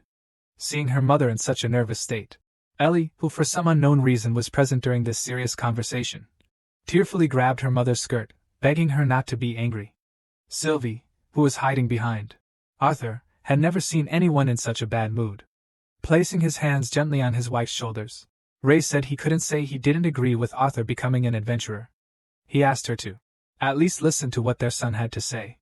However, in response to his tenderness, Alice knocked his hands off her shoulders and tearfully screamed that she couldn't believe he could speak so calmly after everything they had been through to get to this place. Losing control of herself, she, feeling despair, tearfully said that he certainly understood her. Alice couldn't talk about it anymore. Her whole body was shaking from anxiety. So Ray hugged her to help her collect her thoughts. Seeing this, their son realized that he had miscalculated in mentioning it so early. To somehow make amends, he took his mother's hand and told her that he had no plans to leave home anytime soon. In fact, he was looking forward to spending a few months at home with everyone. As Alice continued to whine, Arthur said that he knew he had only recently returned home. But after being in the Elf Kingdom for over 3 years, he had begun to feel like he had missed so much of what had happened in Sapien and the rest of the world. Holding her hand, he looked into her eyes and with childish, sweet eyes said that his desire was connected with the fact that he wanted to experience the feelings that his parents experienced when they were adventurers. In response to his words about the Elven Kingdom, his father said with a kind look that he really wanted his wishes to come true, remembering that he himself was eager to experience the adventurous life when he was a teenager. However, he could not take his side because of his mother's concerns. No matter how prepared and strong they thought Arthur was, they knew better than anyone that the life of an adventurer was dangerous and unpredictable. At that very moment, a brilliant idea came into the guy's head. He asked hopefully how they would feel if there was some kind of guard or supervisor with him. Although he said the right things while wiping away his tears, Alice wasn't sure if it was good. However, to her surprise, Ray took the opposite stance and shouted that it was not a bad idea, after which he looked thoughtful, trying to decide who would be a good helper for their son. As expected, he made a serious mistake, because Alice was not going to stand aside while her irresponsible father decided on such dangerous undertakings. She began shaking her husband with unprecedented aggression and screaming that she found it hard to believe that he was even considering this option. She could not allow her husband to send their son somewhere else for 3 more years. When Alice had poured out all her anger on her husband, she sat down on the sofa with a sly smile and folded her hands menacingly in front of her to listen to whether Arthur was going to say anything else. Arthur sat down opposite him, trying to smooth things over by saying that he wasn't going to leave for 3 years, but was planning to come back every few months, or even more often if he had time between missions. Sylvie knew he was finished, but she played along, saying that it wasn't that bad. In response, Alice asked incredulously if it was true.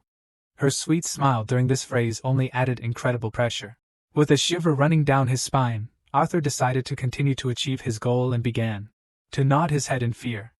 At that moment, Ellie ran up to him and grabbed his leg with tears in her eyes.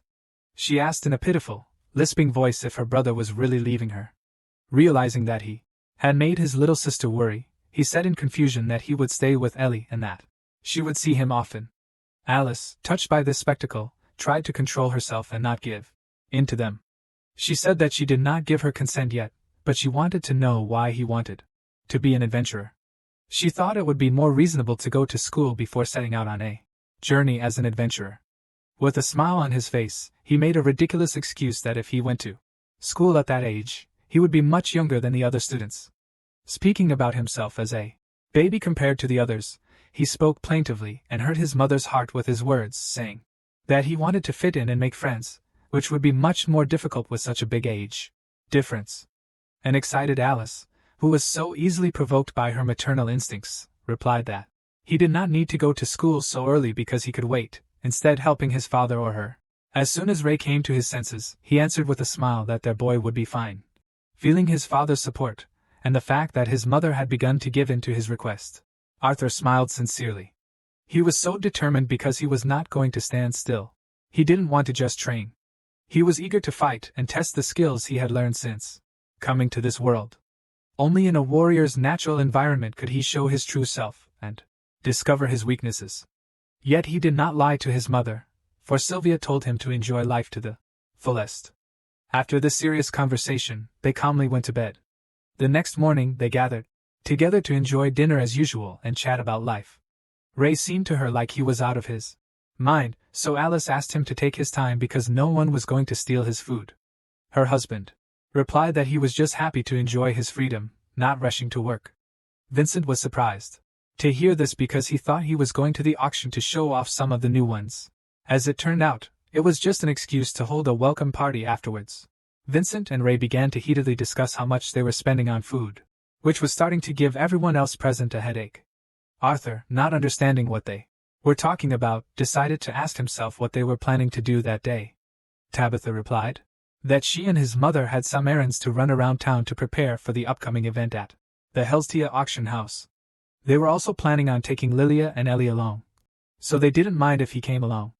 In response, he thanked them for the offer, but declined, saying that he planned to stay home. Interrupting their conversation with an accented cough, Vincent asked if it had been decided what to do about the situation surrounding Arthur. Alice replied that they had agreed to let him become an adventurer under certain conditions. Tabitha knew it wouldn't be that easy, because as she walked down the hallway, she heard the parents' violent reaction to their son's words. She wondered what these conditions were that became a compromise in such a difficult situation. Holding up 3 fingers, Ray explained that as a first condition, he would wait until his birthday, which was in 3 months. Secondly, they agreed that he would always have security during missions, and thirdly, he would have to visit them at least once every 2 months. Looking at his son, who was fighting over a piece of meat with his pet, he said in confusion that they thought he was smart enough to handle the rest of the nuances on his own. Vincent thought their terms were well reasoned, but he was worried about whether they had anyone in mind to guard Arthur. Remembering how he fought with Ray, Vincent asked if there was even a guard capable of guarding him. Everyone agreed with his words because Arthur is truly a real monster, despite his young age. In fact, the parents didn't know yet who could go with their son. Ellie gave them a hint when she put 2 forks on her head and said that she looked like Sylvie. Although the daughter had shown bad table manners, it was still an answer to the troubling question. Ray was pleased with himself when he remembered that the twins' horns would arrive after the expedition from the dungeon soon. He had received a letter from the Adventurers Guild, saying that they would return in 2 months. He believed that they could send one of them along with Arthur. Alice was very surprised by his words and admitted that it was really quite a good idea. Her reaction was disrespectful in Ray's eyes, so he asked her worriedly if she could not be so surprised that he had a good idea. Realizing her mistake, she responded with a sweet and awkward laugh. Arthur himself could not think about it. He was delighted by the mere thought of meeting those incredible adventurers again, and one of them would even go into battle with him. The thought of meeting these guys after so long gave him hope that he could really become an adventurer. After dinner, Tabitha and Alice, along with their daughters, went shopping at the auction house while the men of their house went about their business. Vincent was in his office as usual, dealing with a lot of paperwork. Suddenly his peace was interrupted by a knock on the door. Opening the door, he saw Arthur and said that he had missed his father, who had gone to the auction house. In response, Arthur said with a smile that he had actually come to him to discuss one issue with him. When the child politely asked if he could come in, Vincent, surprised by his manners, gave him permission. Meanwhile, Tabitha and Alice were looking for suitable decorations for the anniversary event while at the city's marketplace. As it turned out, Tabitha decided that they would use items made by Alice, since many noble ladies adore them. Alice was confused by his words because she could not understand how they could see them at all. The sly Tabitha replied that she had actually stolen a few from home and used them to decorate the private viewing rooms at their auction house. Alice was simply shocked. She blushed, saying that they were simple and cheap little decorations made in her spare time. She was so embarrassed that she couldn't find a place for herself, and Tabitha laughed at her reaction. Meanwhile, Lily noticed that Ellie couldn't find a place for herself and was sadly kicking stones. Trying to support her, Lilia sat down next to her and asked why she was upset. In response, Ellie sadly said that her brother did not go shopping with them. To calm her down a little, Lilia decided to play on her pity and said that now that her brother was here, she was no longer important to Ellie. However, the little girl turned out to be quite cunning, saying that Lilia is Lilia and a brother is a brother. The drama queen continued to play on Ellie's pity, for her own sake. Lilia made her worry and even cry when she reminded her of her words about how she loved her more than anyone, saying that when her brother came back, she decided to just throw her away and abandon her. It seems the tricks Lily used were too dirty, so she got hit on the head by her mother. Tabitha asked sternly why she was tormenting the little girl with her jokes. In her defense, Lilia, pointing her hand at the tearful Ellie, said that she teased her because all this time she was thinking about Arthur. In fact, Tabitha understood this perfectly well, but she decided that she herself could influence Ellie's well-being, so she noted that it seemed to her that Ellie was not the only one thinking about Arthur. After that, she wondered if it was possible that her daughter had found her first love. As expected, Lilia was so embarrassed that she couldn't find a place for herself and started shouting that Arthur was just a weirdo and that her mother was wrong. Biting her lip, she nevertheless made it clear that she really was not indifferent to him. With a trembling voice, she surprised her mother by admitting that she thought children her age couldn't be magicians. Lowering her head down, she tearfully said that she had been patiently waiting for awakening all this time, but when Arthur appeared, everything changed because he was already a magician who was stronger than many adults. In that touching moment, she even called it unfair, saying that she also wanted to be a magician to make her parents happy. Tabitha and Alice couldn't even imagine that Lilia had such a thing in mind. Moreover, the mother felt guilty for having brought her child to such a state, even though it was completely accidental. Kind Alice came closer to her and, trying to smooth things over, said that although it was difficult, she should not compare herself to Arthur because he was different from children her age. In response, Lilia asked how he became so strong and whether they could help her become like him. Tabitha couldn't believe Alice's words because she told her that in fact, apart from a little sword training that Mr. Laven had given Arthur, they hadn't done anything else. Mrs. Hestia was amazed. She was surprised by this, saying that although he was a very gifted child, it seemed that they were missing something. After these words, she apologized for sticking her nose into other people's business, but Alice reassured her, saying that everything was fine. When Alice admitted that in fact she and Ray both knew that Arthur was hiding something from them, Tabitha brought up the obvious question of why they couldn't ask their son about everything, like how he became so strong while she was gone and how he got to such a level with a sword. Everyone was indeed dying of curiosity about how Arthur had managed to do this. However, Alice gently replied that she and her husband believed that there was a good reason why Arthur was not telling them everything. She decided to give him space and support until he felt comfortable enough to do so. The conversation turned to a very tense topic, but Tabitha simply admired how strong Alice was despite the situation with her son. Sighing heavily, she decided that they shouldn't dwell on things they didn't have answers to. Continuing the conversation with a good joke, Tabitha amused the company and suggested moving on so as not to waste precious time. As it turned out, even despite the security, they were still being watched. The man who had previously shown interest in Sylvie was quite experienced and secretive, so no one noticed him.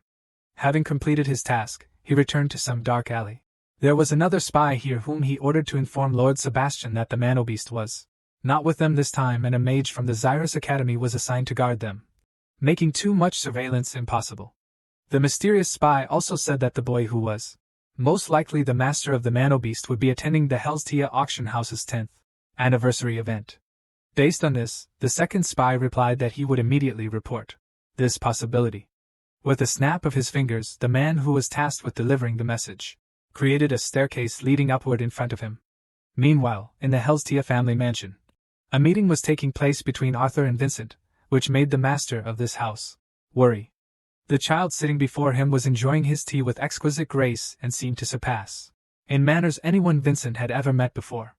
The situation really seemed unusual. Even the owner of the most successful auction house felt out of place. At one point, he noticed a similarity that was strange to him.